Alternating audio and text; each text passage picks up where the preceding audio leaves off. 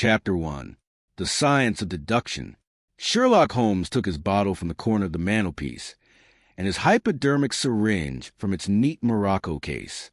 With his long, white, nervous fingers he adjusted the delicate needle, and rolled back his left shirt cuff. For some little time his eyes rested thoughtfully upon the sinewy forearm and wrist, all dotted and scarred with innumerable puncture marks. Finally, he thrust the sharp point home, pressed down the tiny piston, and sank back into the velvet-lined armchair with a long sigh of satisfaction. 3 times a day for many months I had witnessed this performance, but custom had not reconciled my mind to it.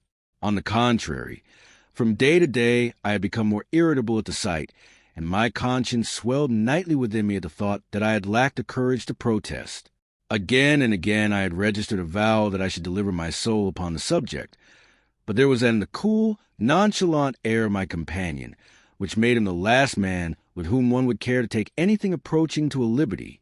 His great powers, his masterly manner, and the experience which I had had of his many extraordinary qualities, all made me diffident and backward in crossing him. Yet upon that afternoon, whether it was the bone which I had taken with my lunch, or the additional exasperation produced by the extreme deliberation of his manner, I suddenly felt that I could hold out no longer. "Which is it today?" I asked. "Morphine or cocaine?" He raised his eyes languidly from the old black-letter volume which he had opened. "It is cocaine," he said, "a 7% solution. Would you care to try it?" "No, indeed," I answered brusquely.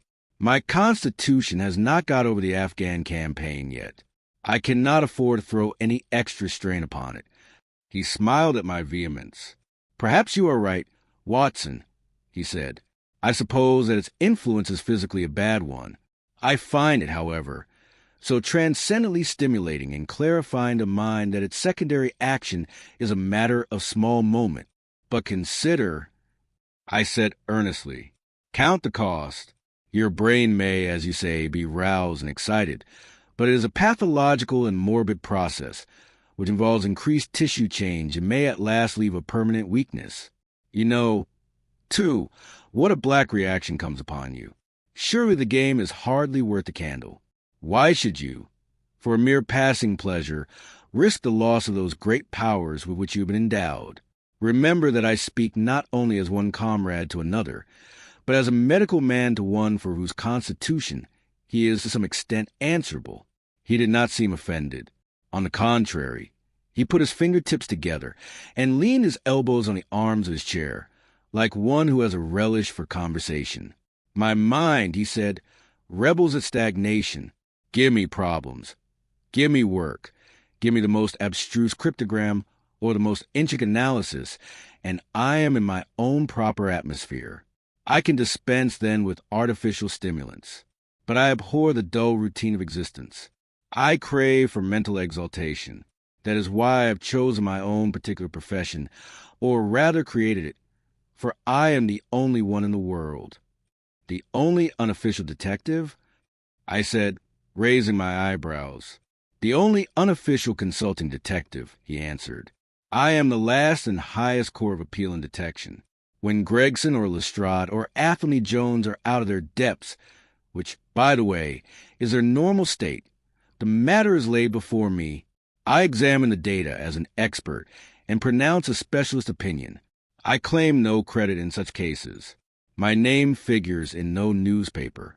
The work itself, the pleasure of finding a field for my peculiar powers, is my highest reward. But you have yourself had some experience of my methods of work in the Jefferson Hope case." "Yes, indeed," said I cordially. "I was never so struck by anything in my life. I even embodied it in a small brochure with the somewhat fantastic title of A Study in Scarlet." He shook his head sadly. "I glanced over it," said he. "Honestly, I cannot congratulate you upon it. Detection is, or ought to be, an exact science, and should be treated in the same cold and unemotional manner. You have attempted to tinge it with romanticism, which produces much the same effect as if you worked a love story or an elopement into the fifth proposition of Euclid. But the romance was there," I remonstrated. "I could not tamper with the facts. Some facts should be suppressed, or at least A just sense of proportion should be observed in treating them. The only point in the case which deserved mention was a curious analytical reasoning from effects to causes, by which I succeeded in unraveling it. I was annoyed at this criticism of a work which had been specially designed to please him. I confess, too, that I was irritated by the egotism which seemed to demand that every line of my pamphlet should be devoted to his own special doings. More than once during the years that I had lived with him in Baker Street, I had observed that a small vanity underlay my companion's quiet and didactic manner. I made no remark, however, but sat nursing my wounded leg. I had had a Jezile bullet through it some time before, and, though it did not prevent me from walking, it ached wearily at every change of the weather. "My practice has extended recently to the continent," said Holmes, after a while, filling up his old briar-root pipe. "I was consulted last week by Francois Le Villard, who, as you probably know, has come rather to front lately in the French detective service. He has all the Celtic power of quick intuition, but he is deficient in the wide range of exact knowledge, which is essential to the higher developments of his art. The case was concerned with a will, and possessed some features of interest. I was able to refer him to two parallel cases, the one at Riga in 1857, and the other at St. Louis in 1871, which has suggested to him the true solution. Here is the letter which I had this morning acknowledging my assistance." He tossed over, as he spoke, a crumpled sheet of foreign notepaper. I glanced my eyes down it, catching a profusion of notes of admiration, with stray magnifiques, coup de maîtres, and tours de force, all testifying to the ardent admiration of the Frenchman. "He speaks as a pupil to his master," said I. "Oh, he rates my assistance too highly," said Sherlock Holmes lightly. "He has considerable gifts himself. He possesses 2 out of the 3 qualities necessary for the ideal detective. He has a power of observation, and that of deduction. He is only wanting in knowledge, and that may come in time. He is now translating my small works into French." "Your works? Oh, didn't you know?" he cried, laughing. "Yes, I have been guilty of several monographs. They are all upon technical subjects. Here, for example, is one upon the distinction between the ashes of the various tobaccos. In it I enumerate 140 forms of cigar, cigarette, and pipe tobacco, with color plates illustrating the difference in the ash. It is a point which is continually turning up in criminal trials, and which is sometimes of supreme importance as a clue. If you can say definitely, for example, that some murder had been done by a man who was smoking an Indian lunka, it obviously narrows your field of search. To the trained eye, there is as much difference between the black ash of a trichinopoly and the white fluff of bird's eye as there is between a cabbage and a potato. "You have an extraordinary genius for minutiae," I remarked. "I appreciate their importance. Here is my monograph upon the tracing of footsteps, with some remarks upon the uses of plaster of Paris as a preserver of impresses. Here, too, is a curious little work upon the influence of a trade upon the form of the hand, with lithotypes of the hands of slaters, sailors, cork cutters, compositors, weavers, and diamond polishers. That is a matter of great practical interest to the scientific detective, especially in cases of unclaimed bodies, or in discovering the antecedents of criminals. But I weary you with my hobby." "Not at all," I answered earnestly. "It is of the greatest interest to me, especially since I have had the opportunity of observing your practical application of it. But you spoke just now of observation and deduction. Surely the one to some extent implies the other." "Why, hardly," he answered, leaning back luxuriously in his armchair and sending up thick blue wreaths from his pipe. "For example, observation shows me that you have been to the Wigmore Street post office this morning, but deduction lets me know that when there you dispatched a telegram." "Right," said I, "right on both points. But I confess that I don't see how you arrived at it. It was a sudden impulse upon my part, and I have mentioned it to no one." "It is simplicity itself," he remarked, chuckling at my surprise.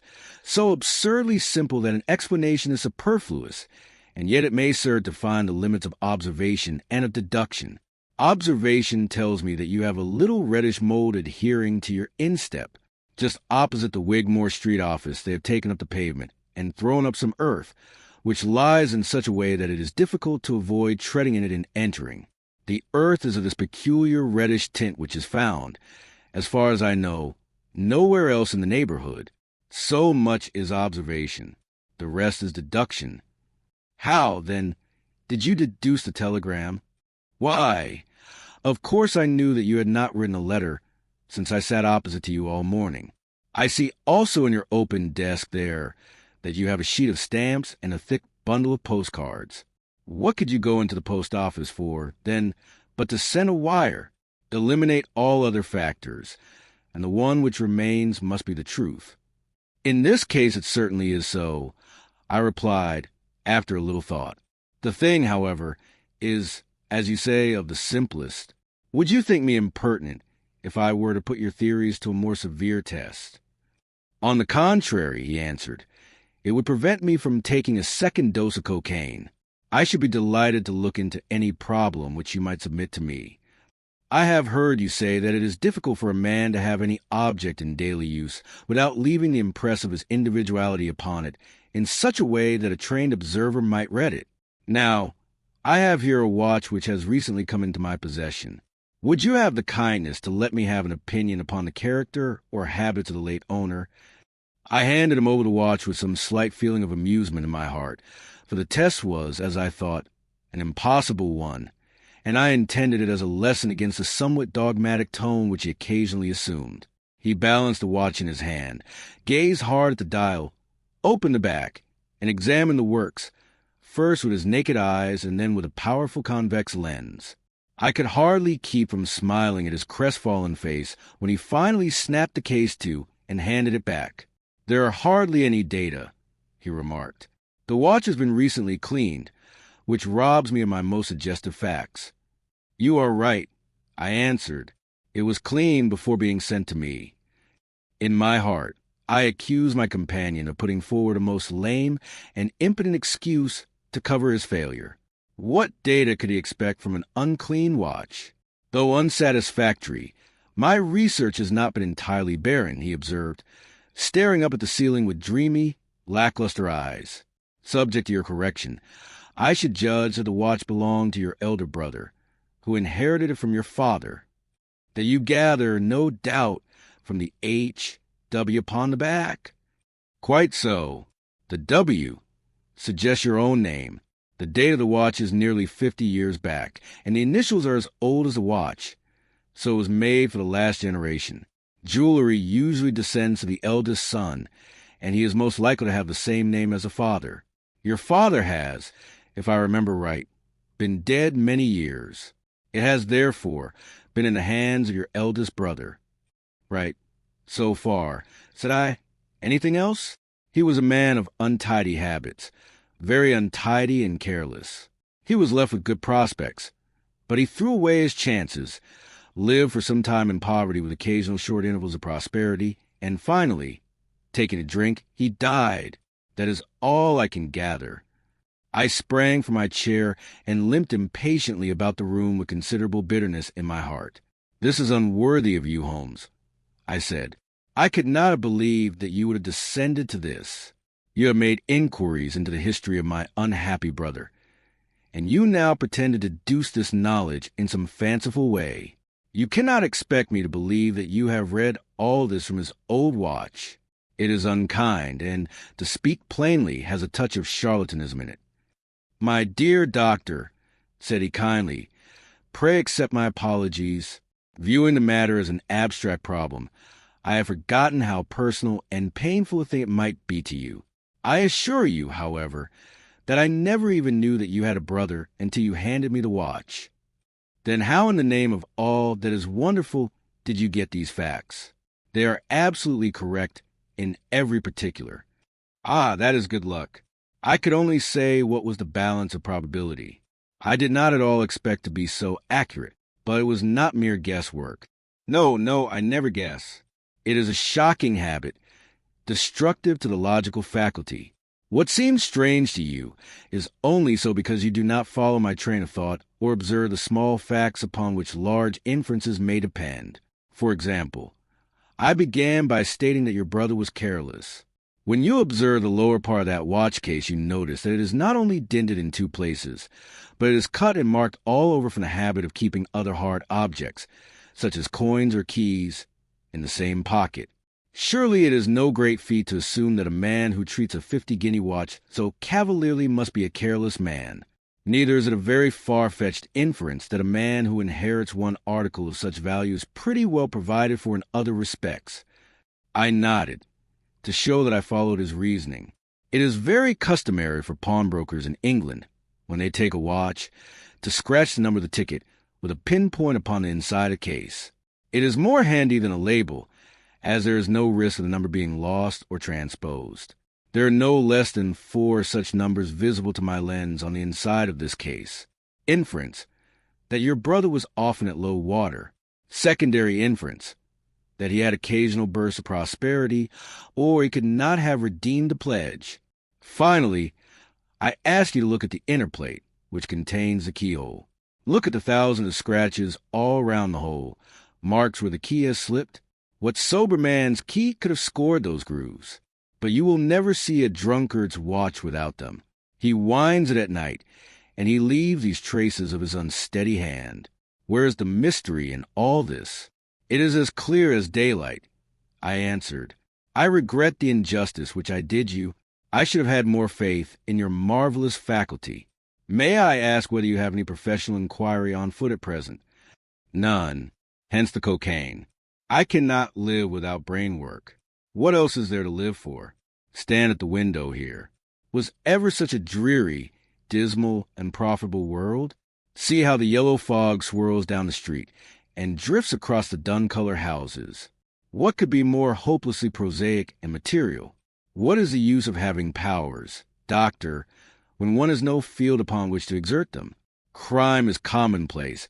Existence is commonplace, and no qualities save those which are commonplace have any function upon earth. I had opened my mouth to reply to this tirade, when, with a crisp knock, our landlady entered, bearing a card upon the brass salver. "A young lady for you, sir," she said, addressing my companion. "Miss Mary Morstan," he read.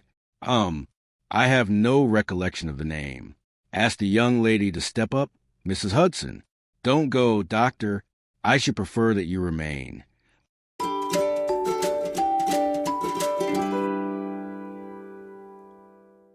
Chapter 2. The Statement of the Case. Miss Morstan entered the room with a firm step and an outward composure of manner. She was a blonde young lady, small, dainty, well-gloved, and dressed in the most perfect taste. There was, however, a plainness and simplicity about her costume which bore with a suggestion of limited means. The dress was a somber grayish beige, untrimmed and unbraided, and she wore a small turban of the same dull hue, relieved only by a suspicion of white feather in the side. Her face had neither regularity of feature nor beauty of complexion, but her expression was sweet and amiable, and her large blue eyes were singularly spiritual and sympathetic. I could not but observe that as she took the seat which Sherlock Holmes placed for her, her lip trembled, her hand quivered, and she showed every sign of intense inward agitation.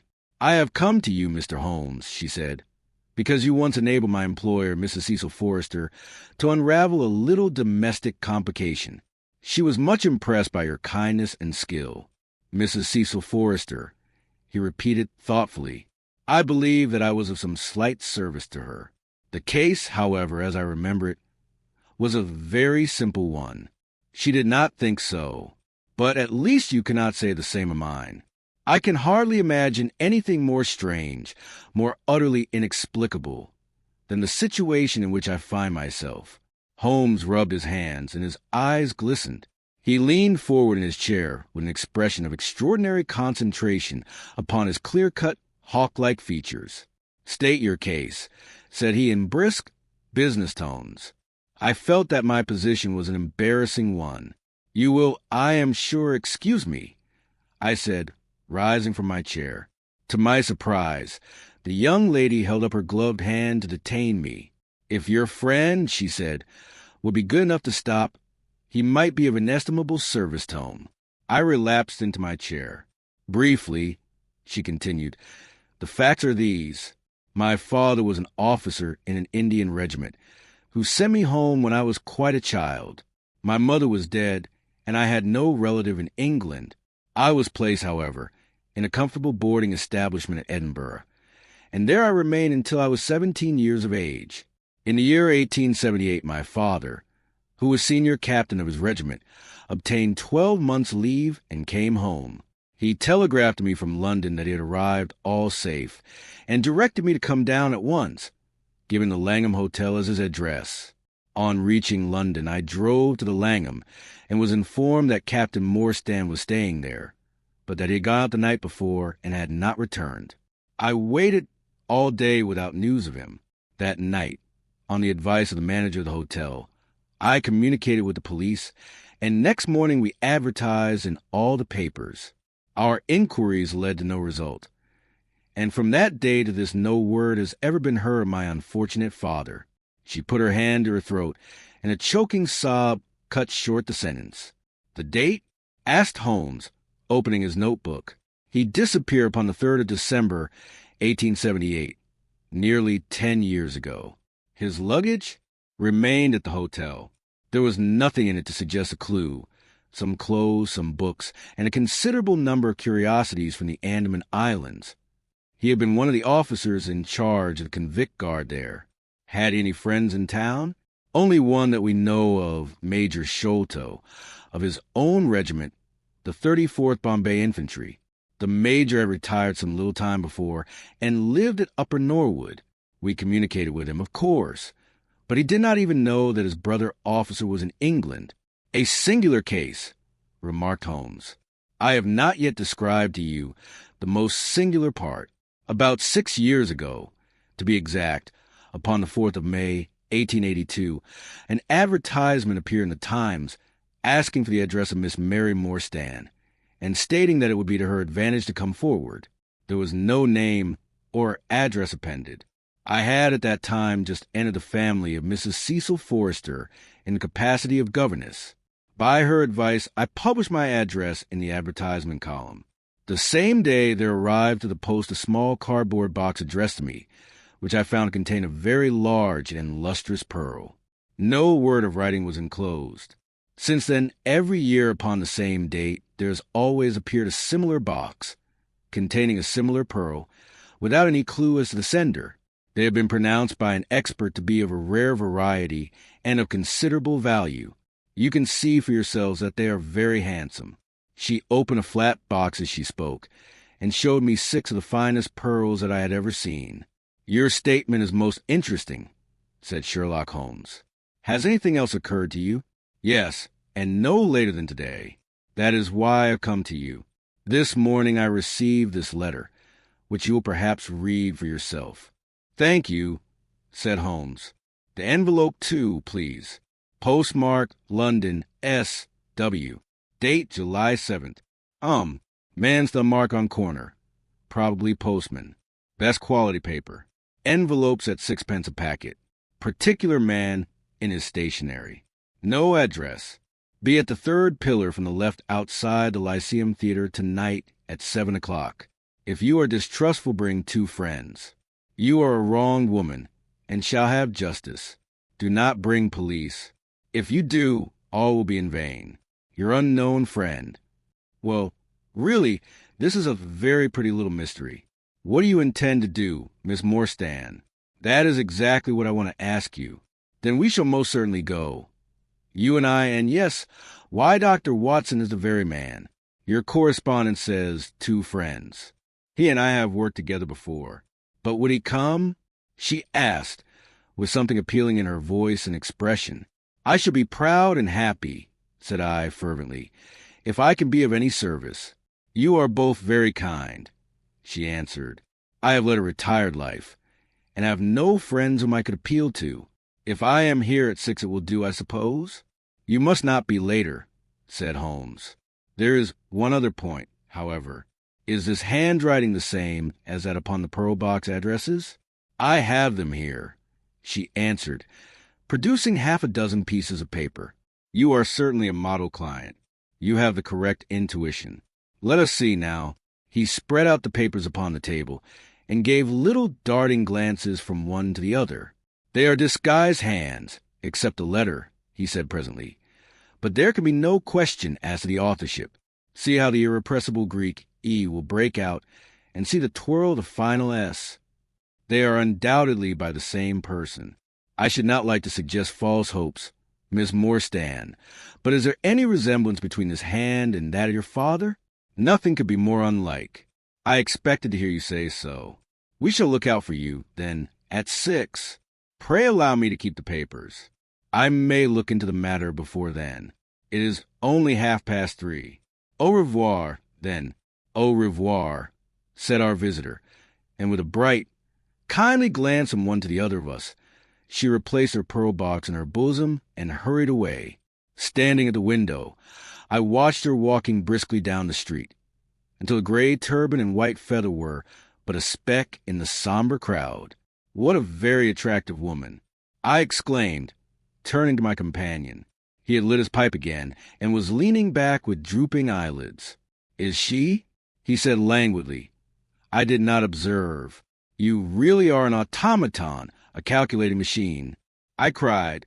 "There is something positively inhuman in you at times." He smiled gently. "It is of the first importance," he said, "not to allow your judgment to be biased by personal qualities. A client is to me a mere unit, a factor in a problem. The emotional qualities are antagonistic to clear reasoning. I assure you that the most winning woman I ever knew was hanged for poisoning 3 little children for their insurance money, and the most repellent man of my acquaintance is a philanthropist who has spent nearly $250,000 upon the London poor. In this case, however, I never make exceptions. An exception disproves a rule. Have you ever had occasion to study character in handwriting? What do you make of this fellow's scribble?" "It is legible and regular," I answered. "A man of business habits and some force of character." Holmes shook his head. "Look at his long letters," he said. "They hardly rise above the common herd. That D might be an A and that L an E. Men of character always differentiate their long letters, however illegibly they may write. There is vacillation in his K's and self-esteem in his capitals. I am going out now. I have some few references to make. Let me recommend this book, one of the most remarkable ever penned. It is Winwood Reade's Martyrdom of Man. I shall be back in an hour." I sat in the window with the volume in my hand, but my thoughts were far from the daring speculations of the writer. My mind ran upon our late visitor. Her smiles, the deep, rich tones of her voice, the strange mystery which overhung her life. If she were 17 at the time of her father's disappearance, she must be 27 now. A sweet age, when youth has lost its self-consciousness and become a little sobered by experience. So I sat and mused, until such dangerous thoughts came into my head that I hurried away to my desk and plunged furiously into the latest treatise upon pathology. What was I, an army surgeon with a weak leg and a weaker banking account, that I should dare to think of such things? She was a unit, a factor, nothing more. If my future were black, it was better surely to face it like a man than to attempt to brighten it by mere will-o'-the-wisps of the imagination. Chapter 3. In Quest of a Solution. It was 5:30 before Holmes returned. He was bright, eager, and in excellent spirits, a mood which in his case alternated with fits of the blackest depression. "There is no great mystery in this matter," he said, taking the cup of tea which I had poured out for him. "The facts appear to admit of only one explanation." "What? You have solved it already?" "Well, that would be too much to say. I have discovered suggestive fact. That is all. It is, however, very suggestive. The details are still to be added. I have just found, on consulting the back files of the Times, that Major Sholto of Upper Norwood, late of the 34th Bombay Infantry, died upon the 28th of April, 1882. I may be very obtuse, Holmes, but I fail to see what this suggests. No? You surprise me. Look at it in this way. Then Captain Morstan disappears. The only person in London whom he could have visited is Major Sholto. Major Sholto denies having heard that he was in London. For years later, Sholto dies. Within a week of his death, Captain Morstan's daughter receives a valuable present, which is repeated from year to year, and now culminates in a letter which describes her as a wronged woman. What wrong can it refer to accept this deprivation of her father? And why should the presents begin immediately after Sholto's death, unless it is that Sholto's heir knows something of the mystery and desires to make compensation? Have you any alternative theory which will meet the facts? But what a strange compensation, and how strangely made. Why, too, should he write a letter now, rather than 6 years ago? Again, the letter speaks of giving her justice. What justice can she have? It is too much to suppose that her father is still alive. There is no other injustice in her case that you know of. There are difficulties. There are certainly difficulties, said Sherlock Holmes pensively, but our expedition of tonight will solve them all. Ah, here's a four-wheeler and Miss Morstan is inside. Are you all ready? Then we had better go down, for it is a little past the hour. I picked up my hat and my heaviest stick, but I observed that Holmes took his revolver from his drawer and slipped it into his pocket. It was clear that he thought that our night's work might be a serious one. Miss Morstan was muffled in a dark cloak, and her sensitive face was composed, but pale. She must have been more than woman if she did not feel some uneasiness at the strange enterprise upon which we were embarking. Yet her self-control was perfect, and she readily answered a few additional questions which Sherlock Holmes put to her. Major Sholto was a very particular friend of Papa's, she said. His letters were full of allusions to the Major. He and Papa were in command of the troops at the Andaman Islands, so they were thrown a great deal together. By the way, a curious paper was found in Papa's desk, which no one can understand. I don't suppose that it is of the slightest importance, but I thought you might care to see it, so I brought it with me. It is here. Holmes unfolded the paper carefully and smoothed it out upon his knee. He then very methodically examined it all over with his double lens. It is paper of native India manufacture, he remarked. It has at some time been pinned to a board. The diagram upon it appears to be a plan of part of a large building with numerous halls, corridors, and passages. At one point is a small cross done in red ink, and above it is 3.37 from left, in faded pencil writing. In the left-hand corner is a curious hieroglyphic, like 4 crosses in a line with their arms touching. Beside it is written in very rough and coarse characters the sign of the 4, Jonathan Small Muhammad Singh Abdullah Khan Das Akbar. No, I confess that I do not see how this bears upon the matter, yet it is evidently a document of importance. It has been kept carefully in a pocketbook, for the one side is as clean as the other. It was in his pocketbook that we found it. Preserve it carefully, then, Miss Morstan, for it may prove to be of use to us. I begin to suspect that this matter may turn out to be much deeper and more subtle than I at first supposed. I must reconsider my ideas. He leaned back in the cab, and I could see by his drawn brow and his vacant eye that he was thinking intently. Miss Morstan and I chatted in an undertone about our present expedition and its possible outcome, but our companion maintained his impenetrable reserve until the end of our journey. It was a September evening, and not yet 7 o'clock, but the day had been a dreary one, and a dense drizzly fog lay low upon the great city. Mud-colored clouds drooped sadly over the muddy streets. Down the Strand the lamps were but misty splotches of diffused light, which threw a feeble circular glimmer upon the slimy pavement. The yellow glare from the shop windows streamed out into the steamy, vaporous air, and threw a murky, shifting radiance across the crowded thoroughfare. There was, to my mind, something eerie and ghost-like in the endless procession of faces which flitted across these narrow bars of light. Sad faces and glad, haggard and merry, like all humankind, they flitted from the gloom into the light, and so back into the gloom once more. I am not subject to impressions, but the dull, heavy evening, with the strange business upon which we were engaged, combined to make me nervous and depressed. I could see from Miss Morstan's manner that she was suffering from the same feeling. Holmes alone could rise superior to petty influences. He held his open notebook upon his knee, and from time to time he jotted down figures and memoranda in the light of his pocket lantern. At the Lyceum Theater, the crowds were already thick at the side entrances. In front, a continuous stream of hansoms and four-wheelers were rattling up, discharging their cargoes of shirt-fronted men and beshawled, bediamonded women. We had hardly reached the third pillar, which was our rendezvous, before a small, dark, brisk man in the dress of a coachman accosted us. "Are you the parties who come with Miss Morstan?" he asked. "I am Miss Morstan, and these two gentlemen are my friends," said she. He bent a pair of wonderfully penetrating and questioning eyes upon us.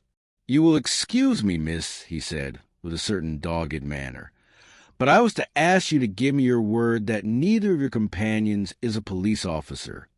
"I give you my word on that," she answered. He gave a shrill whistle, on which a street Arab led across a four-wheeler and opened the door. The man who had addressed us mounted to the box, while we took our places inside. We had hardly done so before the driver whipped up his horse, and we plunged away at a furious pace through the foggy streets. The situation was a curious one. We were driving to an unknown place, on an unknown errand, yet our invitation was either a complete hoax, which was an inconceivable hypothesis, or else we had good reason to think that important issues might hang upon our journey. Miss Morstan's demeanor was as resolute and collected as ever. I endeavored to cheer and amuse her by reminiscences of my adventures in Afghanistan, but, to tell the truth, I was myself so excited at our situation, and so curious as to our destination, that my stories were slightly involved. To this day, she declares that I told her one moving anecdote as to how a musket looked into my tent at the dead of night, and how I fired a double-barreled tiger cub at it. At first I had some idea as to the direction in which we were driving, but soon, what with our pace, the fog, and my own limited knowledge of London, I lost my bearings and knew nothing save that we seemed to be going a very long way. Sherlock Holmes was never at fault, however, and he muttered the names as the cab rattled through squares and in and out by tortuous by-streets. "Rochester Row," said he. "Now Vincent Square. Now we come out on the Vauxhall Bridge Road. We are making for the Surrey side, apparently. Yes, I thought so. Now we are on the bridge. You can catch glimpses of the river." We did indeed get a fleeting view of a stretch of the Thames, with the lamps shining upon the broad, silent water. But our cab dashed on, and was soon involved in a labyrinth of streets upon the other side. "Wordsworth Road," said my companion, "Priory Road, Larkhall Lane, Stockwell Place, Robert Street, Coal Harbor Lane. Our quest does not appear to take us to very fashionable regions. We had indeed reached a questionable and forbidding neighborhood. Long lines of dull brick houses were only relieved by the coarse glare and tawdry brilliancy of public houses at the corner. Then came rows of two-storied villas, each with a fronting of miniature garden, and then again interminable lines of new, staring brick buildings, the monster tentacles which the giant city was throwing out into the country. At last the cab drew up at the third house in a new terrace. None of the other houses were inhabited, and that at which we stopped was as dark as its neighbors, save for a single glimmer in the kitchen window. On our knocking, however, the door was instantly thrown open by a Hindu servant, clad in a yellow turban, white loose-fitting clothes, and a yellow sash. There was something strangely incongruous in this oriental figure framed in the commonplace doorway of a third-rate suburban dwelling-house. "The Sahib awaits you," said he, and even as he spoke there came a high, piping voice from some inner room. "Show them in to me, Khitmatgar," it cried. "Show them straight in to me."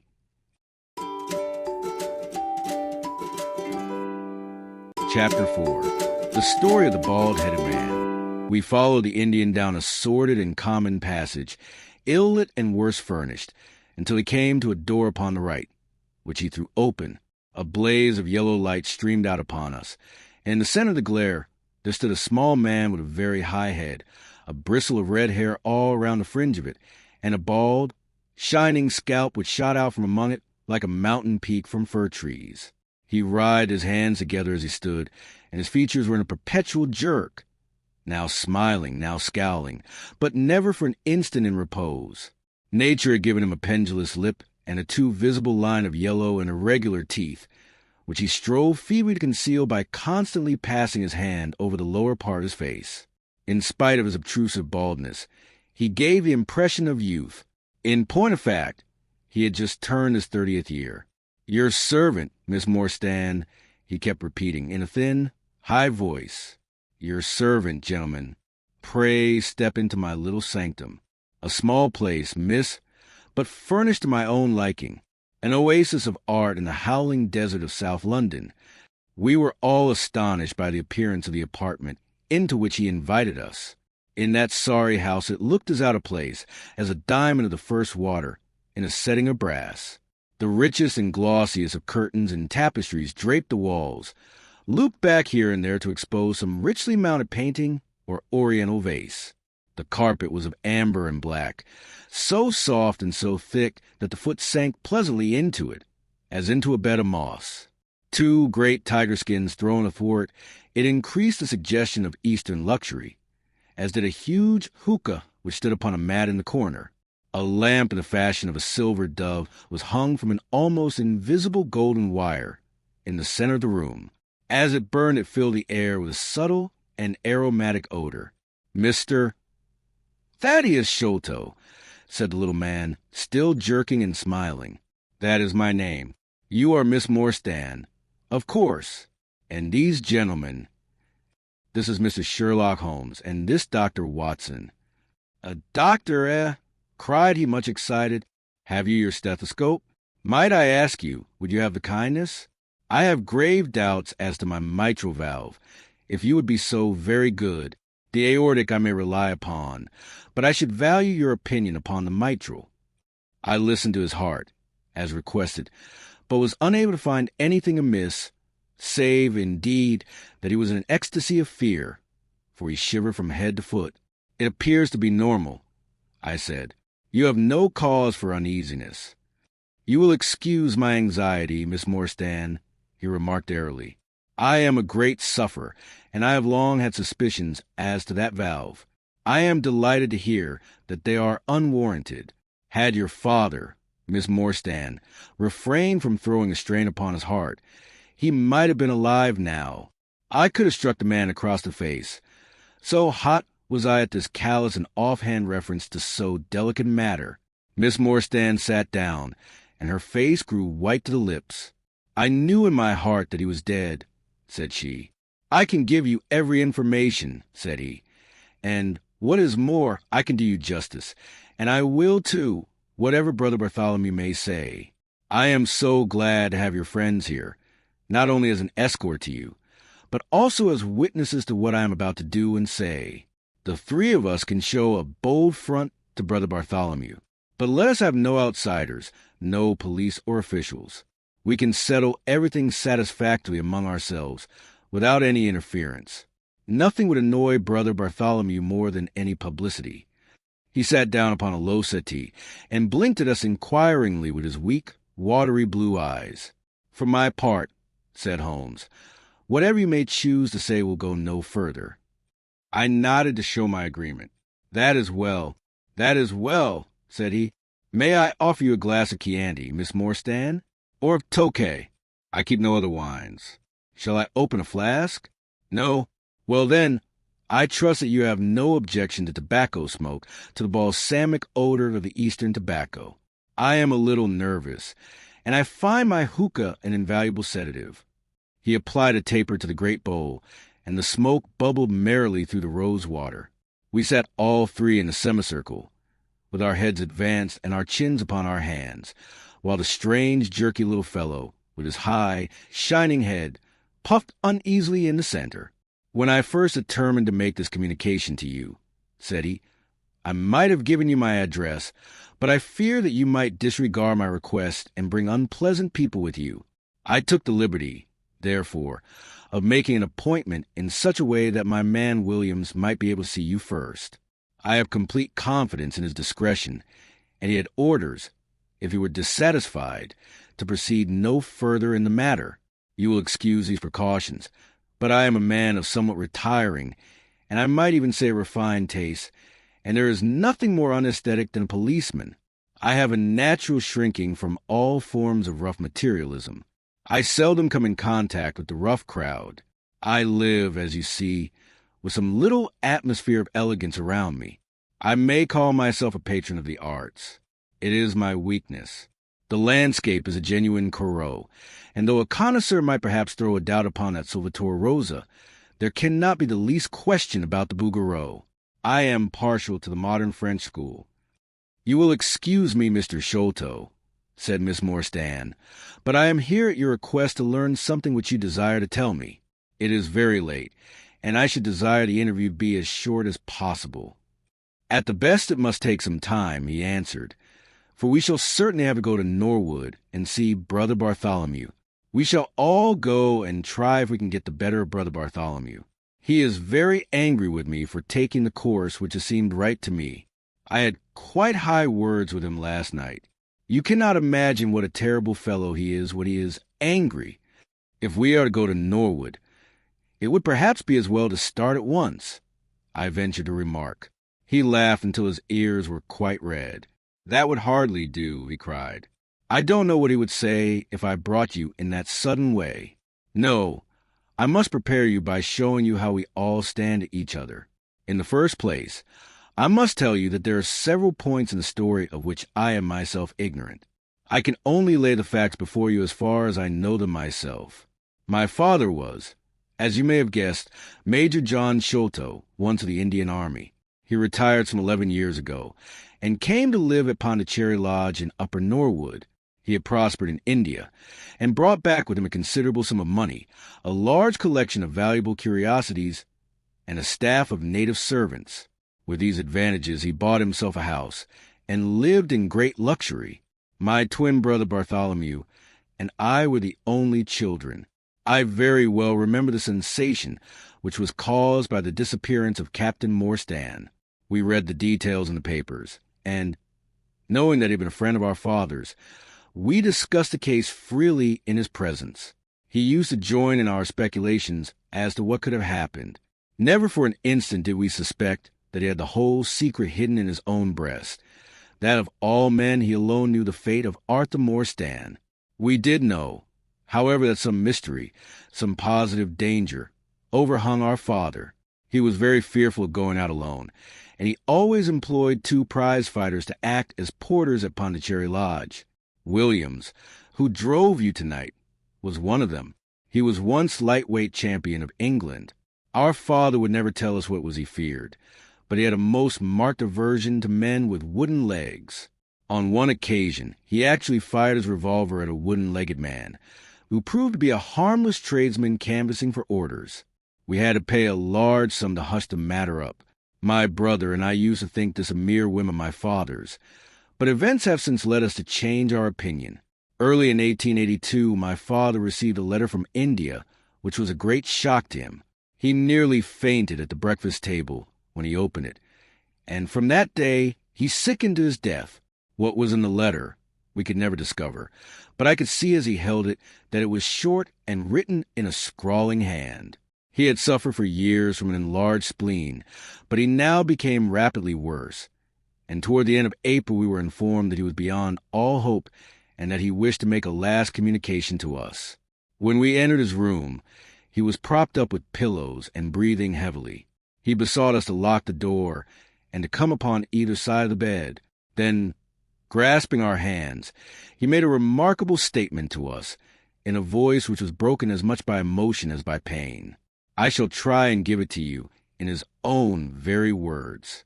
I have only one thing, he said, which weighs upon my mind at the supreme moment.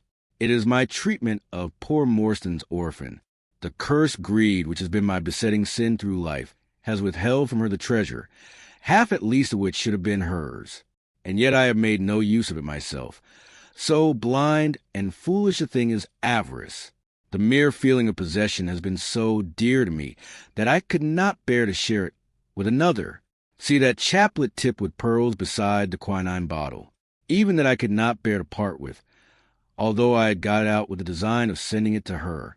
You, my sons, will give her a fair share of the Agra treasure, but send her nothing, not even the chaplet, until I am gone.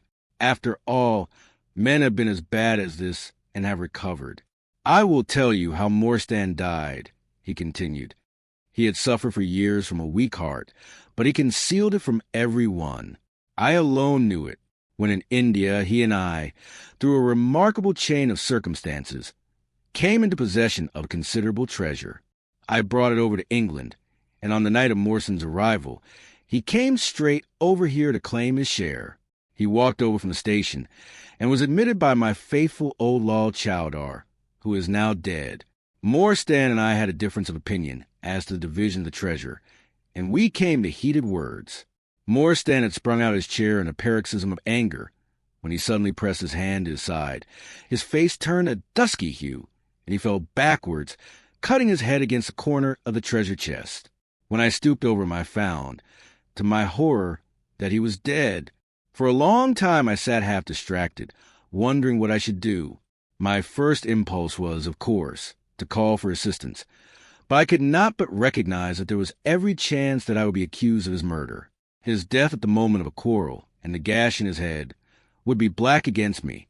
Again, an official inquiry could not be made without bringing out some facts about the treasure, which I was particularly anxious to keep secret. He had told me that no soul upon earth knew where he had gone. There seemed to be no necessity why any soul ever should know. I was still pondering over the matter, when, looking up, I saw my servant Lal Chowdar in the doorway. He stole in and bolted the door behind him. "Do not fear, Sahib," he said. "No one need know that you have killed him. Let us hide him away, and who is the wiser?" "I did not kill him," said I.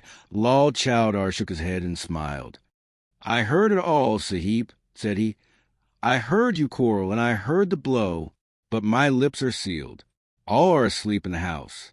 Let us put him away together." That was enough to decide me. If my own servant could not believe my innocence, how could I hope to make it good before 12 foolish tradesmen in a jury box? Lal Chowdar and I disposed of the body that night, and within a few days the London papers were full of the mysterious disappearance of Captain Morstan. You will see from what I say that I can hardly be blamed in the matter. My fault lies in the fact that we concealed not only the body, but also the treasure, and that I have clung to Morstan's share as well as to my own. I wish you, therefore, to make restitution. Put your ears down to my mouth. The treasure is hidden in... At this instant a horrible change came over his expression. His eyes stared wildly, his jaw dropped, and he yelled, in a voice which I can never forget, "Keep him out! For Christ's sake, keep him out!" We both stared round at the window behind us, upon which his gaze was fixed. A face was looking in at us out of the darkness. We could see the whitening of the nose where it was pressed against the glass. It was a bearded, hairy face, with wild, cruel eyes and an expression of concentrated malevolence. My brother and I rushed toward the window, but the man was gone. When we returned to my father, his head had dropped and his pulse had ceased to beat. We searched the garden that night, but found no sign of the intruder, save that just under the window a single footmark was visible in the flower bed. But for that one trace, we might have thought that our imaginations had conjured up that wild, fierce face. We soon, however, had another and a more striking proof that there were secret agencies at work all round us. The window of my father's room was found open in the morning. His cupboards and boxes had been rifled, and upon his chest was fixed a torn piece of paper, with the words "The Sign of the Four" scrawled across it. What the phrase meant, or who our secret visitor may have been, we never knew. As far as we can judge, none of my father's property had been actually stolen, though everything had been turned out. My brother and I naturally associated this peculiar incident with the fear which haunted my father during his life, but it is still a complete mystery to us. The little man stopped to relight his hookah and puffed thoughtfully for a few moments. We had all sat absorbed, listening to his extraordinary narrative. At the short account of her father's death, Miss Morstan had turned deadly white, and for a moment I feared that she was about to faint. She rallied, however, on drinking a glass of water, which I quietly poured off for her from a Venetian carafe upon the side table. Sherlock Holmes leaned back in his chair with an abstracted expression, and the lids drawn low over his glittering eyes. As I glanced at him, I could not but think how on that very day he had complained bitterly of the commonplaceness of life. Here at least was a problem which would tax his sagacity to the utmost. Mr. Thaddeus Sholto looked from one to the other of us with an obvious pride at the effect which his story produced, and then continued between the puffs of his overgrown pipe. "My brother and I," said he, "were, as you may imagine, much excited as to the treasure which my father had spoken of. For weeks and for months we dug and delved in every part of the garden without discovering its whereabouts. It was maddening to think that the hiding place was on his very lips at the moment that he died. We could judge the splendor of the missing riches by the chaplet which he had taken out. Over this chaplet my brother Bartholomew and I had some little discussion. The pearls were evidently of great value, and he was averse to part with them, for, between friends, my brother was himself a little inclined to my father's fault. He thought, too, that if we parted with the chaplet it might give rise to gossip, and finally bring us into trouble. It was all that I could do to persuade him to let me find out Miss Morstan's address, and send her a detached pearl at fixed intervals, so that at least she might never feel destitute. It was a kindly thought, said our companion earnestly. It was extremely good of you. The little man waved his hand deprecatingly. We were your trustees, he said. That was the view which I took of it, though Brother Bartholomew could not altogether see it in that light. We had plenty of money ourselves. I desired no more. Besides, it would have been such bad taste to have treated a young lady in so scurvy a fashion. Le mauvais gout me no crime. The French have a very neat way of putting these things. Our difference of opinion on this subject went so far that I thought it best to set up rooms for myself. So I left Pondicherry Lodge, taking the old Khitmatgar and Williams with me. Yesterday, however, I learned that an event of extreme importance has occurred. The treasure has been discovered. I instantly communicated with Miss Morstan, and it only remains for us to drive out to Norwood and demand our share. I explained my views last night to Brother Bartholomew, so we shall be expected, if not welcome, visitors. Mr. Thaddeus Sholto ceased, and sat twitching on his luxurious settee. We all remained silent, with our thoughts upon the new development which the mysterious business had taken. Holmes was the first to spring to his feet. You have done well, sir, from first to last, said he. It is possible that we may be able to make you some small return by throwing some light upon that which is still dark to you.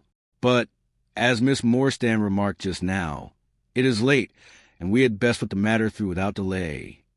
Our new acquaintance very deliberately coiled up the tube of his hookah, and produced from behind a curtain a very long befrogged topcoat with astrakhan collar and cuffs. This he buttoned tightly up, in spite of the extreme closeness of the night, and finished his attire by putting on a rabbit skin cap with hanging lappets which covered the ears, so that no part of him was visible save his mobile and peaky face. My health is somewhat fragile, he remarked, as he led the way down the passage. I am compelled to be a valetudinarian. Our cab was awaiting us outside, and our program was evidently prearranged, for the driver started off at once at a rapid pace. Thaddeus Sholto talked incessantly, in a voice which rose high above the rattle of the wheels. Bartholomew is a clever fellow, said he. How do you think he found out where the treasure was? He had come to the conclusion that it was somewhere indoors. So he worked out all the cubic space of the house and made measurements everywhere, so that not 1 inch should be unaccounted for.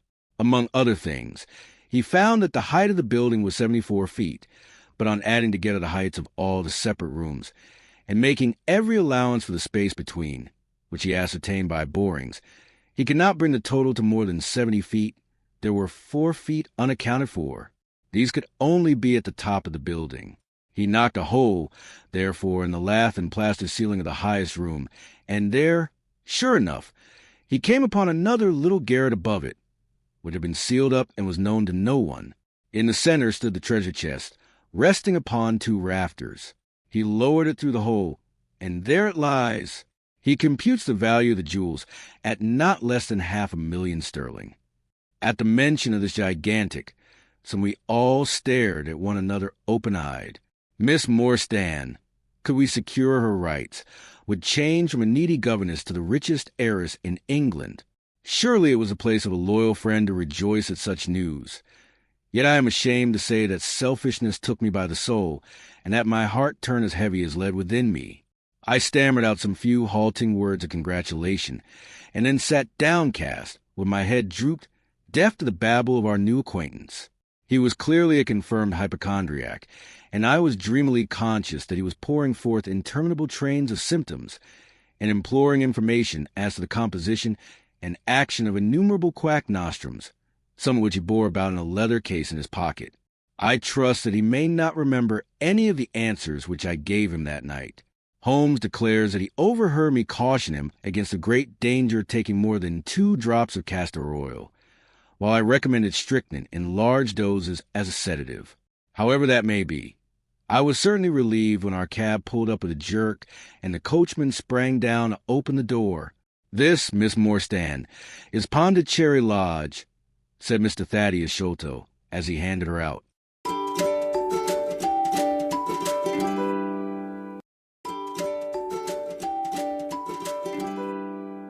Chapter 5.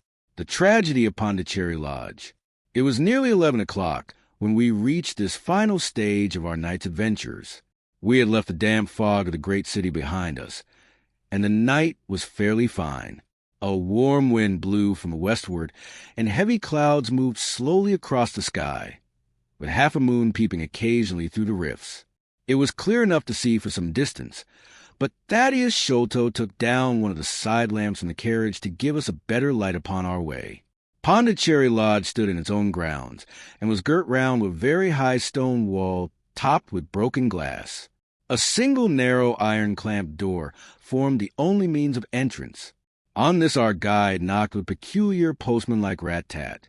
"Who is there?" cried a gruff voice from within. "It is I, McMurdo. You surely know my knock by this time." There was a grumbling sound and a clanking and jarring of keys. The door swung heavily back, and a short, deep-chested man stood in the opening, with the yellow light of the lantern shining upon his protruded face and twinkling, distrustful eyes. "That you, Mr. Thaddeus? But who are the others?" "I had no orders about them from the master." "No, McMurdo? You surprise me. I told my brother last night that I should bring some friends. He hain't been out of his room today, Mr. Thaddeus, and I have no orders. You know very well that I must stick to regulations. I can let you in, but your friends, they must just stop where they are." This was an unexpected obstacle. Thaddeus Sholto looked about him in a perplexed and helpless manner. "This is too bad of you, McMurdo," he said. "If I guarantee them, that is enough for you. There's a young lady, too. She cannot wait on the public road at this hour." "Very sorry, Mr. Thaddeus," said the porter inexorably. "Folk may be friends o' yours, and yet no friends o' the master's. He pays me well to do my duty, and my duty I'll do. I don't know none o' your friends."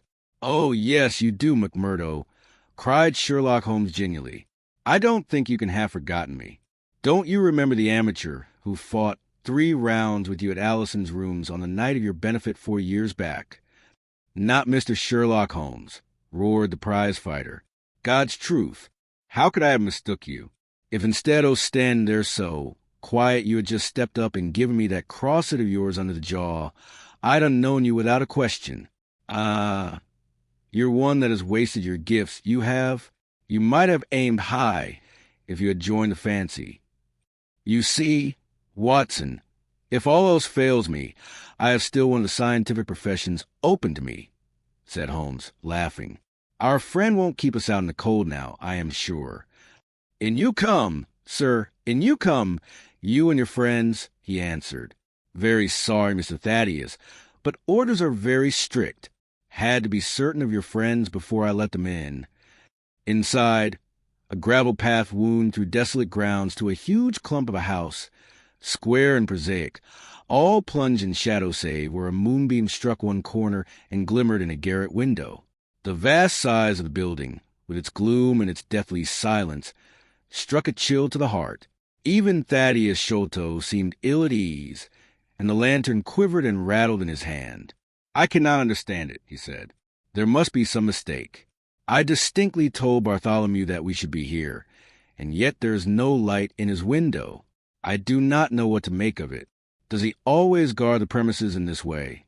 asked Holmes. "Yes. He has followed my father's custom.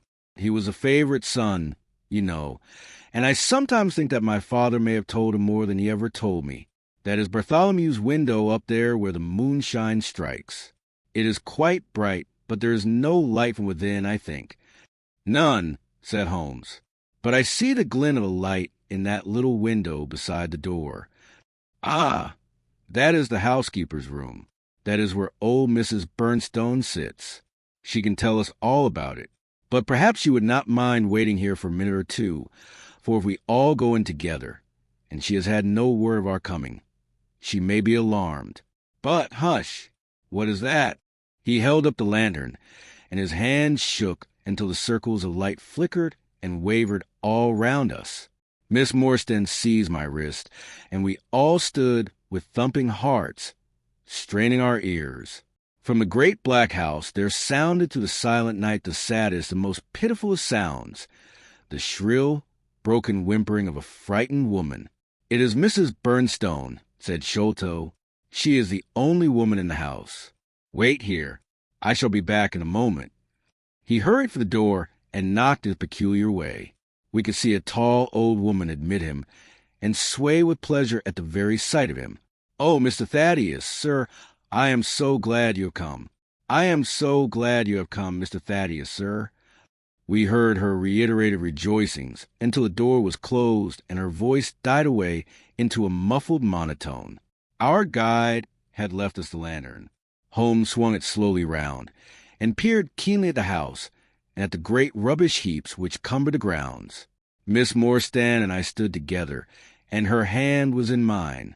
A wondrous subtle thing is love, for here were we two, who had never seen each other before that day, between whom no word or even look of affection had ever passed, and yet now in an hour of trouble our hands instinctively sought for each other.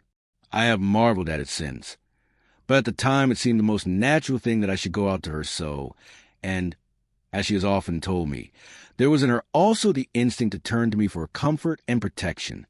So we stood hand in hand, like two children, and there was peace in our hearts for all the dark things that surrounded us. "What a strange place," she said, looking round. "It looks as though all the moles in England had been let loose in it. I have seen something of the sort on the side of a hill near Ballarat, where the prospectors had been at work." "And from the same cause," said Holmes. "These are the traces of the treasure-seekers. You must remember that they were 6 years looking for it. No wonder that the grounds look like a gravel pit." At that moment the door of the house burst open, and Thaddeus Sholto came running out, with his hands thrown forward and terror in his eyes. "There is something amiss with Bartholomew," he cried. "I am frightened. My nerves cannot stand it." He was, indeed, half blubbering with fear, and his twitching, feeble face peeping out from the great astrakhan collar had the helpless, appealing expression of a terrified child. "Come into the house," said Holmes, in his crisp, firm way.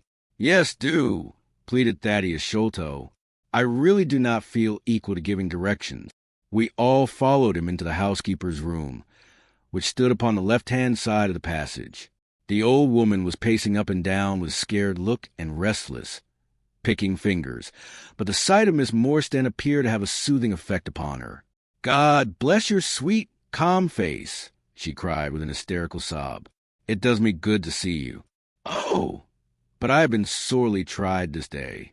Our companion patted her thin, work-worn hand, and murmured some few words of kindly, womanly comfort, which brought the color back into the other's bloodless cheeks. "Master has locked himself in and will not answer me," she explained. "All day I have waited to hear from him, for he often likes to be alone, but an hour ago I feared that something was amiss. So I went up and peeped through the keyhole. You must go up, Mr. Thaddeus. You must go up and look for yourself.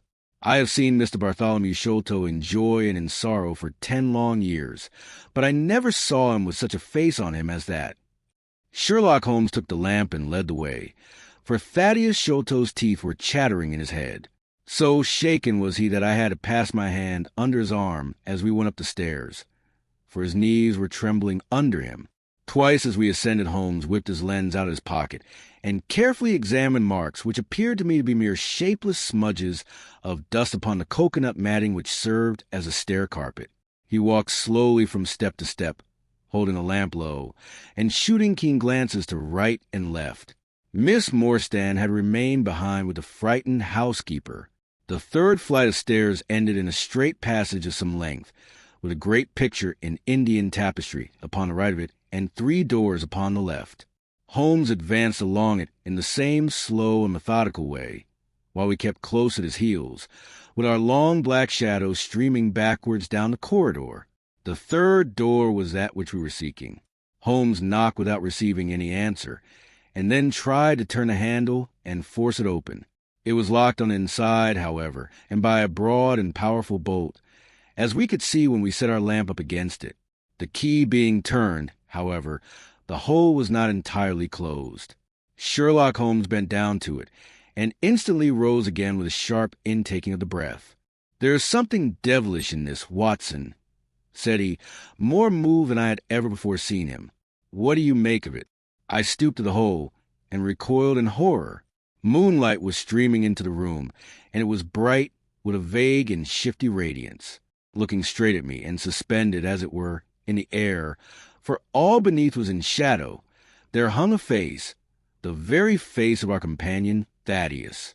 There was the same high, shining head, the same circular bristle of red hair, the same bloodless countenance. The features were set, however, in a horrible smile, a fixed and unnatural grin, which in that still and moonlit room was more jarring to the nerves than any scowl or contortion. So like was the face to that of our little friend, that I looked round at him to make sure that he was indeed with us. Then I recalled to mind that he had mentioned to us that his brother and he were twins. "This is terrible," I said to Holmes. "What is to be done?" "The door must come down," he answered, and, springing against it, he put all his weight upon the lock. It creaked and groaned, but did not yield. Together we flung ourselves upon it once more, and this time it gave way with a sudden snap, and we found ourselves within Bartholomew Sholto's chamber. It appeared to have been fitted up as a chemical laboratory. A double line of glass stoppered bottles was drawn up upon the wall opposite the door, and the table was littered over with Bunsen burners, test tubes, and retorts. In the corner stood carboys of acid in wicker baskets. One of these appeared to leak or to have been broken, for a stream of dark-colored liquid had trickled out from it, and the air was heavy with a peculiarly pungent, tar-like odor. A set of steps stood at one side of the room, in the midst of a litter of lath and plaster, and above them there was an opening in the ceiling large enough for a man to pass through. At the foot of the steps a long coil of rope was thrown carelessly together. By the table, in a wooden armchair, the master of the house was seated all in a heap, with his head sunk upon his left shoulder, and that ghastly, inscrutable smile upon his face. He was stiff and cold, and had clearly been dead many hours.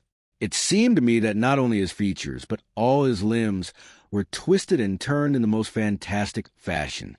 By his hand upon the table there lay a peculiar instrument, a brown, close-grained stick, with a stone head like a hammer, rudely lashed on with coarse twine. Beside it was a torn sheet of note-paper, with some words scrawled upon it. Holmes glanced at it, and then handed it to me. "You see," he said, with a significant raising of the eyebrows. In the light of the lantern I read, with a thrill of horror, the sign of the 4. "In God's name, what does it all mean?" I asked. "It means murder," said he, stooping over the dead man. "Ah, I expected it. Look here." He pointed to what looked like a long, dark thorn stuck in the skin, just above the ear. "It looks like a thorn," said I. "It is a thorn. You may pick it out. But be careful, for it is poisoned. I took it up between my finger and thumb. It came away from the skin so readily that hardly any mark was left behind. One tiny speck of blood showed where the puncture had been. This is all an insoluble mystery to me, said I. It grows darker instead of clearer. On the contrary, he answered, it clears every instant. I only require a few missing links to have an entirely connected case. We had almost forgotten our companion's presence since we entered the chamber. He was still standing in the doorway, the very picture of terror, wringing his hands and moaning to himself. Suddenly, however, he broke out into a sharp, querulous cry. "The treasure is gone," he said. "They have robbed him of the treasure. There is the hole through which we lowered it. I helped him to do it. I was the last person who saw him. I left him here last night, and I heard him lock the door as I came downstairs." "What time was that?" "It was 10 o'clock, and now he is dead, and the police will be called in, and I shall be suspected of having had a hand in it." "Oh, yes, I am sure I shall. But you don't think so, gentlemen?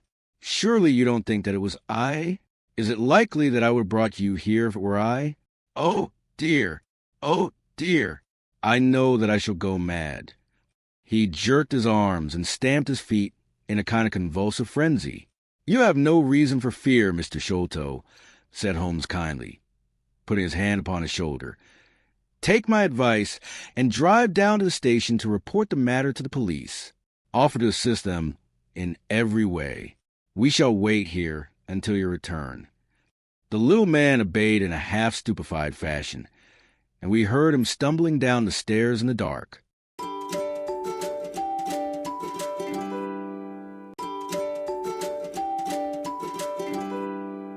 Chapter 6. Sherlock Holmes gives a demonstration. "Now, Watson," said Holmes, rubbing his hands, "we have half an hour to ourselves. Let us make good use of it.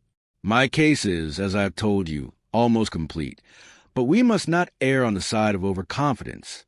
Simple as the case seems now, there may be something deeper underlying it." "Simple!" I ejaculated. "Surely," said he, with something of the air of a clinical professor expounding to his class. "Just sit in the corner there, that your footprints may not complicate matters. Now to work.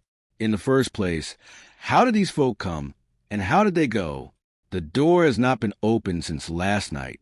How the window—" He carried the lamp across to it, muttering his observations aloud the while, but addressing them to himself rather than to me.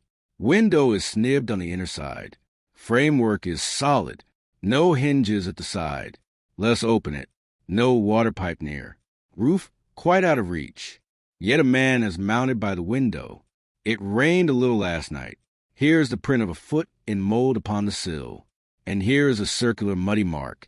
And here again upon the floor. And here again by the table. See here, Watson. This is really a very pretty demonstration." I looked at the round, well-defined muddy discs. "That is not a footmark," said I. "It is something much more valuable to us. It is the impression of a wooden stump. You see here on the sill is the boot mark, a heavy boot with a broad metal heel, and beside it is the mark of the timber toe. It is the wooden-legged man." "Quite so. But there has been someone else, a very able and efficient ally. Could you scale that wall, Doctor?" I looked out of the open window. The moon still shone brightly on that angle of the house. We were a good 60 feet from the ground, and look where I would, I could see no foothold, nor as much as a crevice in the brickwork.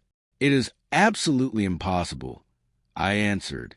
"Without aid it is so.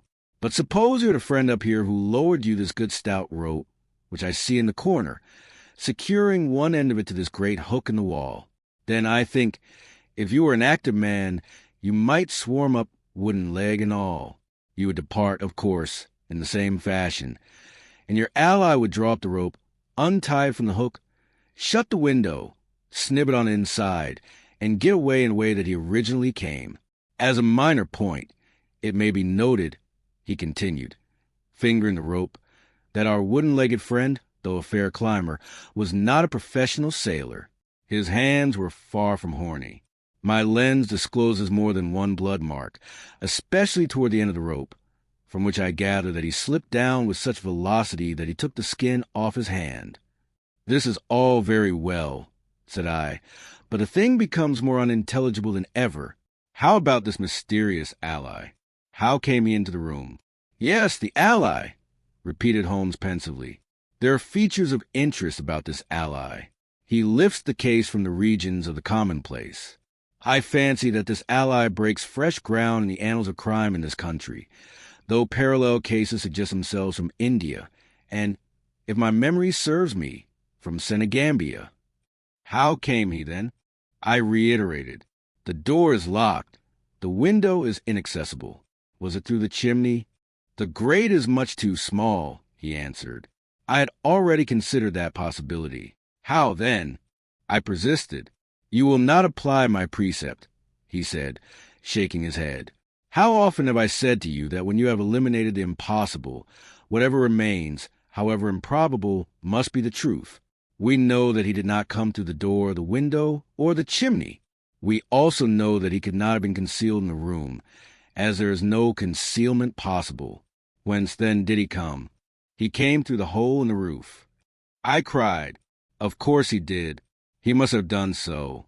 If you will have the kindness to hold a lamp for me, we shall now extend our researches to the room above, the secret room in which the treasure was found. He mounted the steps, and, seizing a rafter with either hand, he swung himself up into the garret. Then, lying on his face, he reached down for the lamp and held it while I followed him. The chamber in which we found ourselves was about 10 feet one way and 6 the other. The floor was formed by the rafters, with thin lath-in plaster between, so that in walking one had to step from beam to beam. The roof ran up to an apex, and was evidently the inner shell of the true roof of the house. There was no furniture of any sort, and the accumulated dust of years lay thick upon the floor. Here you are, you see, said Sherlock Holmes, putting his hand against the sloping wall. This is a trapdoor which leads out onto the roof. I can press it back, and here's the roof itself, sloping at a gentle angle. This, then, is the way by which number 1 entered. Let us see if we can find some other traces of his individuality. He held down the lamp to the floor, and as he did so I saw for the second time that night a startled, surprised look come over his face. For myself, as I followed his gaze, my skin was cold under my clothes. The floor was covered thickly with the prints of a naked foot, clear, well-defined, perfectly formed, but scarce half the size of those of an ordinary man. Holmes, I said in a whisper, a child has done this horrid thing. He had recovered his self-possession in an instant. I was staggered for the moment, he said, but the thing is quite natural. My memory failed me, or I should have been able to foretell it. There is nothing more to be learned here. Let us go down. What is your theory, then, as to those footmarks? I asked eagerly, when we had regained the lower room once more. My dear Watson, try a little analysis yourself, said he, with a touch of impatience. You know my methods. Apply them, and it will be instructive to compare results. I cannot conceive anything which will cover the facts, I answered. It will be clear enough to you soon, he said in an offhand way. I think that there is nothing else of importance here, but I will look. He whipped out his lens and a tape measure, and hurried about the room on his knees, measuring, comparing, examining, with his long, thin nose only a few inches from the planks, and his beady eyes gleaming and deep-set like those of a bird. So swift, silent, and furtive were his movements, like those of a trained bloodhound picking out a scent, that I could not but think what a terrible criminal he would have made had he turned his energy and sagacity against the law, instead of exerting them in his defense. As he hunted about, he kept muttering to himself, and finally he broke out into a loud crow of delight. We are certainly in luck, said he. We ought to have very little trouble now. Number 1 has had the misfortune to tread in the creosote. You can see the outline of the edge of his small foot here at the side of this evil-smelling mess. The carboy has been cracked, you see, and the stuff has leaked out. What then? I asked. Why, we have got him, that's all, said he. I know a dog that would follow that scent to the world's end.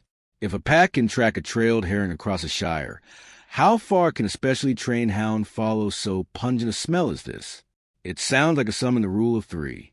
The answer should give us the, but hello! Here are the accredited representatives of the law. Heavy steps and the clamor of loud voices were audible from below, and the hall door shut with a loud crash. "Before they come," said Holmes, "just put your hand here on this poor fellow's arm, and here on his leg. What do you feel?" "The muscles are as hard as a board," I answered. "Quite so. They are in a state of extreme contraction, far exceeding the usual rigor mortis. Coupled with this distortion of the face, this Hippocratic smile, or risus sardonicus, as the old writers called it, what conclusion would it suggest to your mind?" "Death from some powerful vegetable alkaloid," I answered. "Some strychnine-like substance which would produce tetanus." That was the idea which occurred to me the instant I saw the drawn muscles of the face. On getting into the room, I at once looked for the means by which the poison had entered the system. As you saw, I discovered a thorn which had been driven or shot with no great force into the scalp. You observed that the part struck was that which would be turned toward the hole in the ceiling if the man were erect in his chair. Now examine this thorn. I took it up gingerly and held it in the light of the lantern. It was long, sharp, and black, with a glazed look near the point as though some gummy substance had dried upon it. The blunt end had been trimmed and rounded off with a knife. "Is that an English thorn?" he asked. "No, it certainly is not. With all these data, you should be able to draw some just inference. But here are the regulars, so the auxiliary forces may beat a retreat." As he spoke, the steps which had been coming nearer sounded loudly on the passage, and a very stout, portly man in a gray suit strode heavily into the room. He was red-faced, burly, and plethoric, with a pair of very small twinkling eyes which looked keenly out from between swollen and puffy pouches. He was closely followed by an inspector in uniform, and by the still palpitating Thaddeus Sholto. "Here's a business," he cried in a muffled, husky voice. "Here's a pretty business. But who are all these? Why, the house seems to be as full as a rabbit warren." "I think you must recollect me, Mr. Athelney Jones," said Holmes quietly. "Why, of course I do," he wheezed. "It's Mr. Sherlock Holmes, the theorist. Remember you. I'll never forget how you lectured us all on causes and inferences and effects in the Bishopgate jewel case. It's true you set us on the right track, but you'll own now that it was more by good luck than good guidance. It was a piece of very simple reasoning." "Oh, come now, come. Never be ashamed to own up. But what is all this? Bad business. Bad business. Stern facts here. No room for theories. How lucky that I happened to be out at Norwood over another case. I was at the station when the message arrived. What do you think the man died of?" "Oh, this is hardly a case for me to theorize over," said Holmes dryly. No. Still, we can't deny that you hit the nail on the head sometimes. Dear me. Door locked, I understand. Jewels worth $500,000 missing. How was the window? Fastened, but there are steps on the sill. Well, if it was fastened, the steps could have nothing to do with the matter. That's common sense. Man might have died in a fit, but then the jewels are missing. Ha! I have a theory. These flashes come upon me at times. Just step outside, Sergeant, and you, Mr. Sholto, your friend, can remain. What do you think of this, Holmes? Sholto was, on his own confession, with his brother last night. The brother died in a fit, on which Sholto walked off with the treasure. How's that? On which the dead man very considerately got up and locked the door on the inside. There's a flaw there. Let us apply common sense to the matter. This Thaddeus Sholto was with his brother. There was a quarrel. So much we know. The brother is dead, and the jewels are gone. So much also we know. No one saw the brother from the time Thaddeus left him. His bed had not been slept in. Thaddeus is evidently in a most disturbed state of mind. His appearance is, not attractive. You see that I am weaving my web round Thaddeus. The net begins to close upon him. "You are not quite in possession of the facts yet," said Holmes. "This splinter of wood, which I have every reason to believe to be poisoned, was in the man's scalp where you still see the mark. This card, inscribed as you see it, was on the table, and beside it lay this rather curious stone-headed instrument. How does all that fit into your theory?" "Confirms it in every respect," said the fat detective, pompously. "House is full of Indian curiosities. Thaddeus brought this up, and if the splinter be poisonous, Thaddeus may as well have made murderous use of it as any other man. The card is some hocus-pocus, a blind, as like as not. The only question is, how did he depart? Of course, here's a hole in the roof, with great activity. Considering his bulk, he sprang up the steps and squeezed through into the garret, and immediately afterward we heard his exulting voice proclaiming that he had found the trap-door." "He can find something," remarked Holmes, shrugging his shoulders. "He has occasional glimmerings of reason. Il y a pas de satisfy incommodes case ont de l'esprit." "You see," said Athelney Jones, reappearing down the steps again, "facts are better than theories. After all, my view of the case is confirmed. There is a trapdoor communicating with the roof, and it is partly open. It was I who opened it." "Oh, indeed! You didn't notice it then?" He seemed a little crestfallen at the discovery. "Well, whoever noticed it, it shows how our gentleman got away. Inspector." "Yes, sir," from the passage. "Ask Mr. Sholto to step this way. Mr. Sholto, it is my duty to inform you that anything which you may say will be used against you. I arrest you in the Queen's name as being concerned in the death of your brother." "There now! Didn't I tell you?" cried the poor little man, throwing out his hands and looking from one to the other of us. "Don't trouble yourself about it, Mr. Sholto," said Holmes. "I think that I can engage to clear you of the charge." "Don't promise too much, Mr. Theorist. Don't promise too much," snapped the detective. "You may find it a harder matter than you think. Not only will I clear him, Mr. Jones, but I will make you a free present of the name and description of one of the two people who were in this room last night. His name, I have every reason to believe, is Jonathan Small. He is a poorly educated man, small, active, with his right leg off, and wearing a wooden stump which is worn away upon the inner side. His left boot has a coarse, square-toed sole, with an iron band round the heel. He is a middle-aged man, much sunburned, and has been a convict. These few indications may be of some assistance to you, coupled with the fact that there is a good deal of skin missing from the palm of his hand. The other man—" "The other man?" asked Athelney Jones in a sneering voice, but impressed none the less, as I could easily see, by the precision of the other's manner. "Is a rather curious person," said Sherlock Holmes, turning upon his heel. "I hope before very long to be able to introduce you to the pair of them. A word with you, Watson." He led me out to the head of the stair. "This unexpected occurrence," he said, "has caused us rather to lose sight of the original purpose of our journey." "I have just been thinking so," I answered. "It is not right that Miss Morstan should remain in this stricken house." "No, you must escort her home. She lives with Mrs. Cecil Forrester in Lower Camberwell, so it is not very far. I will wait for you here if you will drive out again. Or perhaps you are too tired." "By no means. I don't think I could rest until I know more of this fantastic business. I have seen something of the rough side of life, but I give you my word that this quick succession of strange surprises tonight has shaken my nerve completely. I should like, however, to see the matter through with you, now that I have got so far." "Your presence will be of great service to me," he answered.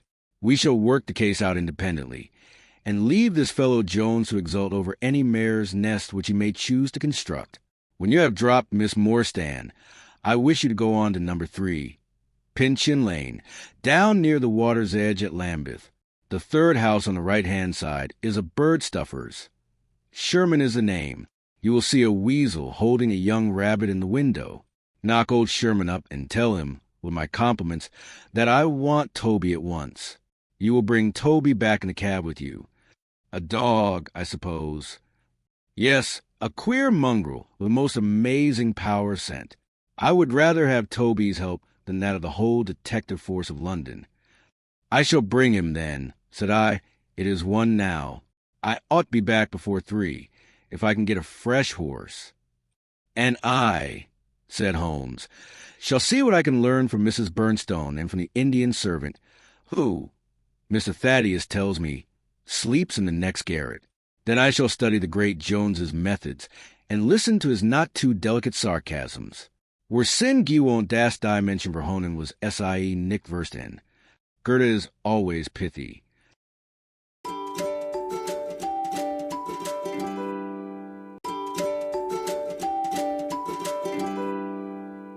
Chapter 7.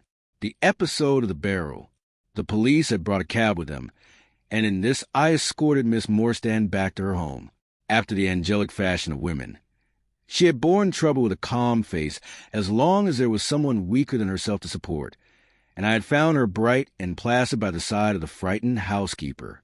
In the cab, however, she first turned faint, and then burst into a passion of weeping. So sorely had she been tried by the adventures of the night. She has told me since that she thought me cold and distant upon that journey. She little guessed the struggle within my breast, or the effort of self-restraint which held me back. My sympathies and my love went out to her, even as my hand had in the garden. I felt that years of the conventionalities of life could not teach me to know her sweet, brave nature as had this one day of strange experiences. Yet there were 2 thoughts which sealed the words of affection upon my lips. She was weak and helpless, shaken in mind and nerve. It was to take her at a disadvantage to obtrude love upon her at such a time. Worse still, she was rich. If Holmes's researches were successful, she would be an heiress. Was it fair, was it honorable, that a half-pay surgeon should take such advantage of an intimacy which chance had brought about? Might she not look upon me as a mere vulgar fortune-seeker? I could not bear to risk that such a thought should cross her mind. This Agra treasure intervened like an impassable barrier between us. It was nearly 2 o'clock when we reached Mrs. Cecil Forrester's.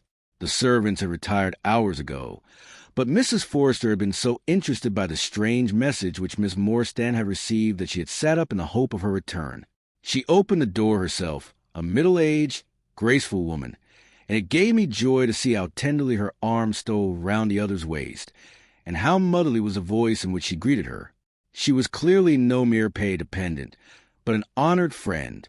I was introduced, and Mrs. Forrester earnestly begged me to step in and to tell her our adventures.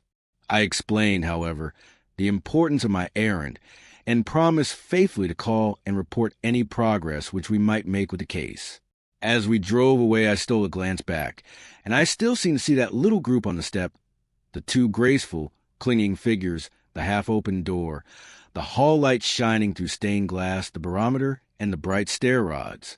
It was soothing to catch even that passing glimpse of a tranquil English home in the midst of the wild, dark business which had absorbed us. And the more I thought of what had happened, the wilder and darker it grew. I reviewed the whole extraordinary sequence of events as I rattled on through the silent, gaslit streets. There was the original problem. That at least was pretty clear now. The death of Captain Morstan, the sending of the pearls, the advertisement, the letter. We had had light upon all those events. They had only led us, however, to a deeper and far more tragic mystery. The Indian treasure. The curious plan found among Morstan's baggage. The strange scene at Major Sholto's death, the rediscovery of the treasure immediately followed by the murder of the discoverer, the very singular accompaniments of the crime, the footsteps, the remarkable weapons, the words upon the card, corresponded with those upon Captain Morstan's chart. Here was indeed a labyrinth in which a man less singularly endowed than my fellow lodger might well despair of ever finding the clue. Pinchin Lane was a row of shabby, 2-story brick houses in the lower quarter of Lambeth. I had to knock for some time at number 3 before I could make any impression.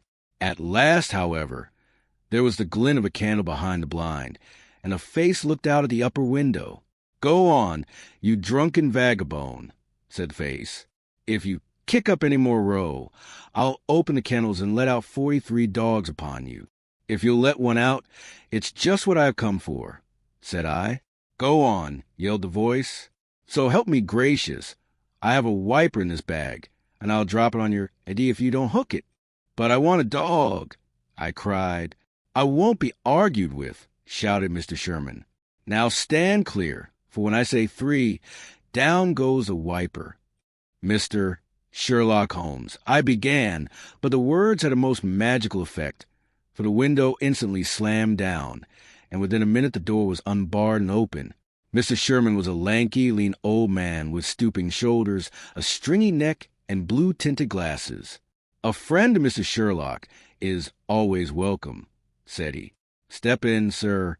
Keep clear of the badger, for he bites.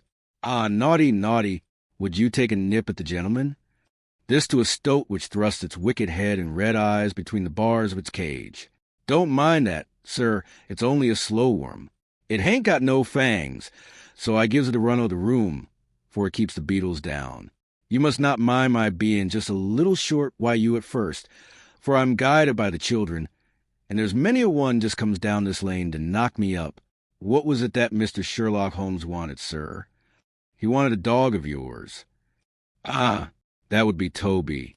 Yes, Toby was the name. Toby lives at number 7 on the left here. He moved slowly forward with his candle among the queer animal family which he had gathered round him. In the uncertain, shadowy light, I could see dimly that there were glancing, glimmering eyes peeping down at us from every cranny and corner. Even the rafters above our heads were lined by solemn fowls, who lazily shifted their weight from one leg to the other as our voices disturbed their slumbers. Toby proved to be an ugly, long-haired, lop-eared creature, half-spaniel and half-lurcher, brown and white in color, with a very clumsy, waddling gait. It accepted, after some hesitation, a lump of sugar which the old naturalist handed to me, and, having thus sealed an alliance, it followed me to cab and made no difficulties about accompanying me. It had just struck 3 on the palace clock when I found myself back once more at Pondicherry Lodge. The ex-prize fighter McMurdo had, I found, been arrested as an accessory, and both he and Mr. Sholto had been marched off to the station. 2 constables guarded the narrow gate, but they allowed me to pass with the dog on my mentioning the detective's name. Holmes was standing on the doorstep with his hands in his pockets, smoking his pipe. Ah, you have him there, said he. Good dog, then. Athelney Jones has gone. We have had an immense display of energy since you left. He has arrested not only friend Thaddeus, but the gatekeeper, the housekeeper, and the Indian servant. We have the place to ourselves, but for a sergeant upstairs. Leave the dog here and come up. We tied Toby to the hall table and reascended the stairs. The room was as we had left it, save that a sheet had been draped over the central figure. A weary-looking police sergeant reclined in the corner. "Lend me your bull's-eye, sergeant," said my companion. "Now tie this bit of card round my neck, so as to hang it in front of me. Thank you. Now I must kick off my boots and stockings. Just you carry them down with you. Watson, I am going to do a little climbing, and dip my handkerchief into the creosote. That will do. Now come up into the garret with me for a moment." We clambered up through the hole. Holmes turned his light once more upon the footsteps in the dust. "I wish you particularly to notice these footmarks," he said. "Do you observe anything noteworthy about them?" "They belong," I said, "to a child or a small woman. Apart from their size, though, is there nothing else? They appear to be much as other footmarks." "Not at all. Look here. This is the print of a right foot in the dust. Now I make one with my naked foot beside it. What is the chief difference? Your toes are all cramped together. The other print has each toe distinctly divided." "Quite so. That is the point. Bear that in mind. Now, would you kindly step over to that flap window and smell the edge of the woodwork? I shall stay over here, as I have this handkerchief in my hand." I did as he directed, and was instantly conscious of a strong tarry smell. That is where he put his foot in getting out. If you can trace him, I should think that Toby will have no difficulty. Now run downstairs, loose the dog, and look out for Blondin. By the time that I got out into the grounds, Sherlock Holmes was on the roof, and I could see him like an enormous glowworm crawling very slowly along the ridge. I lost sight of him behind a stack of chimneys, but he presently reappeared, and then vanished once more upon the opposite side. When I made my way round there, I found him seated at one of the corner eaves. "That you, Watson?" he cried. "Yes, this is the place. What is that black thing down there?" "A water barrel." "Top on it?" "Yes." "No sign of a ladder?" "No." "Confound the fellow. It's a most breakneck place. I ought to be able to come down where he could climb up. The water pipe feels pretty firm. Here goes, anyhow." There was a scuffling of feet, and the lantern began to come steadily down the side of the wall. Then with a light spring he came on to the barrel, and from there to the earth. It was easy to follow him, he said, drawing on his stockings and boots. Tiles were loose in the whole way along, and in his hurry he had dropped this. It confirms my diagnosis, as you doctors express it. The object which he held up to me was a small pocket or pouch woven out of colored grasses, and with few tawdry beads strung round it. In shape and size it was not unlike a cigarette case. Inside were half a dozen spines of dark wood, sharp at one end and rounded at the other, like that which had struck Bartholomew Sholto. "They are hellish things," said he. "Look out that you don't prick yourself. I'm delighted to have them, for the chances are that they are all he has. There is a less fear of you or me finding one in our skin before long. I would sooner face a martini bullet, myself. Are you game for a 6-mile trudge, Watson?" "Certainly," I answered. "Your leg will stand it?" "Oh, yes." "Here you are, doggy. Good old Toby. Smell it. Toby, smell it."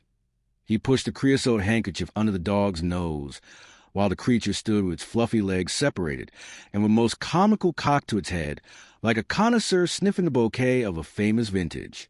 Holmes then threw the handkerchief to a distance, fastened a stout cord to the mongrel's collar, and led him to the foot of the water barrel.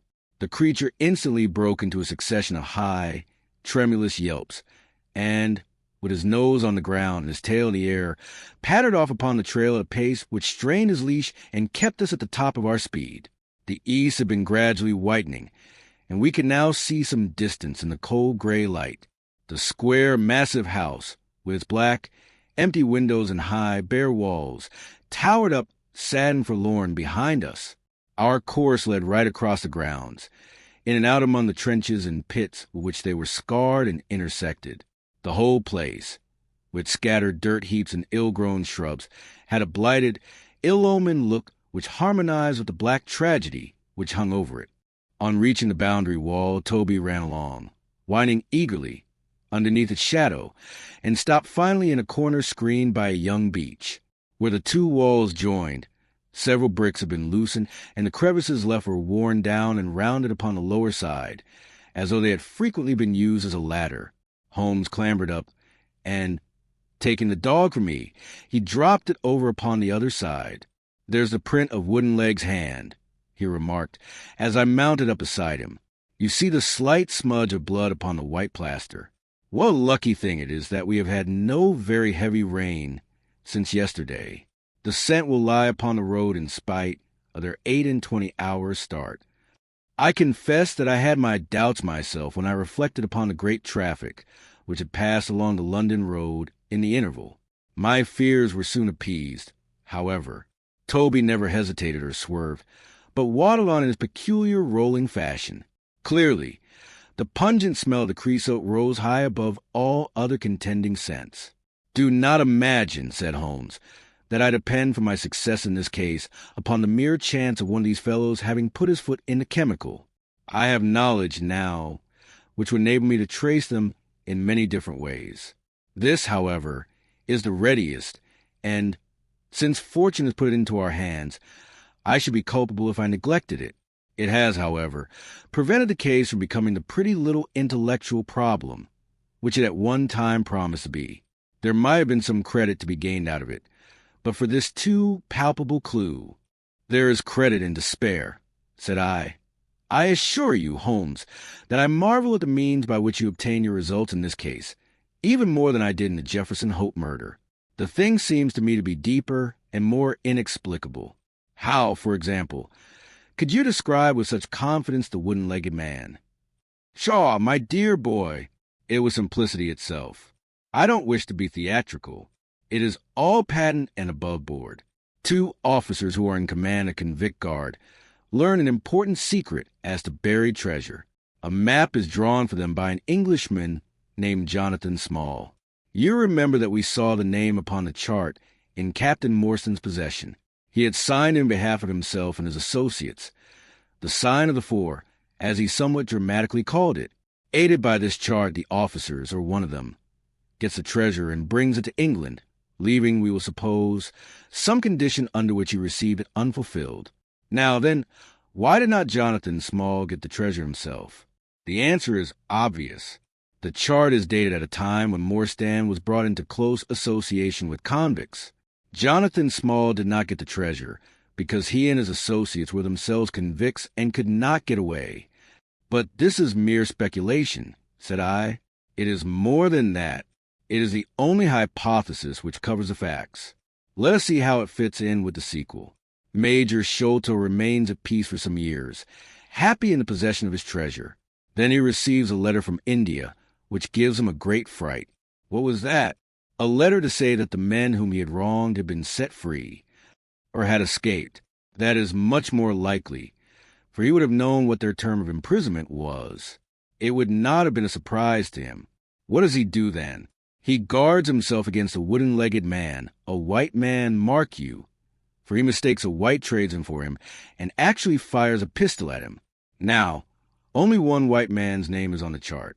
The others are Hindus or Mohammedans. There is no other white man. Therefore, we may say with confidence that the wooden-legged man is identical with Jonathan Small. Does the reasoning strike you as being faulty? No, it is clear and concise.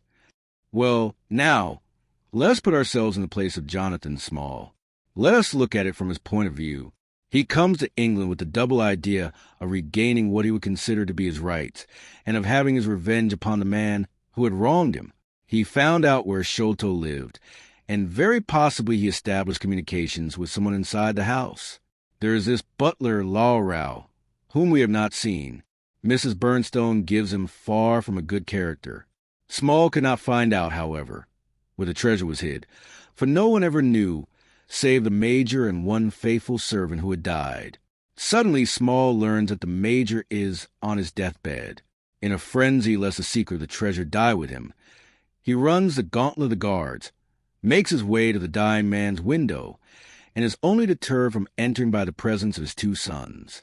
Mad with hate, however, against the dead man, he enters the room that night, searches his private papers in the hope of discovering some memorandum relating to the treasure, and finally leaves a memento of his visit in the short inscription upon the card. He had doubtless planned beforehand that, should he slay the Major, he would leave some such record upon the body as a sign that it was not a common murder, but, from the point of view of the 4 associates, something in the nature of an act of justice. Whimsical and bizarre conceits of this kind are common enough in the annals of crime, and usually afford valuable indications as to the criminal. Do you follow all this? Very clearly. Now, what could Jonathan Small do? He could only continue to keep a secret watch upon the efforts made to find the treasure. Possibly he leaves England and only comes back at intervals. Then comes the discovery of the garret, and he is instantly informed of it. We again trace the presence of some confederate in the household. Jonathan, with his wooden leg, is utterly unable to reach the lofty room of Bartholomew Sholto. He takes with him, however, a rather curious associate, who gets over this difficulty, but dips his naked foot into creosote. Whence come Toby, and a 6-mile limb for a half-pay officer with damaged tendo Achilles. But it was the associate and not Jonathan who committed the crime. Quite so, and rather to Jonathan's disgust, to judge by the way he stamped about when he got into the room. He bore no grudge against Bartholomew Sholto, and would have preferred if he could have been simply bound and gagged. He did not wish to put his head in a halter. There was no help for it, however. The savage instinct of his companion had broken out, and the poison had done its work. So Jonathan Small left his record, lowered the treasure box to the ground, and followed it himself. That was the train of events as far as I can decipher them. Of course, as to his personal appearance, he must be middle-aged, and must be sunburned after serving his time in such an oven as the Andamans. His height is readily calculated from the length of his stride, and we know that he was bearded. His hairiness was the one point which impressed itself upon Thaddeus Sholto when he saw him at the window. I don't know that there is anything else. The associate? Well, there is no great mystery in that, but you will know all about it soon enough. How sweet the morning air is. See how that one little cloud floats like a pink feather from some gigantic flamingo. Now the red rim of the sun pushes itself over the London cloud bank.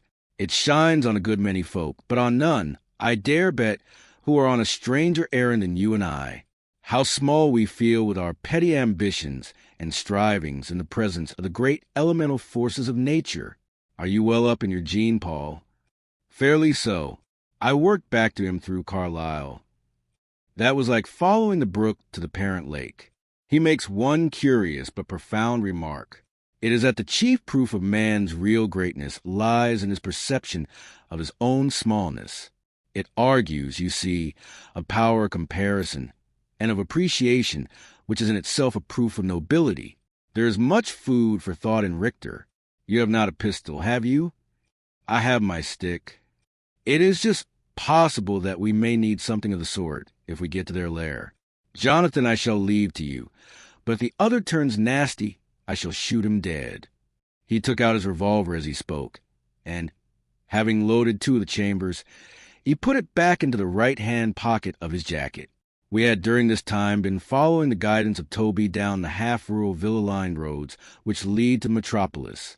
Now, however, we were beginning to come among continuous streets, where laborers and dockmen were already astir, and slatternly women were taking down shutters and brushing doorsteps.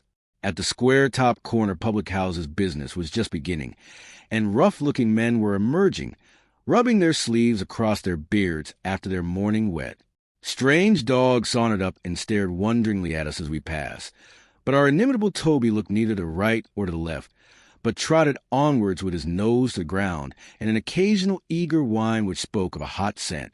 We had traversed Streatham, Brixton, Camberwell, and now found ourselves in Kennington Lane, having borne away through the side streets to the east of the Oval. The men whom we pursued seemed to have taken a curiously zigzag road, with the idea probably of escaping observation. They had never kept to the main road, if a parallel side street would serve their turn. At the foot of Kennington Lane, they had edged away to the left through Bond Street and Miles Street, where the latter street turns into Knight's Place.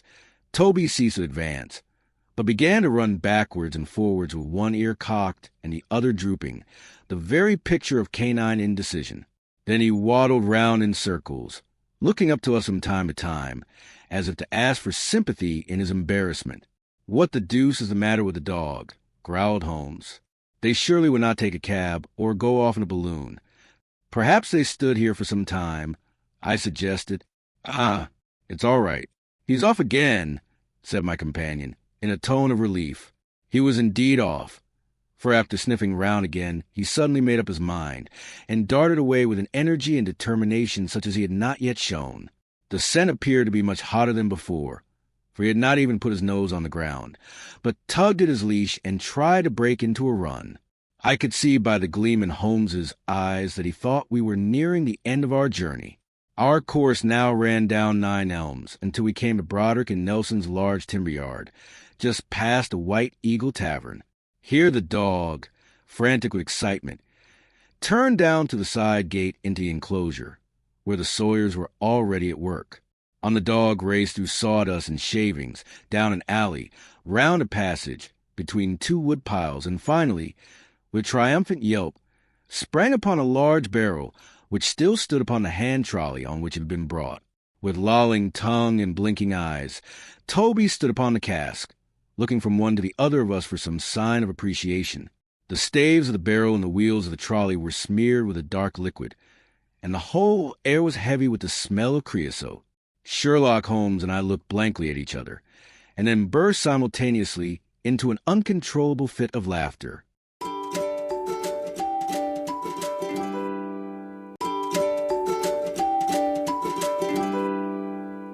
Chapter 8. The Baker Street Irregulars. What now? I asked.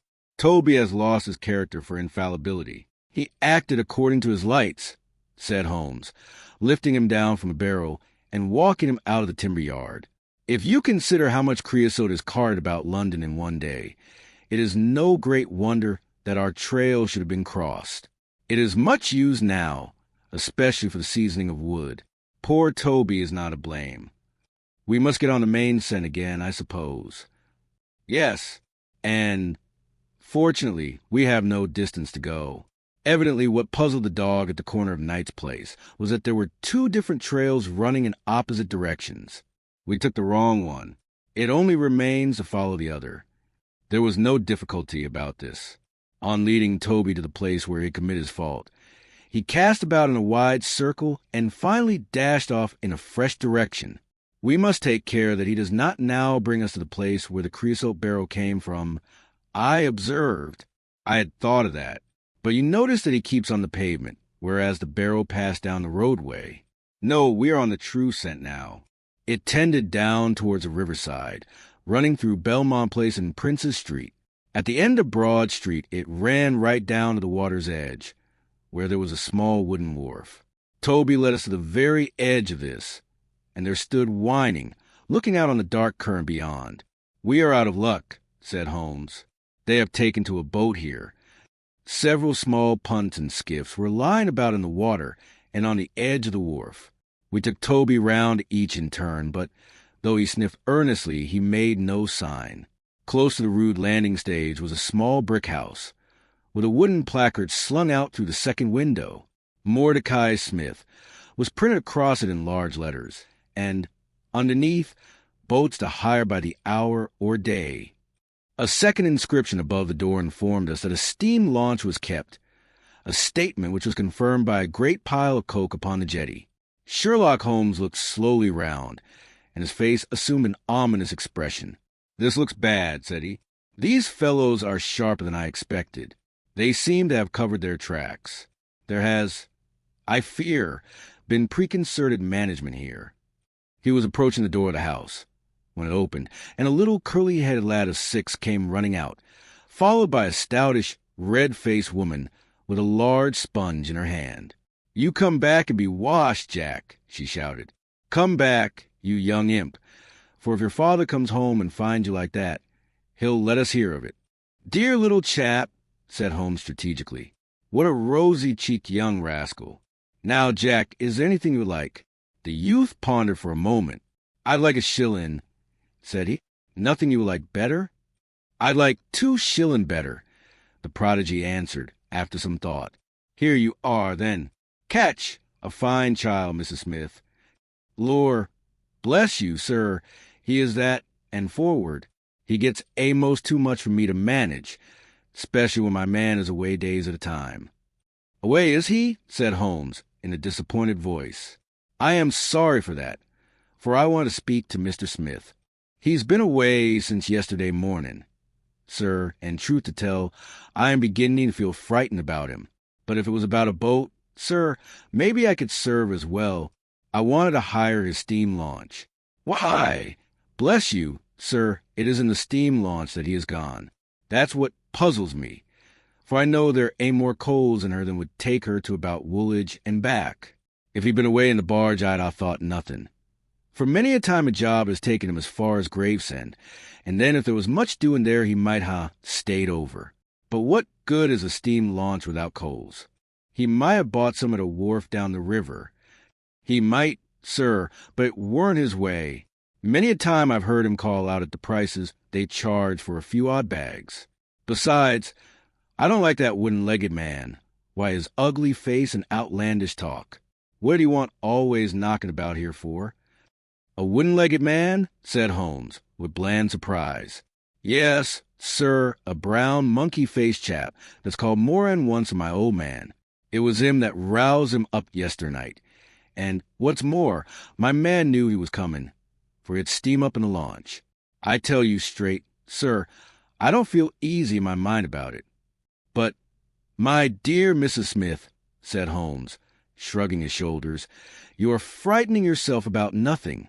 How could you possibly tell that it was the wooden-legged man who came in the night?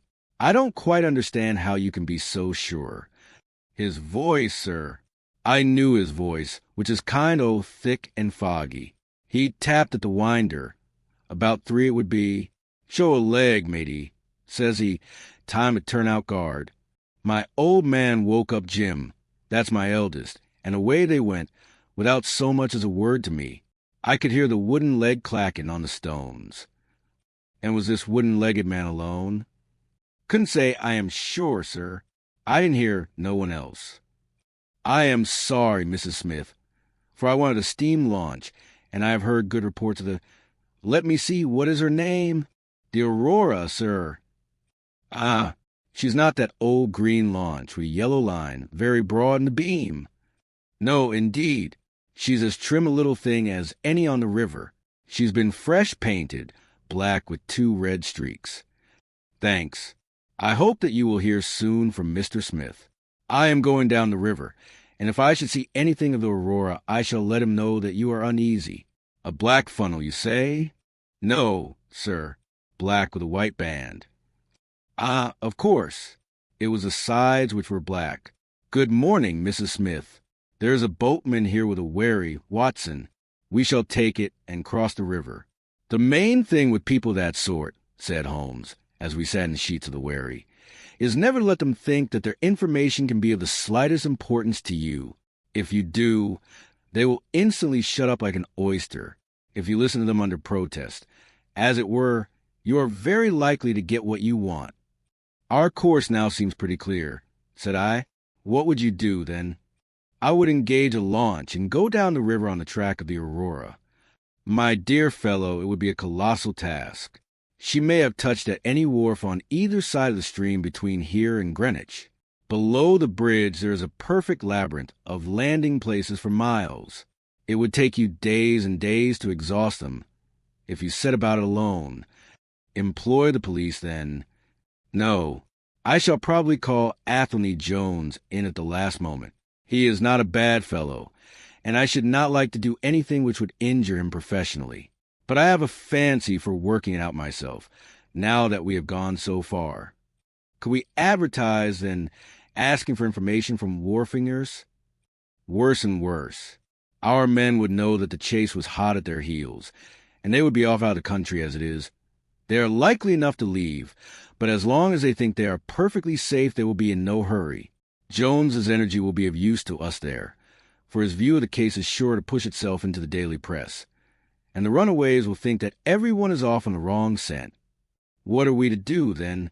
I asked, as we landed near Millbank Penitentiary. Take this hansom, drive home, have some breakfast, and get an hour's sleep. It is quite on the cards that we may be afoot tonight again. Stop at a telegraph office. Cabby, we will keep Toby, for he may be of use to us yet. We pulled up at the Great Peter Street post office, and Holmes dispatched his wire. Whom do you think that is to? He asked, as we resumed our journey. I am sure I don't know. You remember the Baker Street Division of the Detective Police Force whom I employed in the Jefferson Hope case? Well, said I, laughing, this is just the case where they might be invaluable. If they fail, I have other resources, but I shall try them first. That wire was to my dirty little lieutenant, Wiggins, and I expect that he and his gang will be with us before we have finished our breakfast. It was between 8 and 9 o'clock now, and I was conscious of a strong reaction after the successive excitements of the night. I was limp and weary, befogged in mind and fatigued in body. I had not the professional enthusiasm which carried my companion on, nor could I look at the matter as a mere abstract intellectual problem. As far as the death of Bartholomew Sholto went, I had heard little good of him, and could feel no intense antipathy to his murderers. The treasure, however, was a different matter. That, or part of it, belonged rightfully to Miss Morstan. While there was a chance of recovering it, I was ready to devote my life to the one object. True, if I found it, it would probably put her forever beyond my reach. It would be a petty and selfish love, which would be influenced by such a thought as that. If Holmes could work to find the criminals, I had a tenfold stronger reason to urge me on to find the treasure. A bath at Baker Street, and a complete change freshened me up wonderfully.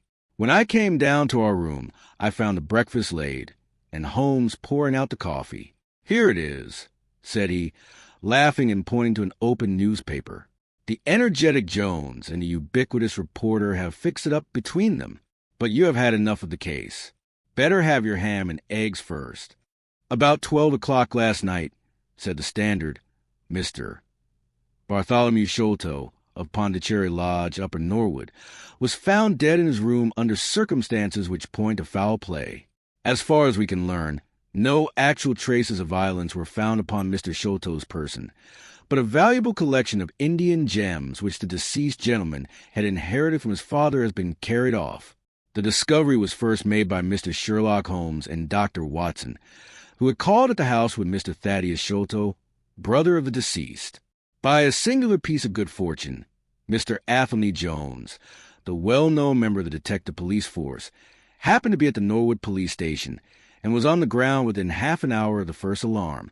His trained and experienced faculties were at once directed towards the detection of the criminals, with the gratifying result that the brother, Thaddeus Sholto, has already been arrested, together with a housekeeper, Mrs. Burnstone, an Indian butler named Law Rao, and a porter or gatekeeper named McMurdo. It is quite certain that the thief or thieves were well acquainted with the house, for Mr. Jones's well-known technical knowledge and his powers of minute observation have enabled him to prove conclusively that the miscreants could not have entered by the door or by the window, but must have made their way across the roof of the building, and so through a trapdoor into a room which communicated with that in which the body was found. This fact, which has been very clearly made out, proves conclusively that it was no mere haphazard burglary. The prompt and energetic action of the officers of the law shows the great advantage of the presence, on such occasions, of a single vigorous and masterful mind. We cannot but think that it supplies an argument to those who would wish to see our detectives more decentralized, and so brought into closer and more effective touch with the cases, which it is their duty to investigate. "Isn't it gorgeous?" said Holmes, grinning over his coffee cup. "What do you think of it?" "I think that we have had a close shave ourselves of being arrested for crime." "So do I. I wouldn't answer for our safety now, if he should happen to have another of his attacks of energy." At this moment there was a loud ring at the bell, and I could hear Mrs. Hudson, our landlady, raising her voice in a wail of expostulation and dismay. "By heavens, Holmes," I said, half rising, "I believe that they are really after us." "No, it's not quite so bad as that. It is the unofficial force, the Baker Street irregulars." As he spoke, there came a swift pattering of naked feet upon the stairs, a clatter of high voices, and in rushed a dozen dirty and ragged little street Arabs. There was some show of discipline among them, despite their tumultuous entry, for they instantly drew up in line and stood facing us with expectant faces.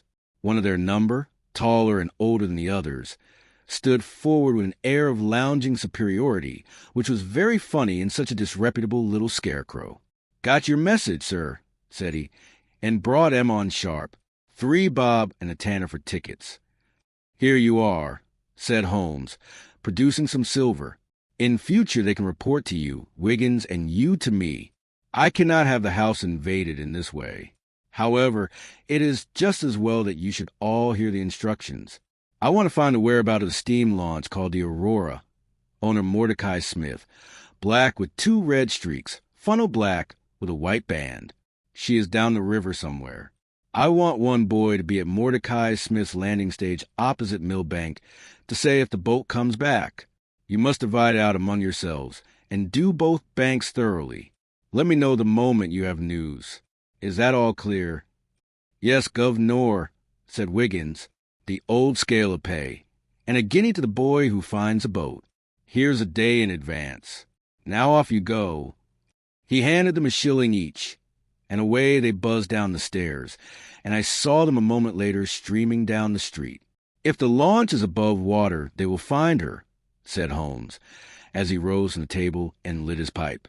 "They can go everywhere, see everything, overhear everyone. I expect to hear before evening that they have spotted her. In the meanwhile, we can do nothing but await results. We cannot pick up the broken trail until we find either the Aurora or Mr. Mordecai Smith. Toby could eat these scraps, I dare say. Are you going to bed? Holmes. No, I am not tired. I have a curious constitution. I never remember feeling tired by work, though idleness exhausts me completely. I am going to smoke and to think over this queer business to which my fair client has introduced us. If ever man had an easy task, this of ours ought to be. Wooden-legged men are not so common, but the other man must, I should think, be absolutely unique. That other man again. I have no wish to make a mystery of him to you, anyway. But you must have formed your own opinion. Now, do consider the data. Diminutive footmarks, toes never fettered by boots, naked feet, stone-headed wooden mace, great agility, small poisoned darts. What do you make of all this? A savage, I exclaimed.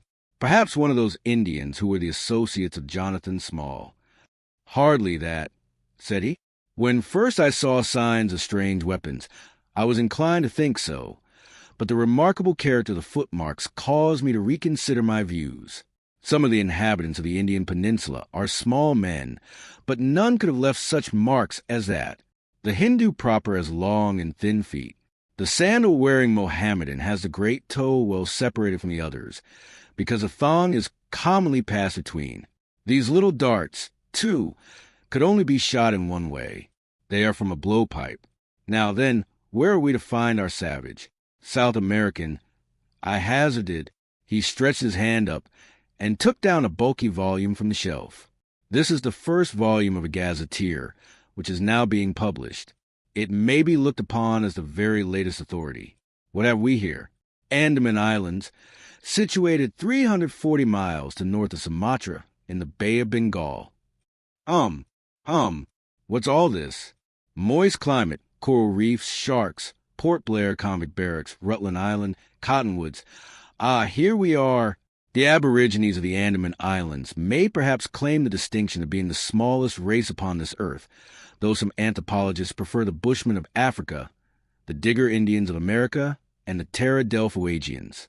The average height is rather below 4 feet, although many full-grown adults may be found who are very much smaller than this. They are a fierce, morose, and intractable people, though capable of forming most devoted friendships when their confidence has once been gained. Mark that, Watson. Now, then listen to this. They are naturally hideous, having large, misshapen heads, small, fierce eyes, and distorted features. Their feet and hands, however, are remarkably small.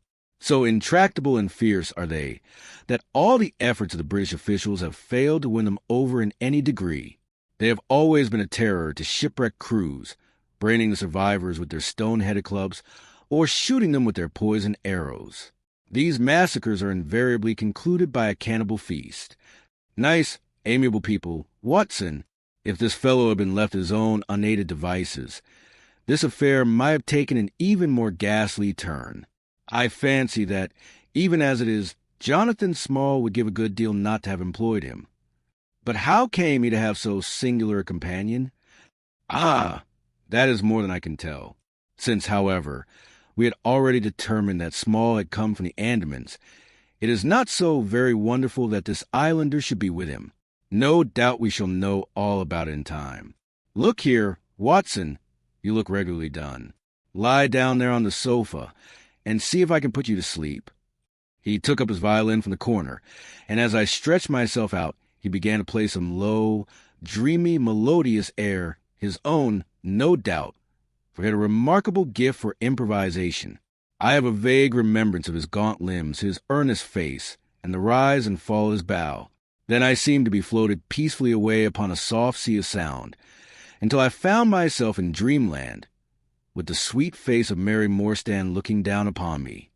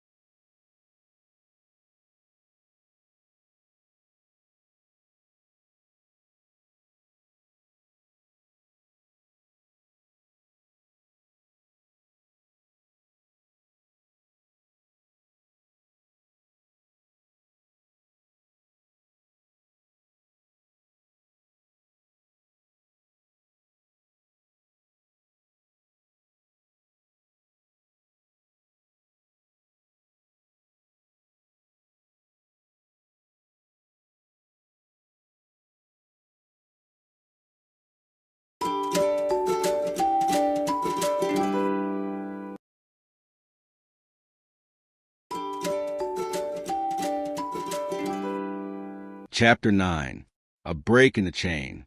It was late in the afternoon before I woke, strengthened and refreshed. Sherlock Holmes still sat exactly as I had left him, save that he laid aside his violin and was deep in a book. He looked across at me as I stirred, and I noticed that his face was dark and troubled. "You have slept soundly," he said.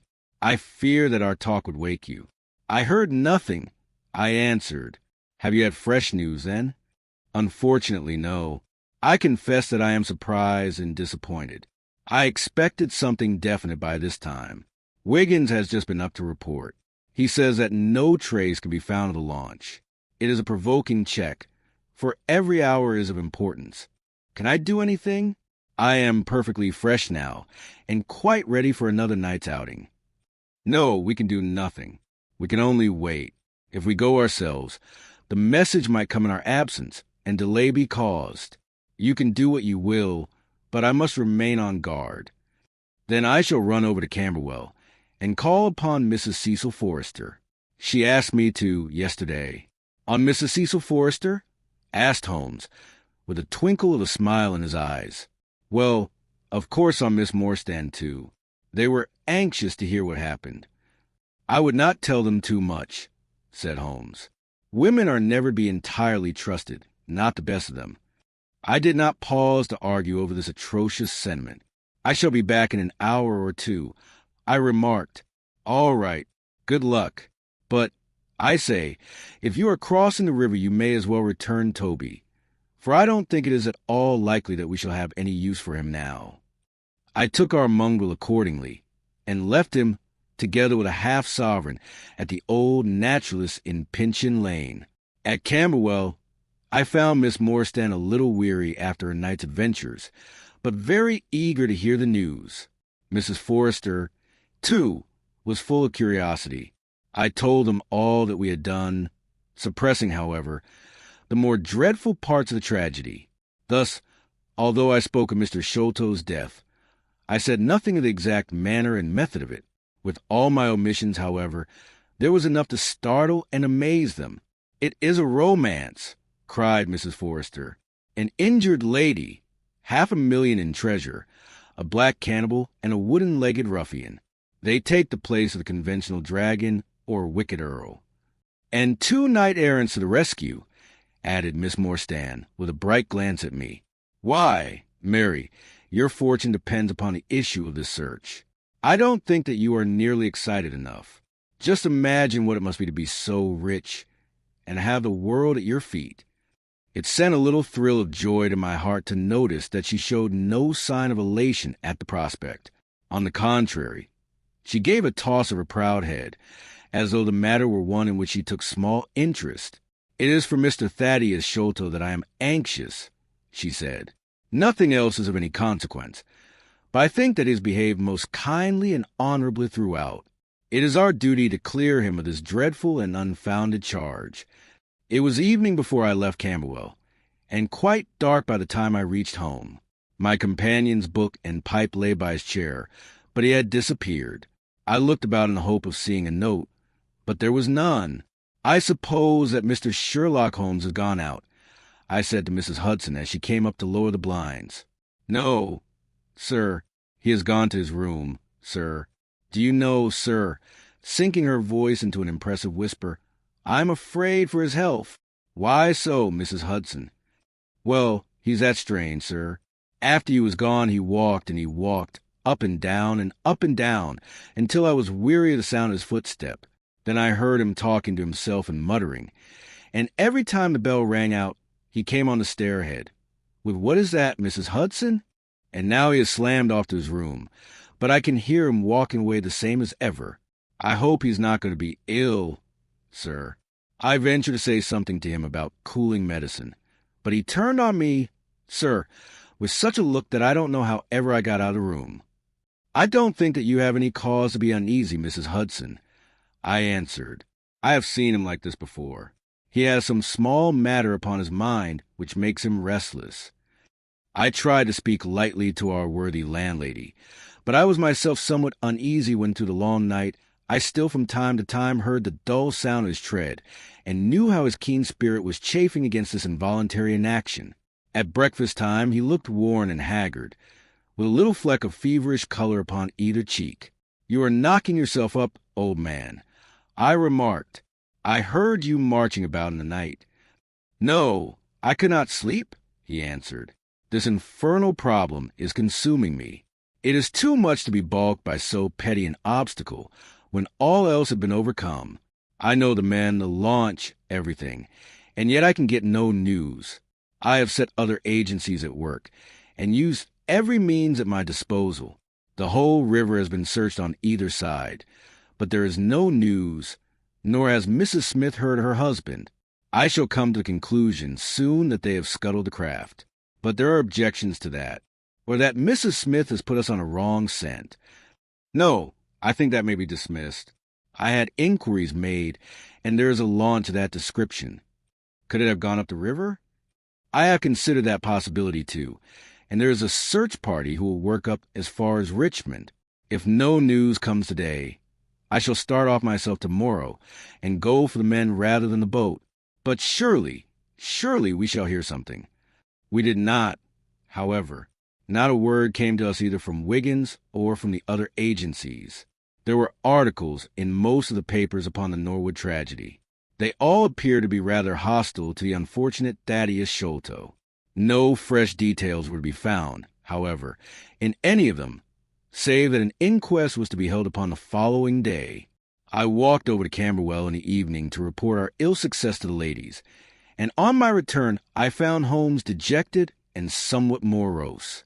He would hardly reply to my questions, and busied himself all the evening in an abstruse chemical analysis, which involved much heating of retorts and distilling of vapors, ending at last in a smell which fairly drove me out of the apartment. Up to the small hours of the morning, I could hear the clinking of his test tubes, which told me that he was still engaged in his malodorous experiment.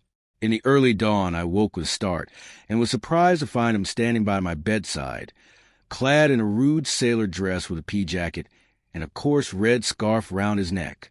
"I am off down the river," Watson said. "I have been turning it over in my mind, and I can see only one way out of it. It is worth trying, at all events." "Surely I can come with you, then," said I. "No, you can be much more useful if you will remain here as my representative. I am loath to go, for it is quite on the cards that some message may come during the day, though Wiggins was despondent about it last night. I want you to open all notes and telegrams, and act on your own judgment if any news should come. Can I rely upon you?" "Most certainly. I am afraid that you will not be able to wire to me, for I can hardly tell yet where I may find myself.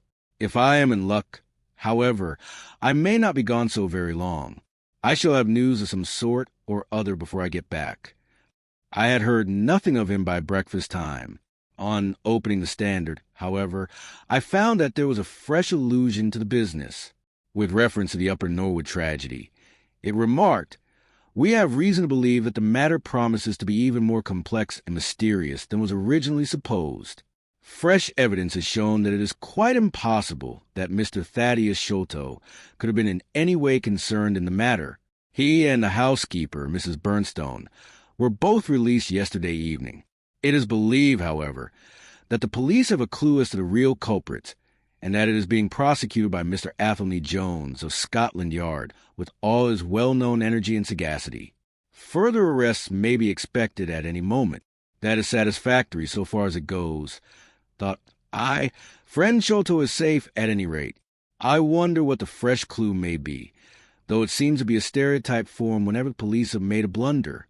I tossed the paper down upon the table, but at that moment my eye caught an advertisement in the agony column. It ran in this way: "Lost, whereas Mordecai Smith, boatman, and his son Jim left Smith Wharf at or about 3 o'clock last Tuesday morning in the steam launch Aurora, black with 2 red stripes, funnel black with a white band. The sum of £5 will be paid to anyone who can give information to Mrs. Smith at Smith Wharf or at 221B Baker Street as to the whereabouts of said Mordecai Smith and the launch Aurora." This was clearly Holmes's doing. The Baker Street address was enough to prove that. It struck me as rather ingenious, because it might be read by the fugitives without their seeing in it more than the natural anxiety of a wife for her missing husband. It was a long day. Every time that a knock came to the door or a sharp step passed in the street, I imagined that it was either Holmes returning or an answer to his advertisement.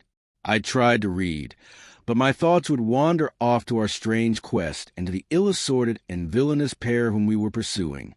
Could there be, I wondered, some radical flaw in my companion's reasoning? Might he not be suffering from some huge self-deception? Was it not possible that his nimble and speculative mind had built up this wild theory upon faulty premises? I had never known him to be wrong, and yet the keenest reasoner may occasionally be deceived. He was likely, I thought, to fall into error through the over-refinement of his logic, his preference for a subtle and bizarre explanation when a plainer and more commonplace one lay ready at his hand. Yet, on the other hand, I had myself seen the evidence, and I had heard the reasons for his deductions. When I looked back on a long chain of curious circumstances, many of them trivial in themselves, but all tending in the same direction, I could not disguise from myself that even if Holmes's explanation were incorrect, the true theory must be equally outre and startling. At 3 o'clock in the afternoon, there was a loud peal at the bell, an authoritative voice in the hall, and, to my surprise, no less a person than Mr. Athelney Jones was shown up to me. Very different was he, however, from the brusque and masterful professor of common sense who had taken over the case so confidently at Upper Norwood. His expression was downcast, and his bearing meek and even apologetic. "Good day, sir, good day," said he. "Mr. Sherlock Holmes is out, I understand." "Yes, and I cannot be sure when he will be back. But perhaps you would care to wait. Take that chair and try one of these cigars." "Thank you. I don't mind if I do," said he, mopping his face with a red bandana handkerchief. "And a whiskey and soda? Well, half a glass. It is very hot for the time of year, and I have had a good deal to worry and try me. You know my theory about this Norwood case. I remember that you expressed one. Well, I have been obliged to reconsider it. I had my net drawn tightly round Mr. Sholto. Sir, when Poppy went through a hole in the middle of it, he was able to prove an alibi which could not be shaken. From the time that he left his brother's room, he was never out of sight of someone or other, so it could not be he who climbed over roofs and through trapdoors. It's a very dark case, and my professional credit is at stake. I should be very glad of a little assistance." "We all need help sometimes," said I. "Your friend, Mr. Sherlock Holmes, is a wonderful man, sir," said he, in a husky and confidential voice. "He's a man who is not to be beat. I have known that young man go into a good many cases, but I never saw the case yet that he could not throw a light upon. He is irregular in his methods, and a little quick, perhaps, in jumping at theories, but on the whole, I think he would have made a most promising officer, and I don't care who knows it. I have had a wire from him this morning, by which I understand that he has got some clue to this Sholto business. Here is his message." He took the telegram out of his pocket and handed it to me. It was dated from Poplar at 12 o'clock. "Go to Baker Street at once," it said. "If I have not returned, wait for me. I am close on the track of the Sholto gang. You can come with us tonight if you want to be in at the finish." "This sounds well. He has evidently picked up the scent again," said I. Then he has been at fault too," exclaimed Jones, with evident satisfaction. "Even the best of us are thrown off sometimes. Of course this may prove to be a false alarm, but it is my duty as an officer of the law to allow no chance to slip. But there is someone at the door. Perhaps this is he." A heavy step was heard ascending the stair, with a great wheezing and rattling as from a man who was sorely put to it for breath. Once or twice he stopped, as though the climb were too much for him, but at last he made his way to our door and entered. His appearance corresponded to the sounds which we had heard. He was an aged man, clad in seafaring garb, with an old pea-jacket buttoned up to his throat. His back was bowed, his knees were shaky, and his breathing was painfully asthmatic. As he leaned upon a thick oaken cudgel at his shoulders, heaving the effort to draw the air into his lungs. He had a colored scarf round his chin, and I could see little of his face save a pair of keen dark eyes, overhung by bushy white brows and long gray side whiskers. Altogether, He gave me the impression of a respectable master mariner who had fallen into years and poverty. "What is it, my man?" I asked. He looked about him in the slow, methodical fashion of old age. "Is Mr. Sherlock Holmes here?" said he. "No, but I am acting for him. You can tell me any message you have for him." "It was to him himself I was to tell it," said he. "But I tell you that I am acting for him. Was it about Mordecai Smith's boat?" "Yes, I knows well where it is. And I knows where the men he is after are. And I knows where the treasure is. I knows all about it." "Then tell me, and I shall let him know." "It was to him I was to tell it," he repeated, with the petulant obstinacy of a very old man. "Well, you must wait for him."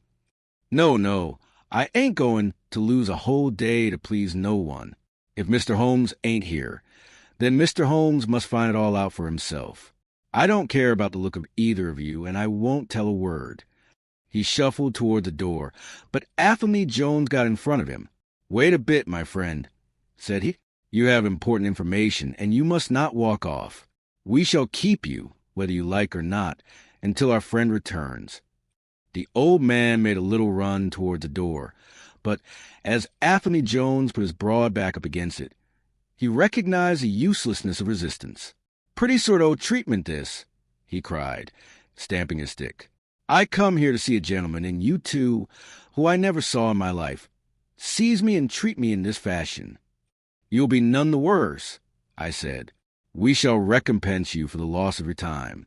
Sit over here on the sofa, and you will not have long to wait." He came across sullenly enough, and seated himself with his face resting on his hands. Jones and I resumed our cigars and our talk. Suddenly, however, Holmes's voice broke in upon us. "I think that you might offer me a cigar, too," he said. We both started in our chairs. There was Holmes sitting close to us with an air of quiet amusement. "Holmes," I exclaimed, "you here? But where's the old man?" "Here is the old man," said he, holding out a heap of white hair. "Here he is, wig, whiskers, eyebrows, and all. I thought my disguise was pretty good, but I hardly expected that it would stand that test." "Ah, you rogue!" cried Jones, highly delighted. "You would have made an actor, and a rare one. You had the proper workhouse cough, and those weak legs of yours are worth £10 a week. I thought I knew the glint of your eye, though. You didn't get away from us so easily, you see. I've been working in that get-up all day," said he, lighting his cigar. "You see, a good many of the criminal classes begin to know me, especially since our friend here took to publishing some of my cases. So I can only go on the warpath under some simple disguise like this. You got my wire?" "Yes, that was what brought me here." "How has your case prospered?" "It has all come to nothing. I have had to release 2 of my prisoners, and there is no evidence against the other 2. "Never mind. We shall give you 2 others in the place of them. But you must put yourself under my orders. You are welcome to all the official credit, but you must act on the lines that I point out. Is that agreed?" "Entirely, if you will help me to the men." "Well, then, in the first place, I shall want a fast police boat, a steam launch, to be at the Westminster Stairs at 7 o'clock. That is easily managed. There is always one about there, but I can step across the road and telephone to make sure. Then I shall want 2 stanch men, in case of resistance. There will be 2 or 3 in the boat. What else? When we secure the men, we shall get the treasure. I think that it would be a pleasure to my friend here to take the box round to the young lady to whom half of it rightfully belongs. Let her be the first to open it. Watson, it would be a great pleasure to me." "Rather an irregular proceeding," said Jones, shaking his head. "However, the whole thing is irregular, and I suppose we must wink at it. The treasure must afterwards be handed over to the authorities until after the official investigation." "Certainly. That is easily managed. One other point. I should much like to have a few details about this matter from the lips of Jonathan Small himself. You know, I like to work the details of my cases out. There is no objection to my having an unofficial interview with him, either here in my rooms or elsewhere, as long as he is efficiently guarded. Well, You are master of the situation. I have had no proof yet of the existence of this Jonathan Small. However, if you can catch him, I don't see how I can refuse you an interview with him. That is understood, then? Perfectly. Is there anything else? Only that I insist upon your dining with us. It will be ready in half an hour. I have oysters and a brace of grouse, with something a little choice in white wines. Watson, you have never yet recognized my merits as a housekeeper.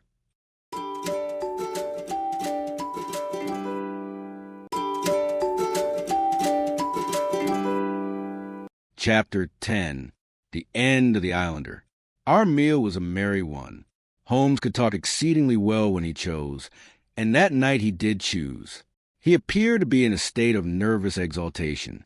I have never known him so brilliant.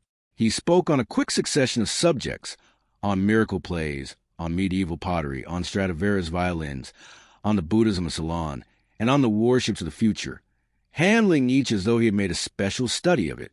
His bright humor marked the reaction from his black depression of the preceding days.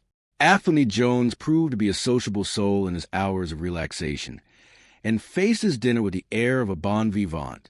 For myself, I felt elated at the thought that we were nearing the end of our task, and I caught something of Holmes's gaiety. None of us alluded during dinner to the cause which had brought us together.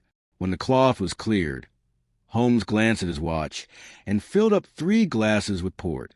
"One bumper," said he, "to the success of our little expedition. And now it is high time we were off. Have you a pistol, Watson? I have my old service revolver in my desk." "You had best take it, then. It is well to be prepared. I see that the cab is at the door. I ordered it for 6:30. It was a little past 7 before we reached the Westminster Wharf, and found our launch awaiting us. Holmes eyed it critically. "Is there anything to mark it as a police boat?" "Yes, that green lamp at the side." "Then take it off." The small change was made, we stepped on board, and the ropes were cast off. Jones, Holmes, and I sat in the stern. There was 1 man at the rudder, 1 to tend the engines, and 2 burly police inspectors forward. "Where to?" asked Jones. "To the Tower. Tell them to stop opposite to Jacobson's Yard." Our craft was evidently a very fast one. We shot past the long lines of loaded barges, as though they were stationary. Holmes smiled with satisfaction as we overhauled a river steamer and left her behind us. "We ought to be able to catch anything on the river," he said. "Well, hardly that, but there are not many launches to beat us. We shall have to catch the Aurora, and she has a name for being a clipper. I will tell you how the land lies. Watson, you recollect how annoyed I was at being balked by so small a thing." "Yes. Well, I gave my mind a thorough rest by plunging into a chemical analysis. One of our greatest statesmen has said that a change of work is the best rest. So it is. When I had succeeded in dissolving the hydrocarbon which I was at work at, I came back to our problem of the Sholtos and thought the whole matter out again. My boys had been up the river and down the river, without result. The launch was not at any landing stage or wharf, nor had it returned. Yet it could hardly have been scuttled to hide their traces, though that always remained as a possible hypothesis, if all else failed. I knew that this man Small had a certain degree of low cunning, but I did not think him capable of anything in the nature of delicate finesse. That is usually a product of higher education. I then reflected that since he had certainly been in London some time, as we had evidence that he maintained a continual watch over Pondicherry Lodge, he could hardly leave at a moment's notice, but would need some little time, if it were only a day, to arrange his affairs. That was the balance of probability, at any rate. "It seems to me to be a little weak," said I. "It is more probable that he had arranged his affairs before ever he set out upon his expedition." "No, I hardly think so. This lair of his would be too valuable a retreat in case of need for him to give it up until he was sure that he could do without it. But a second consideration struck me. Jonathan Small must have felt that the peculiar appearance of his companion, however much he may have top-coated him, would give rise to gossip, and possibly be associated with this Norwood tragedy. He was quite sharp enough to see that. They had started from their headquarters under cover darkness, and he would wish to get back before it was broad light. Now, it was past 3 o'clock, according to Mrs. Smith, when they got the boat. It would be quite bright, and people would be about in an hour or so. Therefore, I argued they did not go very far. They paid Smith well to hold his tongue, reserve his launch for final escape, and hurried to their lodgings with the treasure box. In a couple of nights, when they had time to see what view the papers took, and whether there was any suspicion, they would make their way under cover of darkness to some ship at Gravesend or in the Downs, where no doubt they had already arranged for passages to America or the colonies. But the launch? They could not have taken that to their lodgings. Quite so. I argued that the launch must be no great way off, in spite of its invisibility. I then put myself in the place of Small, and looked at it as a man of his capacity would. He would probably consider that to send back the launch, or to keep it at a wharf, would make pursuit easy if the police did happen to get on his track. How, then, could he conceal the launch, and yet have her at hand when wanted? I wonder what I should do myself if I were in his shoes. I could only think of one way of doing it. I might hand the launch over to some boat builder or repairer, with directions to make a trifling change in her. She would then be removed to his shed or yard, and so be effectually concealed, while at the same time I could have her at a few hours' notice. That seems simple enough. It is just these very simple things which are extremely liable to be overlooked. However, I determined to act on the idea. I started at once in this harmless seaman's rig, and inquired at all the yards down the river. I drew blank at 15, but at the 16th, Jacobson's, I learned that the Aurora had been handed over to them 2 days ago by a wooden-legged man, with some trivial directions as to her rudder. "There ain't naught amiss with her rudder," said the foreman. "There she lies, with the red streaks." At that moment, who should come down but Mordecai Smith, the missing owner? He was rather the worse for liquor. I should not, of course, have known him, but he bellowed out his name and the name of his launch. "I want her tonight at 8 o'clock, said he. 8 o'clock sharp, mind, for I have 2 gentlemen who won't be kept waiting. They had evidently paid him well, for he was very flush of money, chucking shillings about to men. I followed him some distance, but he subsided into an ale-house, so I went back to the yard, and, happening to pick up one of my boys on the way, I stationed him as a sentry over the launch. He is to stand at the water's edge and wave his handkerchief to us when they start. We shall be lying off in the stream, and it will be a strange thing if we do not take men, treasure, and all. You have planned it all very neatly, whether they are the right men or not," said Jones. "But if the affair were in my hands, I should have had a body of police in Jacobson's yard, and arrested them when they came down, which would have been never.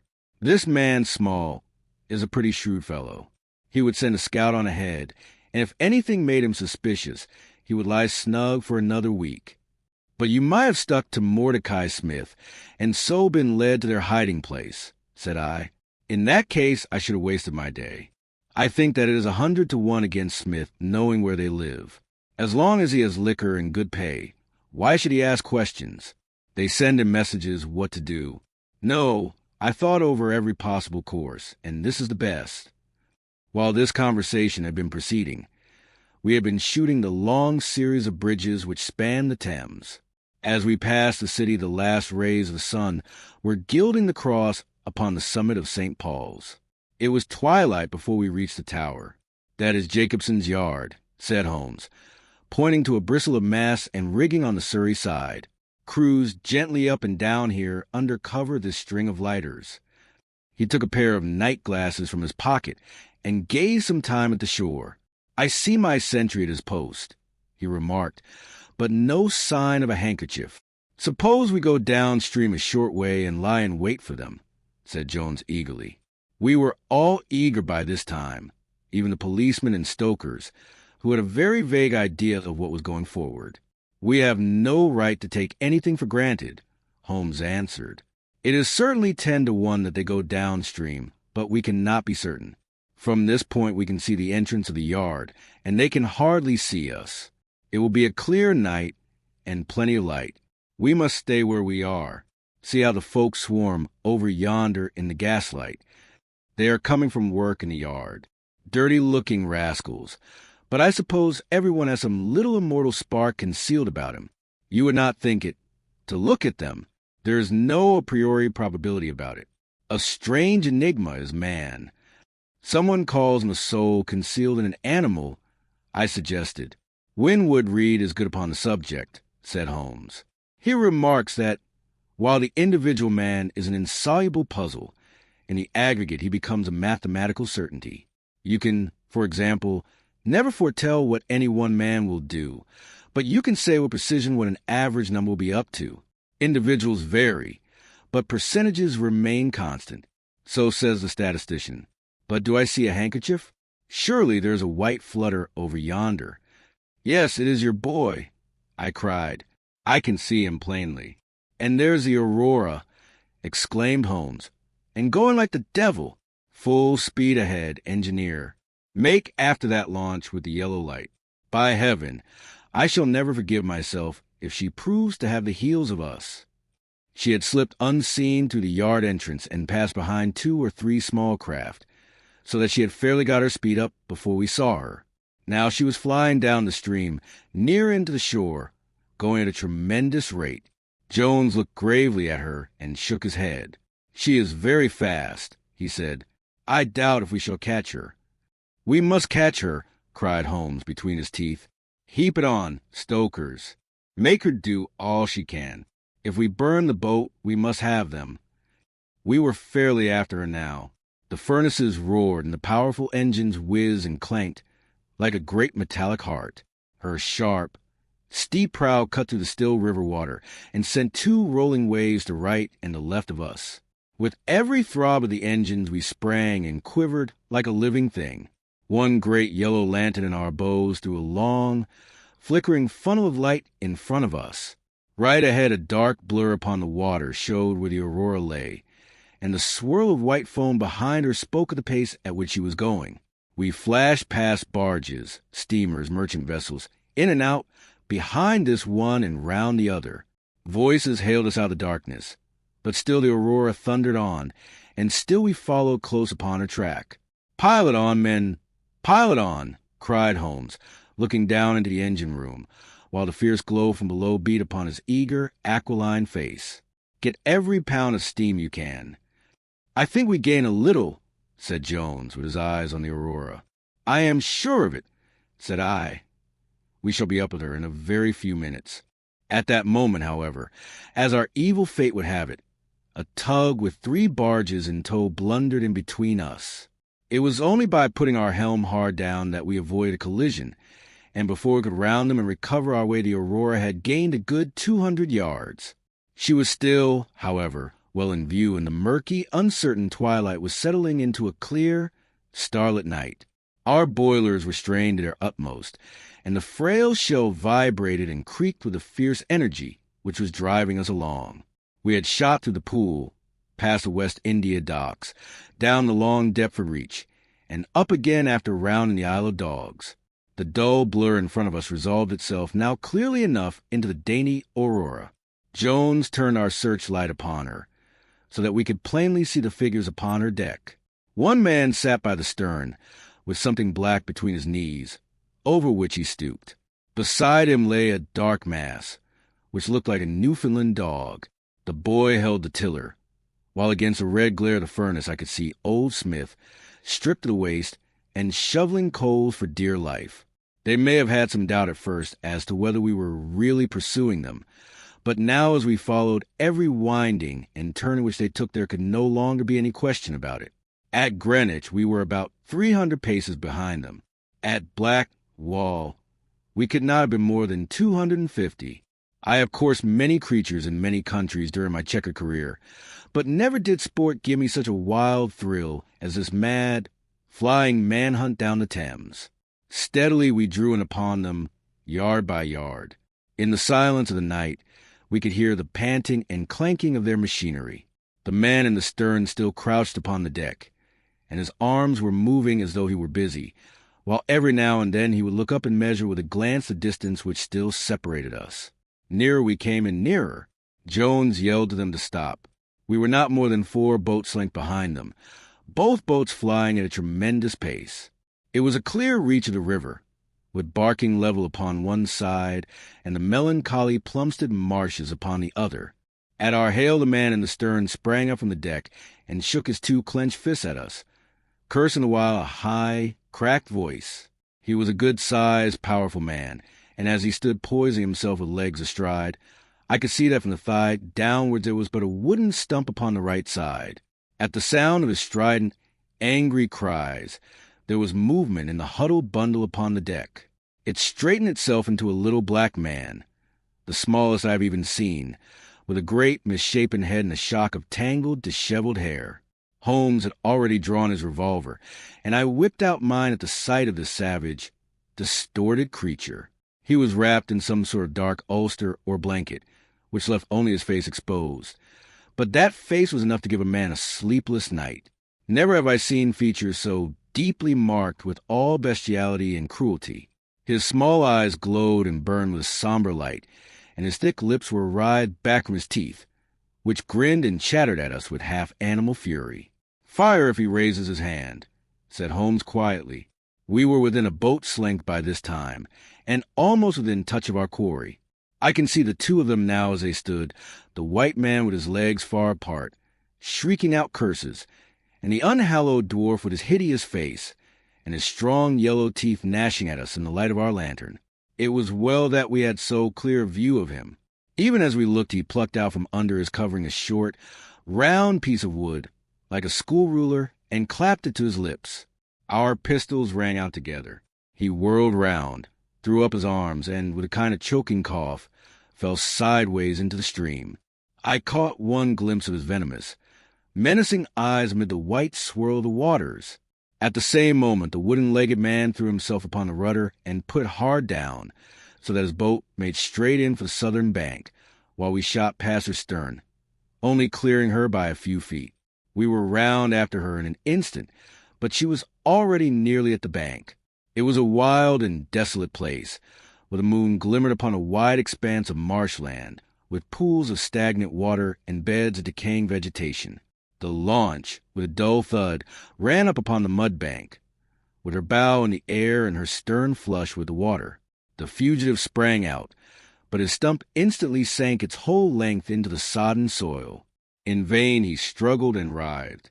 Not one step could he possibly take either forwards or backwards. He yelled in impotent rage and kicked frantically into the mud with his other foot, but his struggles only bored his wooden pin the deeper into the sticky bank. When we brought our launch alongside, he was so firmly anchored that it was only by throwing in a rope over his shoulders that we were able to haul him out and to drag him, like some evil fish, over our side. The two Smiths, father and son, sat sullenly in their launch, but came aboard meekly enough when commanded. The Aurora herself we hauled off and made fast to our stern. A solid iron chest of Indian workmanship stood upon the deck. This, there could be no question, was the same that had contained the ill-omened treasure of the Sholtos. There was no key, but it was a considerable weight, so we transferred it carefully to our own little cabin. As we steamed slowly upstream again, we flashed our searchlight in every direction, but there was no sign of the islander. Somewhere in the dark ooze at bottom of the Thames lie the bones of that strange visitor to our shores. "See here," said Holmes, pointing to the wooden hatchway. We were hardly quick enough with our pistols. There, sure enough, just behind where we had been standing, stuck one of those murderous darts which we knew so well. It must have whizzed between us at the instant we fired. Holmes smiled at it and shrugged his shoulders in his easy fashion. But I confess that it turned me sick to think of the horrible death which had passed so close to us that night.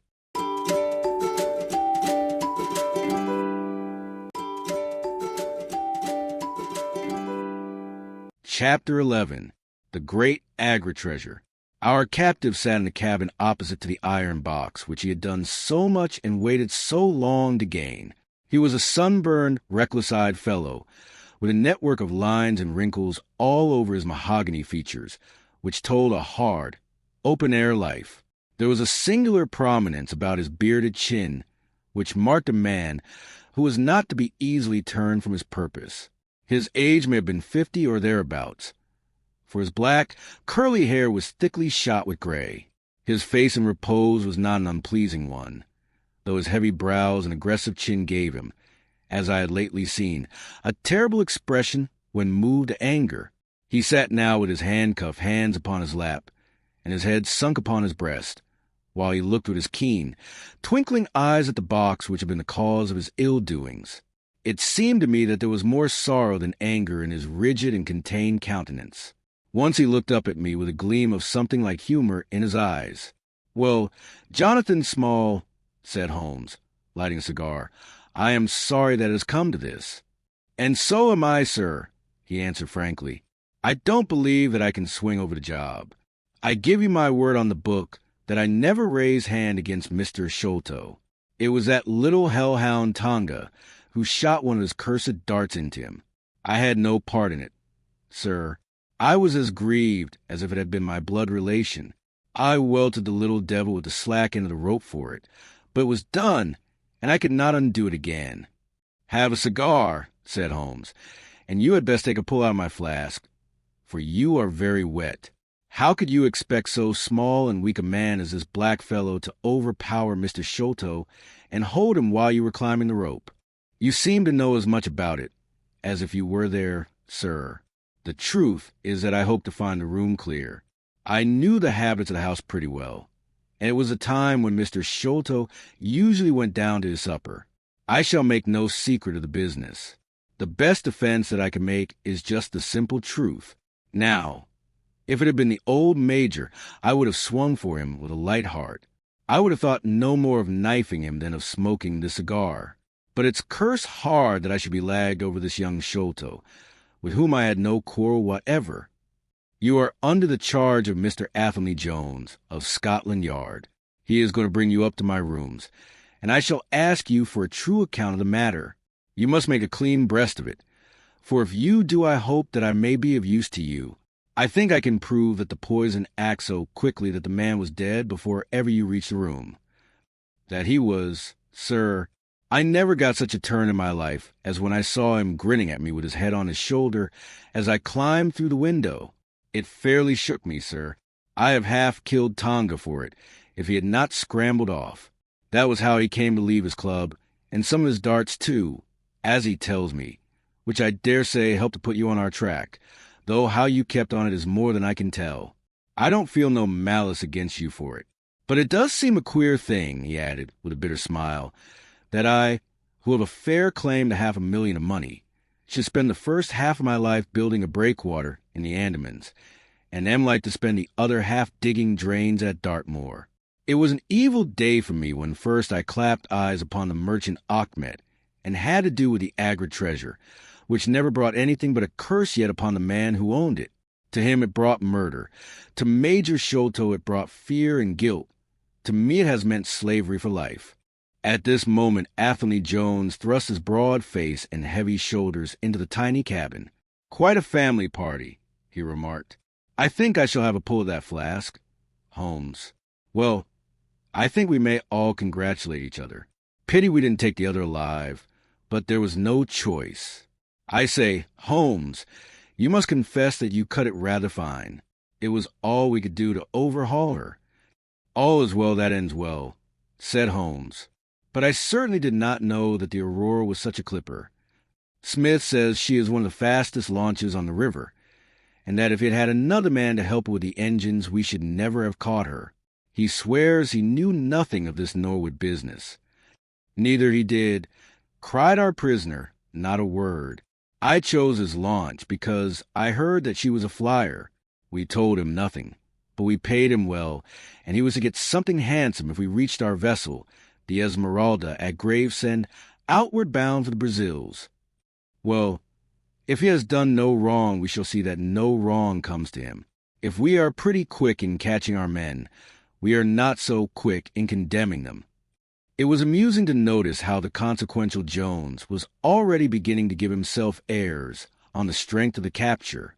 From the slight smile which played over Sherlock Holmes's face, I could see that the speech had not been lost upon him. "We will be at Vauxhall Bridge presently," said Jones, "and shall land you, Dr. Watson, with the treasure box. I need hardly tell you that I am taking a very grave responsibility upon myself in doing this. It is most irregular, but of course an agreement is an agreement. I must, however, as a matter of duty, send an inspector with you, since you have so valuable a charge. You will drive, no doubt? Yes, I shall drive. It is a pity there is no key, that we may make an inventory first. You will have to break it open. Where's the key, my man? At the bottom of the river, said Small shortly. There was no use your giving this unnecessary trouble. We have had work enough already through you. However, Doctor, I need not warn you to be careful. Bring the box back with you to the Baker Street rooms. You will find us there, on our way to the station. They landed me at Vauxhall, with my heavy iron box, and with a bluff, genial inspector as my companion. A quarter of an hour's drive brought us to Mrs. Cecil Forrester's. The servant seemed surprised at so late a visitor. Mrs. Cecil Forrester was out for the evening, she explained, and likely to be very late. Miss Morstan, however, was in the drawing-room. So to the drawing-room I went, box in hand, leaving the obliging inspector in the cab. She was seated by the open window, dressed in some sort of white diaphanous material, with a little touch of scarlet at the neck and waist. The soft light of a shaded lamp fell upon her as she leaned back in the basket chair, playing over her sweet grave face, and tinting with a dull metallic sparkle the rich coils of her luxuriant hair. One white arm and hand drooped over the side of the chair, and her whole pose and figure spoke of an absorbing melancholy. At the sound of my footfall she sprang to her feet, however, and a bright flush of surprise and of pleasure colored her pale cheeks. "I heard a cab drive up," she said. "I thought that Mrs. Forrester had come back very early, but I never dreamed that it might be you. What news have you brought me?" "I have brought something better than news," said I, putting down the box upon the table and speaking jovially and boisterously, though my heart was heavy within me. "I have brought you something which is worth all the news in the world. I have brought you a fortune." She glanced at the iron box. "Is that the treasure, then?" she asked, coolly enough. "Yes. This is the great Agra treasure. Half of it is yours and half is Thaddeus Sholto's. You will have a couple of 100,000 each. Think of that. An annuity of £10,000. There will be few richer young ladies in England. Is it not glorious?" I think that I must have been rather overact in my delight, and that she detected a hollow ring in my congratulations, for I saw her eyebrows rise a little, and she glanced at me curiously. "If I have it," said she, "I owe it to you." "No, no," I answered, "not to me, but to my friend Sherlock Holmes. With all the will in the world, I could never have followed up a clue which has taxed even his analytical genius. As it was, we very nearly lost it at the last moment. Pray sit down and tell me all about it, Dr. Watson," said she. I narrated briefly what had occurred since I had seen her last. Holmes's new method of search, the discovery of the Aurora, the appearance of Athelney Jones, our expedition in the evening, and the wild chase down the Thames. She listened with parted lips and shining eyes to my recital of our adventures. When I spoke of the dart which had so narrowly missed us, she turned so white that I feared that she was about to faint. "It is nothing," she said, as I hastened to pour her out some water. "I am all right again. It was a shock to me to hear that I had placed my friends in such horrible peril." "That is all over," I answered. "It was nothing. I will tell you no more gloomy details. Let us turn to something brighter. There is the treasure. What could be brighter than that? I got leave to bring it with me, thinking that it would interest you to be the first to see it." "It would be of the greatest interest to me," she said. There was no eagerness in her voice, however. It had struck her, doubtless, that it might seem ungracious upon her part to be indifferent to a prize which had cost so much to win. "What pretty box!" she said, stooping over it. "This is Indian work, I suppose?" "Yes, it is Benares metalwork." "And so heavy!" she exclaimed, trying to raise it. "The box alone must be of some value. Where's the key?" "Small threw it into the Thames," I answered. "I must borrow Mrs. Forrester's poker." There was in the front a thick and broad hasp, wrought in the image of a sitting Buddha. Under this I thrust the end of the poker and twisted it outward as a lever. The hasp sprang open with a loud snap. With trembling fingers I flung back the lid. We both stood gazing in astonishment. The box was empty. No wonder that it was heavy. The ironwork was 2/3 of an inch thick all round. It was massive, well made, and solid, like a chest constructed to carry things of great price, but not one shred or crumb of metal or jewelry lay within it. It was absolutely and completely empty. "The treasure is lost," said Miss Morstan calmly. As I listened to the words and realized what they meant, a great shadow seemed to pass from my soul. I did not know how this Agra treasure had weighed me down until now that it was finally removed. It was selfish, no doubt, disloyal, wrong, but I could realize nothing save that the golden barrier was gone from between us. Thank God! I ejaculated from my very heart. She looked at me with a quick, questioning smile. "Why do you say that?" she asked. "Because you're within my reach again," I said, taking her hand. She did not withdraw it. "Because I love you, Mary, as truly as ever a man loved a woman. Because this treasure, these riches, seal my lips. Now that they are gone, I can tell you how I love you. That is why I said, 'Thank God!' Then I say, 'Thank God, too,'" she whispered, as I drew her to my side. Whoever had lost a treasure, I knew that night that I had gained one.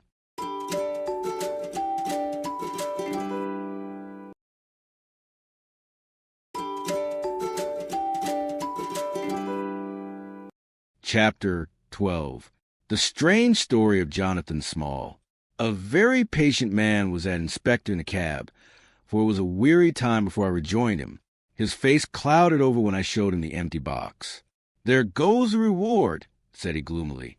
"Where there is no money, there is no pay.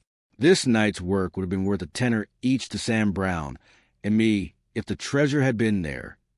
"Mr. Thaddeus Sholto is a rich man," I said. "He will see that you are rewarded, treasure or no." The inspector shook his head despondently, however. "It's a bad job," he repeated.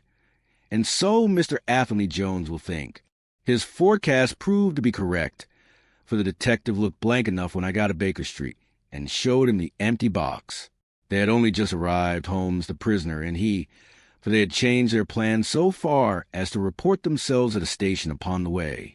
My companion lounged in his armchair with his usual listless expression, while Small sat stolidly opposite to him with his wooden leg cocked over his sound one.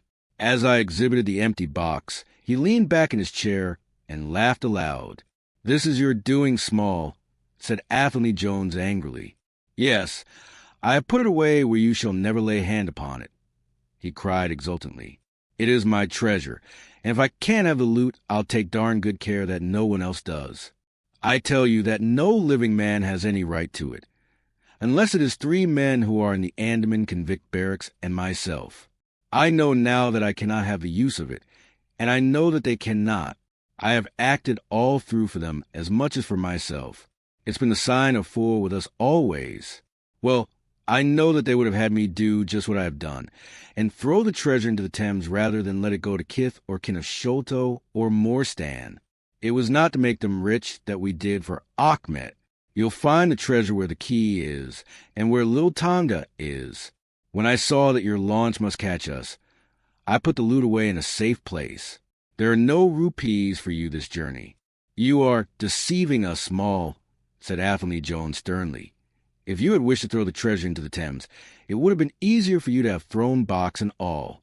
"Easier for me to throw, and easier for you to recover," he answered, with a shrewd, sidelong look.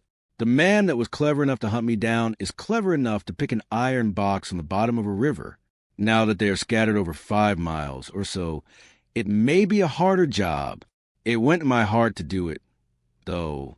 I was half mad when you came up with us. However, there's no good grieving over it. I've had ups in my life, and I've had downs, but I've learned not to cry over spilled milk." "This is a very serious matter, Small," said the detective. "If you had helped justice, instead of thwarting it in this way, you have had a better chance at your trial. Justice, snarled the ex-convict. A pretty justice.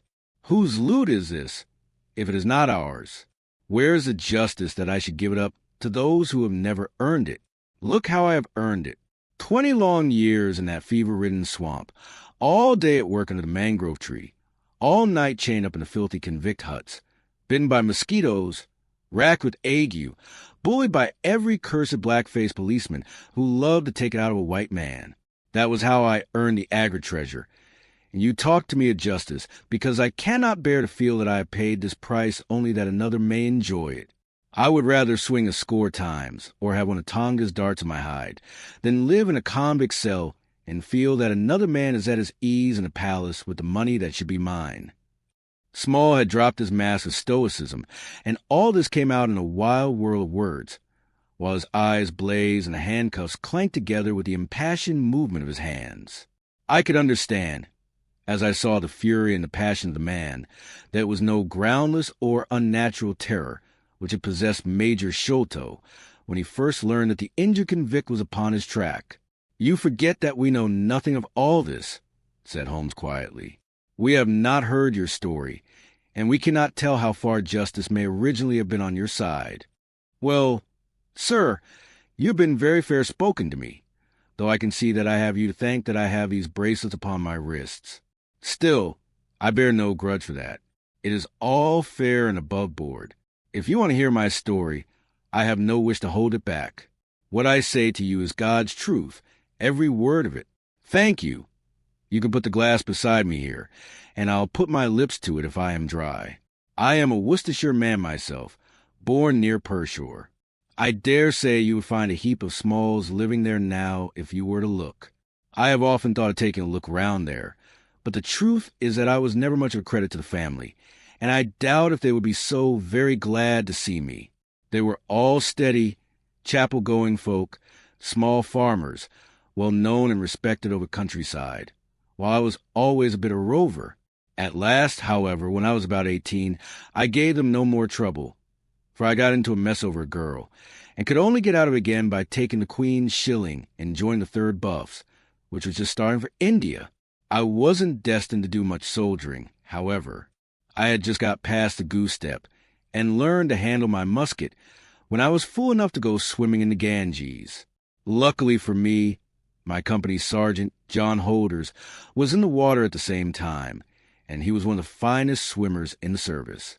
A crocodile took me, just as I was halfway across, and nipped off my right leg as clean as a surgeon could have done it, just above the knee. What with the shock and the loss of blood, I fainted, and should have been drowned if Holder had not caught hold of me and paddled for the bank. I was 5 months in hospital over it, and when at last I was able to limp out of it with this timber toe strapped to my stump, I found myself invalid out of the army and unfitted for any active occupation. I was, as you can imagine, pretty down on my luck at this time, for I was a useless cripple, though not yet in my 20th year. However, my misfortune soon proved to be a blessing in disguise. A man named Abel White, who had come out there as an indigo planter, wanted an overseer to look after his coolies and keep them up to their work. He happened to be a friend of our colonel's, who had taken an interest in me since the accident. To make a long story short, the colonel recommended me strongly for the post, and as the work was mostly to be done on horseback, my leg was no great obstacle, for I had enough knee left to keep a good grip on the saddle.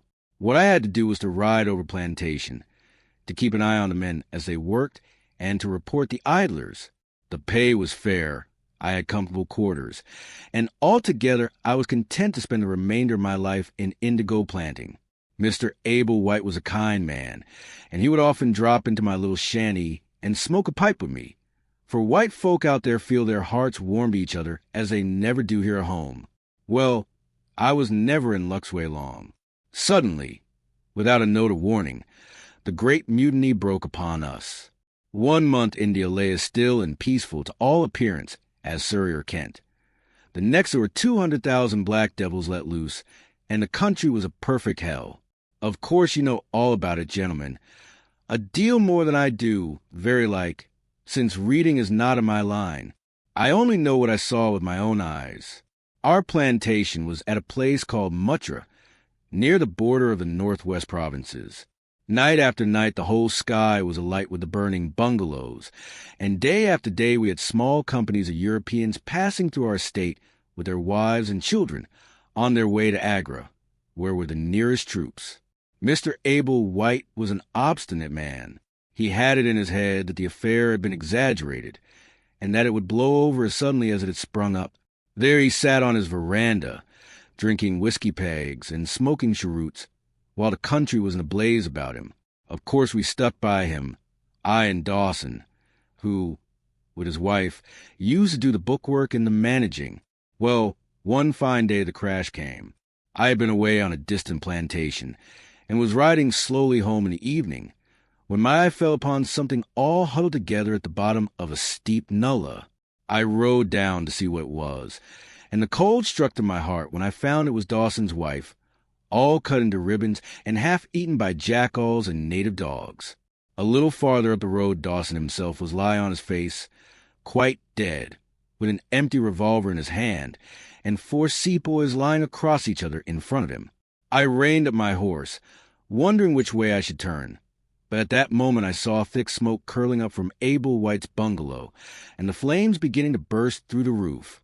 I knew then that I could do my employer no good, but would only throw my own life away if I meddled in the matter. From where I stood I could see hundreds of the black fiends, with their red coats still on their backs, dancing and howling round the burning house. Some of them pointed at me, and a couple of bullets sang past my head. So I broke away across the paddy fields, and found myself late at night safe within the walls at Agra. As it proved, however, there was no great safety there, either. The whole country was up like a swarm of bees. Wherever the English could collect in little bands, they held just the ground that their guns commanded. Everywhere else they were helpless fugitives.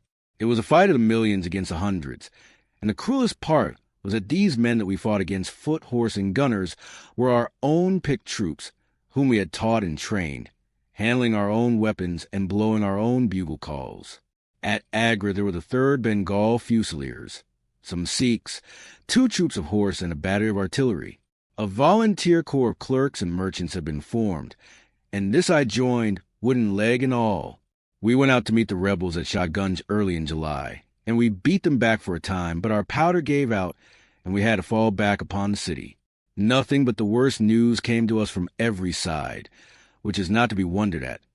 For if you look at the map you will see that we were right in the heart of it. Lucknow is rather better than 100 miles to the east, and Cawnpore about as far to the south.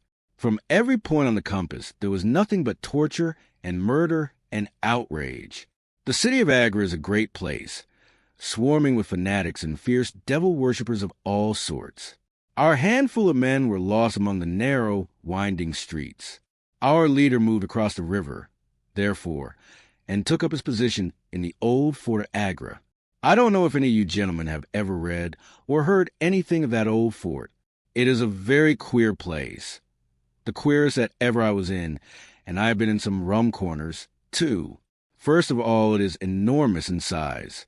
I should think that the enclosure must be acres and acres. There is a modern part, which took all our garrison, women, children, stores, and everything else, with plenty of room over. But the modern part is nothing like the size of the old quarter, where nobody goes, and which is given over to the scorpions and the centipedes. It is all full of great deserted halls and winding passages and long corridors twisting in and out, so that it is easy enough for folk to get lost in it. For this reason it was seldom that anyone went into it, though now and again a party with torches might go exploring. The river washes along front of the old fort, and so protects it, but on the sides and behind there are many doors, and these had to be guarded, of course, in the old quarter as well as in that which was actually held by our troops. We were short-handed, with hardly men enough to man the angles of the building and to serve the guns. It was impossible for us, therefore, to station a strong guard at every one of the innumerable gates. What we did was to organize a central guardhouse in the middle of the fort, and to leave each gate under the charge of 1 white man and 2 or 3 natives. I was selected to take charge during certain hours of the night of a small isolated door upon the southwest side of the building. 2 Sikh troopers were placed under my command, and I was instructed if anything went wrong to fire my musket, when I might rely upon help coming at once from the central guard. As the guard was a good 200 paces away, however, and as the space between was cut up into a labyrinth of passages and corridors, I had great doubts as to whether they could arrive in time to be of any use in case of an actual attack. Well, I was pretty proud of having the small command given me, since I was a raw recruit, and a game-legged one at that. For 2 nights, I kept the watch with my Punjabis. They were tall, fierce-looking chaps, Muhammad Singh and Abdullah Khan by name, both old fighting men, who had borne arms against us at Chilianwala. They could talk English pretty well, but I could get little out of them. They preferred to stand together and jabber all night in their queer Sikh lingo. For myself, I used to stand outside the gateway, looking down on the broad, winding river and on the twinkling lights of the great city. The beating of drums, the rattle of tom-toms, and the yells and howls of the rebels, drunk with opium and with bang, were enough to remind us all night of our dangerous neighbors across the stream. Every 2 hours the officer of the night used to come round to all the posts to make sure that all was well. The 3rd night of my watch was dark and dirty, with a small driving rain. It was dreary work standing in the gateway hour after hour in such weather. I tried again and again to make my Sikhs talk, but without much success. At 2 in the morning the rounds passed, and broke for a moment the weariness of the night. Finding that my companions would not be led into conversation, I took out my pipe and laid down my musket to strike the match. In an instant the 2 Sikhs were upon me. One of them snatched my firelock up and leveled it at my head, while the other held a great knife to my throat and swore between his teeth that he would plunge it into me if I moved a step. My first thought was that these fellows were in league with the rebels, and that this was the beginning of an assault. If our door were in the hands of the sepoys, the place must fall, and the women and children be treated as they were in Cawnpore. Maybe you gentlemen think that I am just making out a case of myself, but I give you my word that when I thought of that, though I felt the point of the knife at my throat, I opened my mouth with the intention of giving a scream, if it was my last one, which might alarm the main guard. The man who held me seemed to know my thoughts, for even as I braced myself to it, he whispered, "Don't make a noise. The fort is safe enough. There are no rebel dogs on this side of the river." There was a ring of truth in what he said, and I knew that if I raised my voice, I was a dead man. I could read it in the fellow's brown eyes. I waited, therefore, in silence, to see what it was that they wanted from me. "Listen to me, Sahib," said the taller and fiercer of the pair, the one whom they called Abdullah Khan.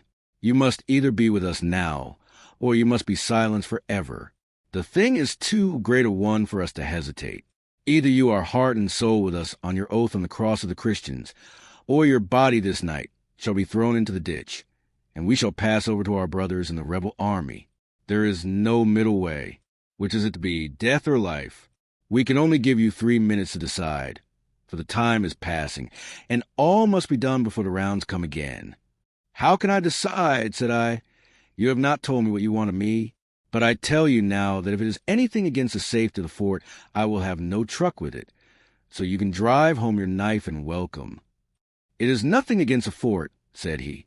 "We only ask you to do that which your countrymen come to this land for. We ask you to be rich. If you will be one of us this night, we will swear to you upon the naked knife, and by the 3-fold oath which no Sikh was ever known to break, that you shall have your fair share of the loot. A quarter of the treasure shall be yours. We can say no fairer." "But what is the treasure, then?" I asked. "I am as ready to be rich as you can be, if you will but show me how it can be done." "You will swear, then," said he, "by the bones of your father, by the honor of your mother, by the cross of your faith, to raise no hand and speak no word against us, either now or afterwards." "I will swear it," I answered, "provided that the fort is not endangered." "Then, my comrade and I will swear that you shall have a quarter of the treasure, which shall be equally divided among the 4 of us." "There are but 3, said I. "No, Dost Akbar must have a share. We can tell the tale to you while we wait them. Do you stand at the gate, Muhammad Singh, and give notice of their coming. The thing stands us, Sahib, and I tell it to you because I know that an oath is binding upon a Ferengi, and that we may trust you, had you been a lying Hindu, though you had sworn by all the gods and their false temples. Your blood would have been upon the knife and your body in the water. But the Sikh knows the Englishman, and the Englishman knows the Sikh. Hearken, then, to what I have to say. There is a Raj in the northern provinces who has much wealth, though his lands are small. Much has come to him from his father, and more still he has set by himself, for he is of a low nature, and hoards his gold rather than spend it. When the troubles broke out, he would be friends both with the lion and the tiger, with the sepoy and with the company's Raj. Soon, however, it seemed to him that the white men's day was come, for through all the land he could hear of nothing but their death and their overthrow. Yet, being a careful man, he made such plans that, come what might, half at least of his treasure should be left to him. That which was in gold and silver he kept by him in the vaults of his palace, but the most precious stones and the choicest pearls that he put in an iron box, and sent it by a trusty servant who, under the guise of a merchant, should take it to the fort at Agra, there to lie until the land is at peace. Thus, if the rebels won, he would have his money, but if the company conquered, his jewels would be saved to him. Having thus divided his hoard, he threw himself into the cause of the sepoys, since they were strong upon his borders. By his doing this, mark you, Sahib, his property becomes the due of those who have been true to their salt. This pretended merchant, who travels under the name of Achmet, is now in the city of Agra, and desires to gain his way into the fort. He has with him as traveling companion my foster brother Dost Akbar, who knows a secret. Dost Akbar has promised this night to lead him to a side post into the fort, and has chosen this one for his purpose. Here he will come presently, and here he will find Muhammad Singh and myself awaiting him. The place is lonely, and none shall know of his coming. The world shall know of the merchant Achmet no more, but the great treasure of the Raja shall be divided among us. What say you to it, Sahib? In Worcestershire the life of a man seems a great and a sacred thing, but it is very different when there is fire and blood all round you, and you have been used to meeting death at every turn. Whether Achmet the merchant lived or died was a thing as light as air to me, but the talk about the treasure of my heart turned to it, and I thought of what I might do in the old country with it, and how my folk would stare when they saw their ne'er-do-weel coming back with his pockets full of gold moidores. I had, therefore, already made up my mind. Abdullah Khan, however, thinking that I hesitated, pressed the matter more closely. "Consider, Sahib," said he, "that if this man is taken by the commandant, he will be hung or shot, and his jewels taken by the government, so that no man will be a rupee the better for them. Now, since we do the taking of him, why should we not do the rest as well? The jewels will be as well with us as in the company's coffers. There will be enough to make every one of us rich men and great chiefs. No one can know about the matter, for here we are cut off from all men. What could be better for the purpose? Say again, then, Sahib, whether you are with us, or if we must look upon you as an enemy." "I am with you heart and soul," said I. "It is well," he answered, handing me back my firelock. "You see that we trust you, for your word, like ours, is not to be broken. We have now only to wait for my brother and the merchant. Does your brother know, then, of what you will do?" I asked. "The plan is his. He has devised it. We will go to the gate and share the watch with Muhammad Singh." The rain was still falling steadily, for it was just the beginning of the wet season. Brown, heavy clouds were drifting across the sky, and it was hard to see more than a stone cast. A deep moat lay in front of our door, but the water was in places nearly dried up, and it could easily be crossed.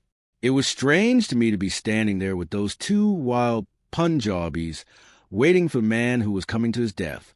Suddenly my eye caught the glint of a shaded lantern at the other side of the moat. It vanished among the mound heaps, and then appeared again, coming slowly in our direction. "Here they are," I exclaimed. "You will challenge him, Sahib, as usual," whispered Abdullah. "Give him no cause for fear. Send us in with him, and we shall do the rest while you stay here on guard.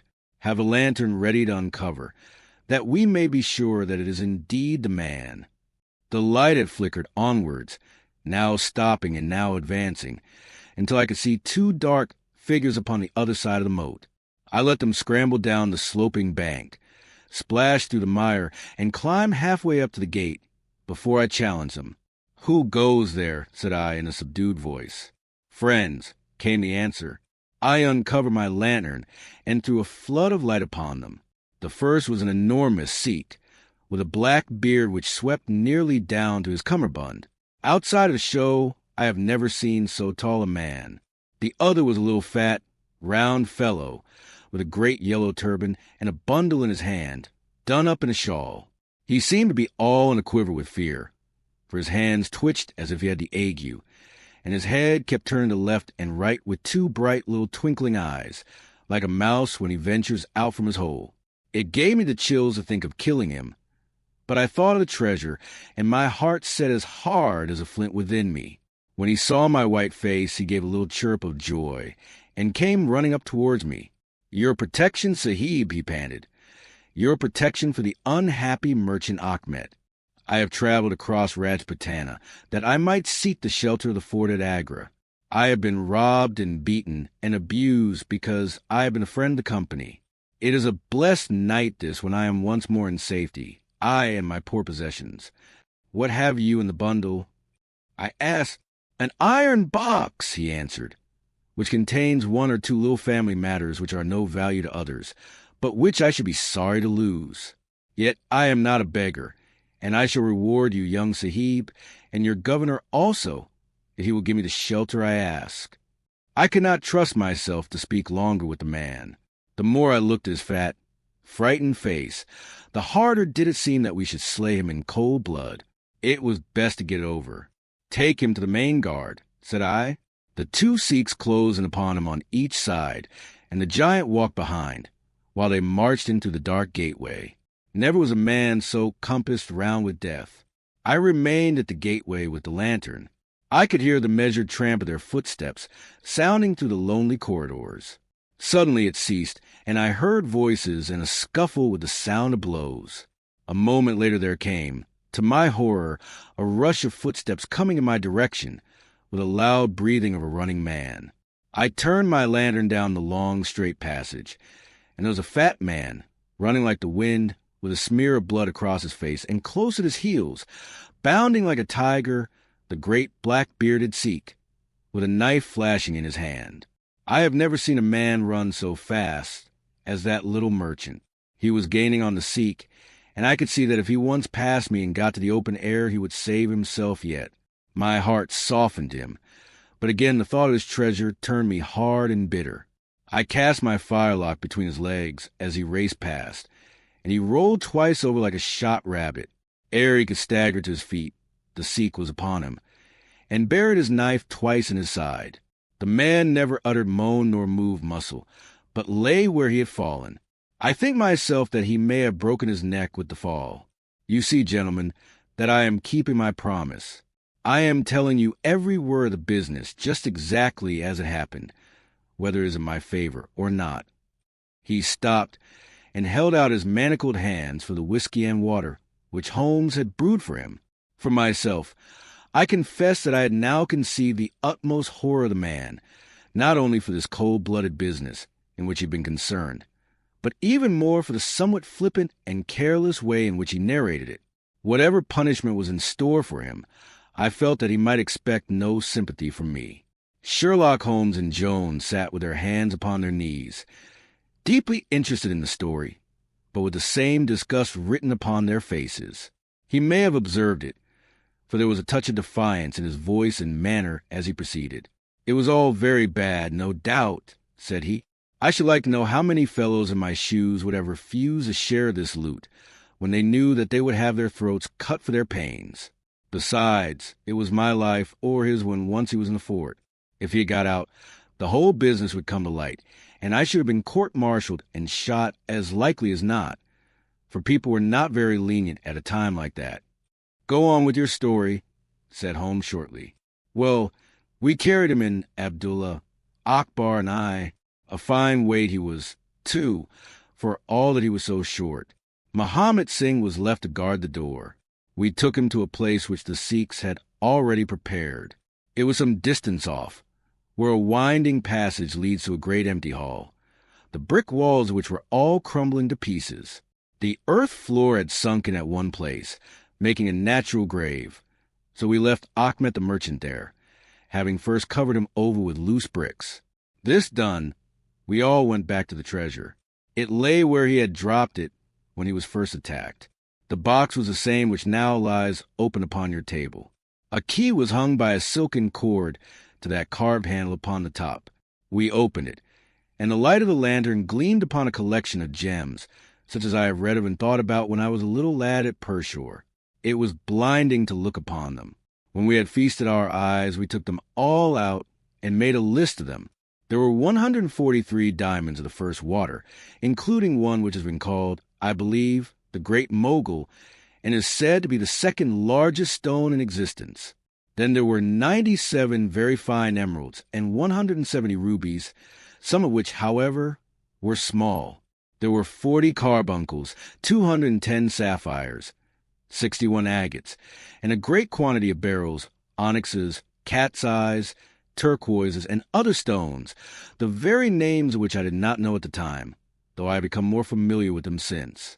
Besides this, there were nearly 300 very fine pearls, 12 of which were set in a gold coronet. By the way, these last had been taken out of the chest, and were not there when I recovered it. After we had counted our treasures, we put them back into the chest, and carried them to the gateway to show them to Muhammad Singh. Then we solemnly renewed our oath to stand by each other, and be true to our secret.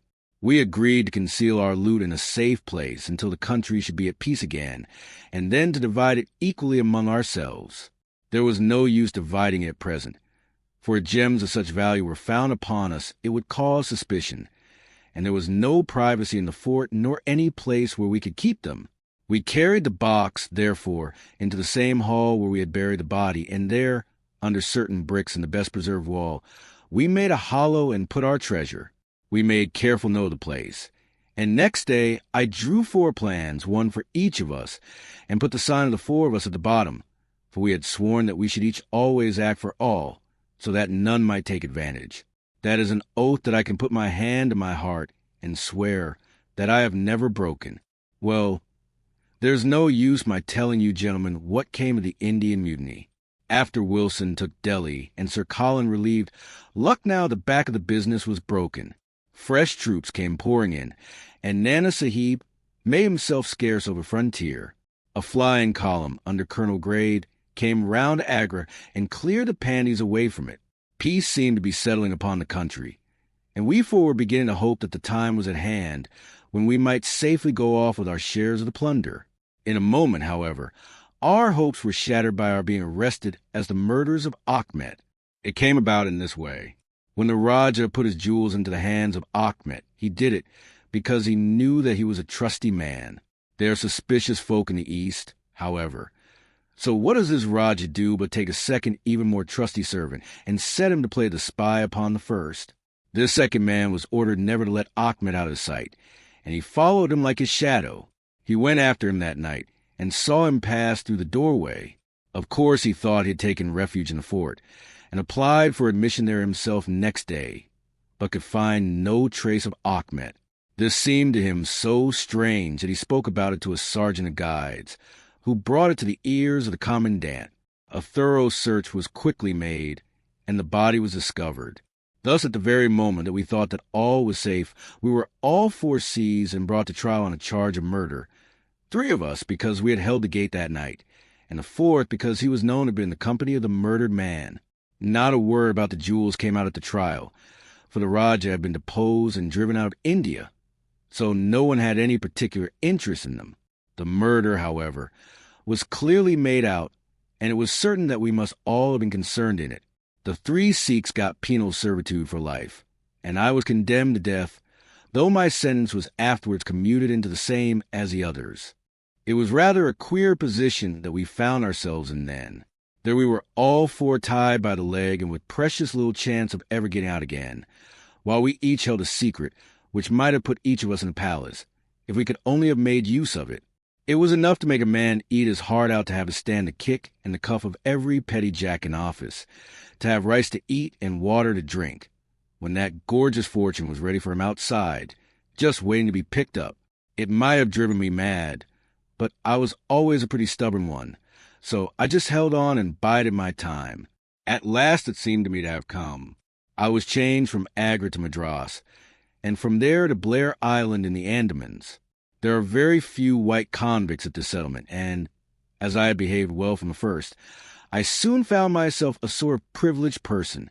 I was given a hut in Hope Town, which is a small place on the slopes of Mount Harriet, and I was left pretty much to myself.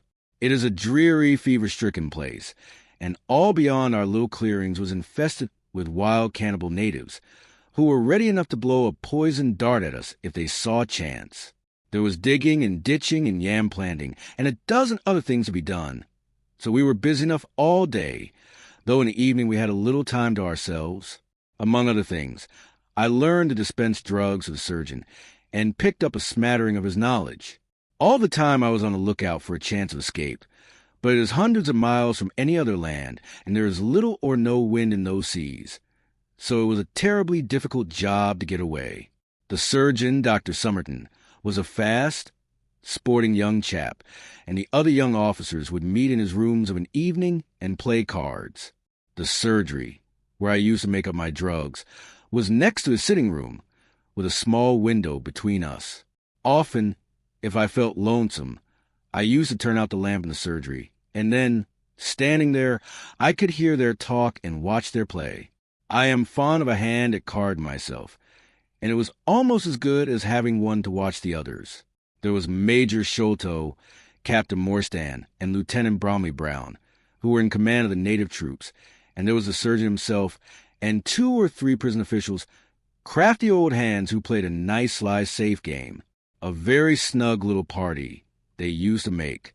Well, there was one thing which very soon struck me, and that was that the soldiers used always to lose and civilians to win. Mind, I don't say there was anything unfair, but so it was.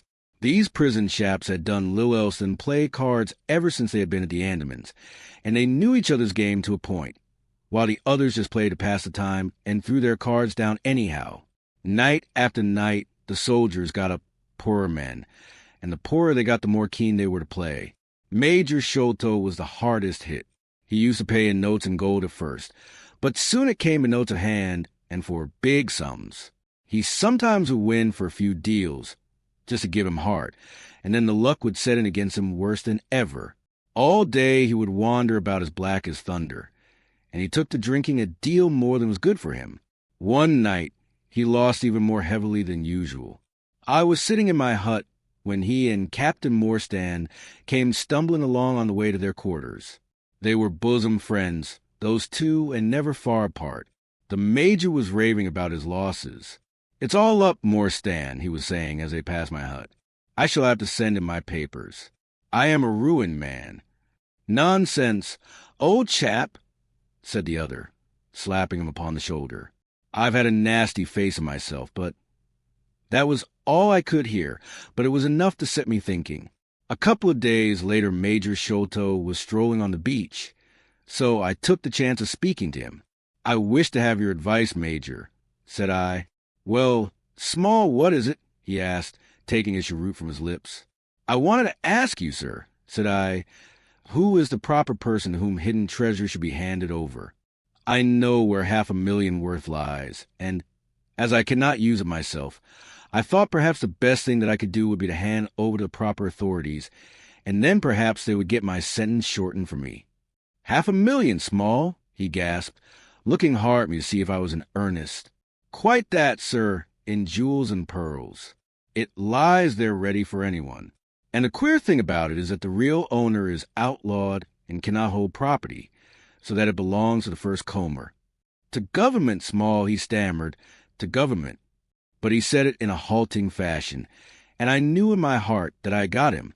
"You think, then, sir, that I should give the information to the Governor-General?" said I quietly. Well, you must not do anything rash, or that you might repent. Let me hear all about it. Small, give me the facts." I told him the whole story, with small changes so that he could not identify the places. When I had finished, he stood stock still and full of thought. I could see by the twitch of his lip that there was a struggle going on within him. "This is a very important matter, Small," he said at last. "You must not say a word to anyone about it, and I shall see you again soon." 2 nights later, he and his friend, Captain Morstan, came to my hut in the dead of the night with a lantern. "I want you just to let Captain Morstan hear that story from your own lips, Small," said he. I repeated it as I had told it before. "It rings true, said he. "It's good enough to act upon." Captain Morstan nodded. "Look here, Small," said the Major. "We have been talking it over, my friend here and I, and we have come to the conclusion that this secret of yours is hardly a government matter, after all, but is a private concern of your own, which of course you have the power of disposing of as you think best.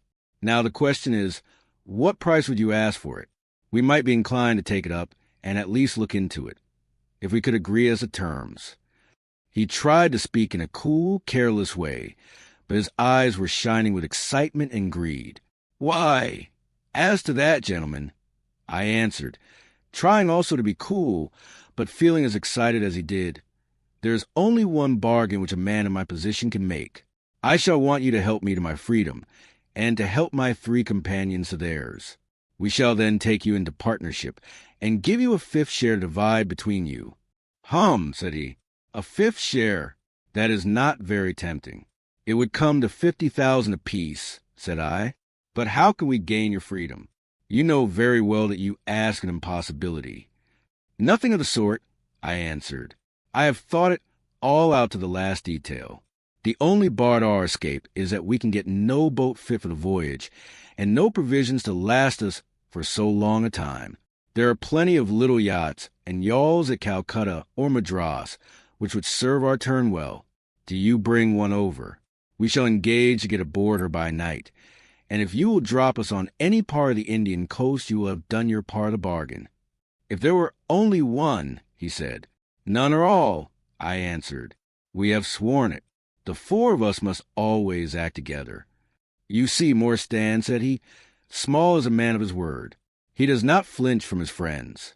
I think we may very well trust him." "It's a dirty business," the other answered. "Yet, as you say, the money will save our commissions handsomely." "Well, Small," said the Major, "we must, I suppose, try and meet you.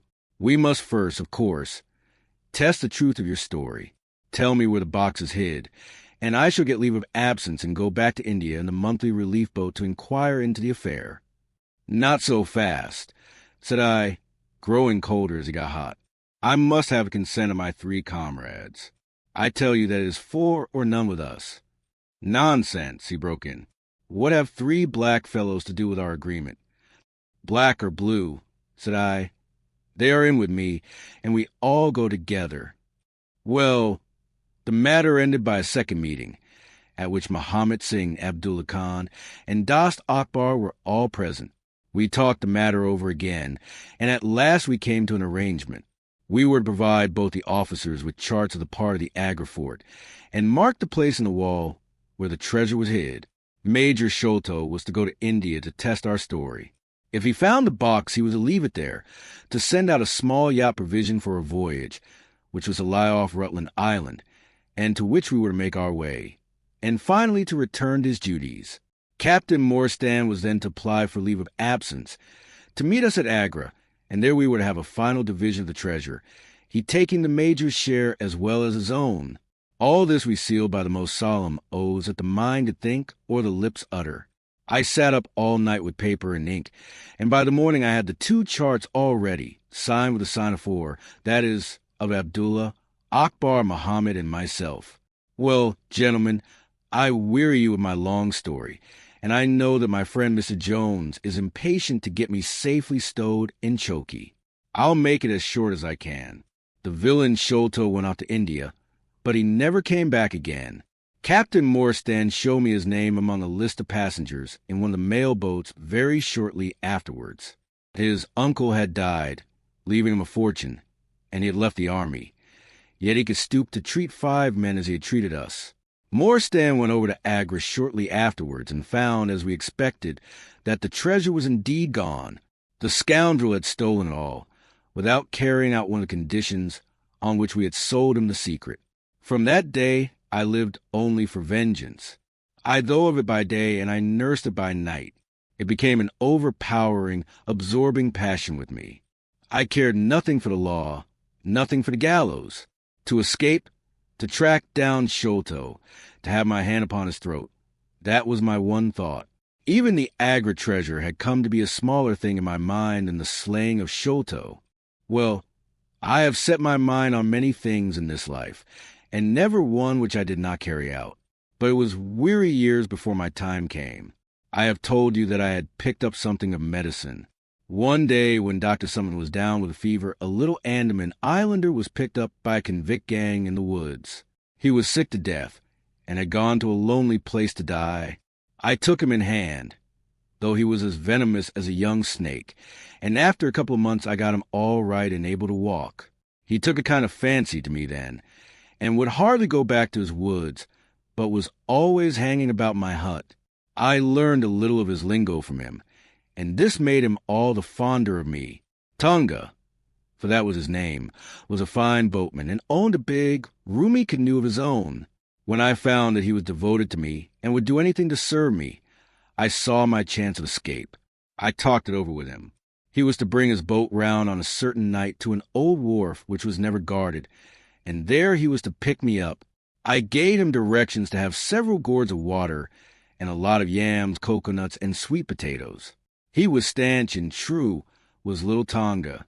No man ever had a more faithful mate. At the night, named, he had his boat at the wharf. As it chanced, however, there was one of the convict guard down there, a vile Pathan who had never missed a chance of insulting and injuring me. I had always vowed vengeance, and now I had my chance. It was as if fate had placed in my way that I might pay my debt before I left the island. He stood on the bank with his back to me, and his carbine on his shoulder. I looked about for a stone to beat out his brains with, but none could I see. Then a queer thought came into my head, and showed me where I could lay my hand on a weapon. I sat down in the darkness, and unstrapped my wooden leg. With 3 long hops I was on him. He put his carbine to his shoulder, but I struck him full, and knocked the whole front of his skull in. You can see the split in the wood now where I hit him. We both went down together, for I could not keep my balance. But when I got up I found him still lying quiet enough. I made for the boat, and in an hour we were well out at sea. Tonga had brought all his earthly possessions with him, his arms and his gods. Among other things, he had a long bamboo spear, and some Andaman coconut matting, with which I made a sort of sail. For 10 days we were beating about, trusting to luck, and on the 11th we were picked up by a trader which was going from Singapore to Jeddah with a cargo of Malay pilgrims. They were a rum crowd, and Tonga and I soon managed to settle down among them. They had one very good quality. They let you alone and asked no questions. Well, if I were to tell you all the adventures that my little chum and I went through, you would not thank me, for I would have you here until the sun was shining.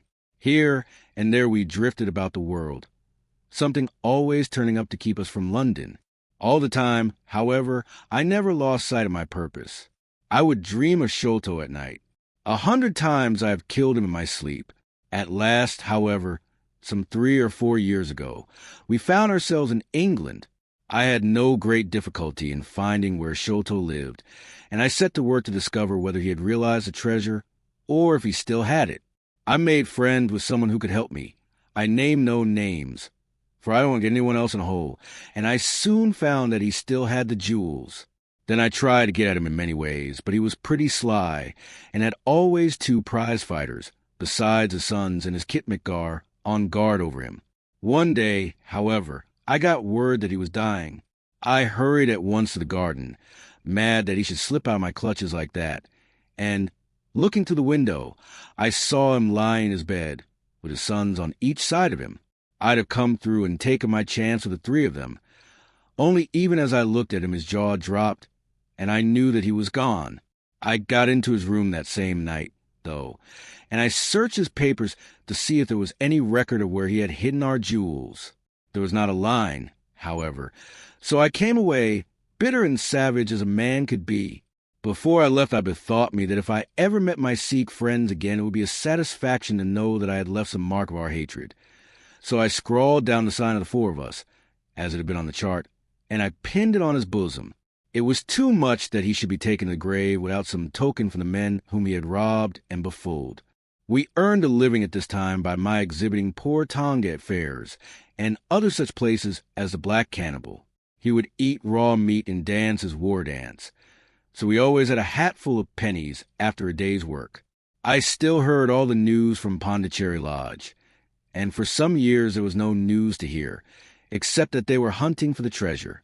At last, however, came what we had waited for so long. The treasure had been found.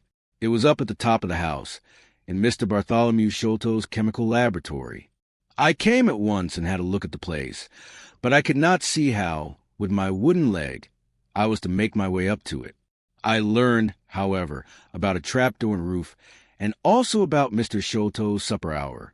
It seemed to me that I could manage the thing easily through Tonga. I brought him out with me with a long rope wound round his waist. He could climb like a cat, and he soon made his way through the roof, but, as ill luck would have it, Bartholomew Sholto was still in the room, to his cost.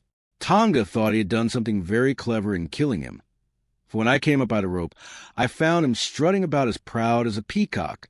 Very much surprised was he when I made at him with the rope's end and cursed him for a little bloodthirsty imp. I took the treasure box and let it down, and then slid down myself, having first left the sign of the four upon the table, to show that the jewels had come back at last to those who had most right to them. Tonga then pulled up the rope, closed the window, and made off the way that he had come. I don't know that I have anything else to tell you. I had heard a waterman speak of the speed of Smith's launch, the Aurora, so I thought she would be a handy craft for our escape. I engaged with old Smith, and was to give him a big sum if he got us safe to our ship. He knew, no doubt, that there was some screw loose, but he was not in our secrets. All this is the truth, and if I tell it to you, gentlemen, it is not to amuse you, for you have not done me a very good turn, but it is because I believe the best defense I can make is just to hold back nothing, but let all the world know how badly I have myself been served by Major Sholto, and how innocent the first am of the death of his son. A very remarkable account, said Sherlock Holmes. A fitting wind-up to an extremely interesting case.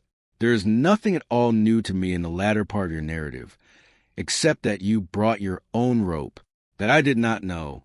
By the way, I had hoped that Tonga had lost all his darts, yet he managed to shoot one at us in the boat.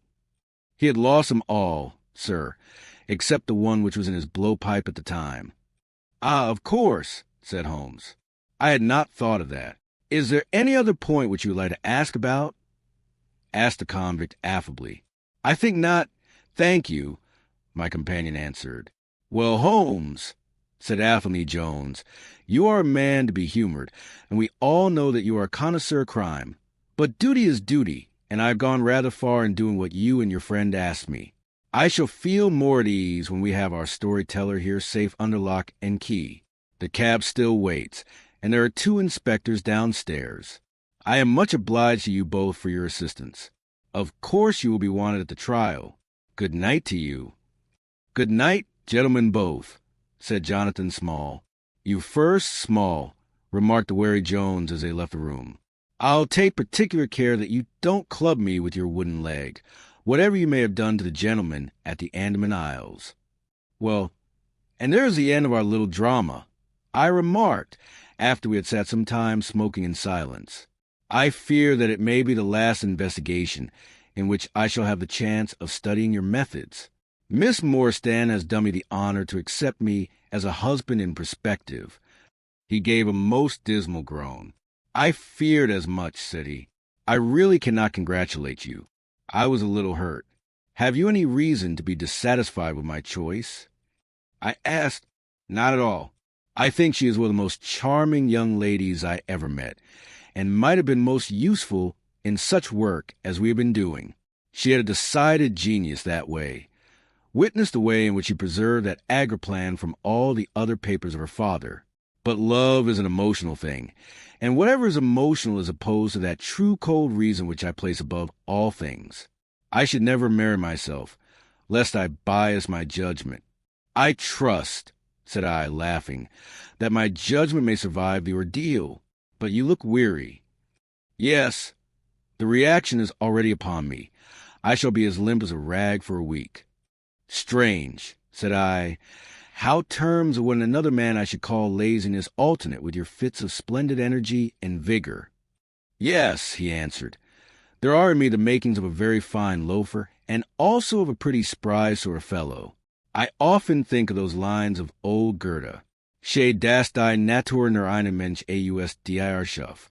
Den zum würdigen Mann, war die zum Spellman Staff.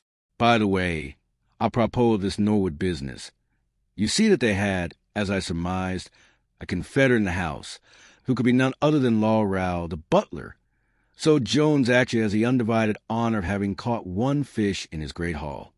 The division seems rather unfair, I remarked. You have done all the work in this business. I get a wife out of it. Jones gets the credit. Pray, what remains for you? For me, said Sherlock Holmes, there still remains a cocaine bottle. And he stretched his long white hand up for it.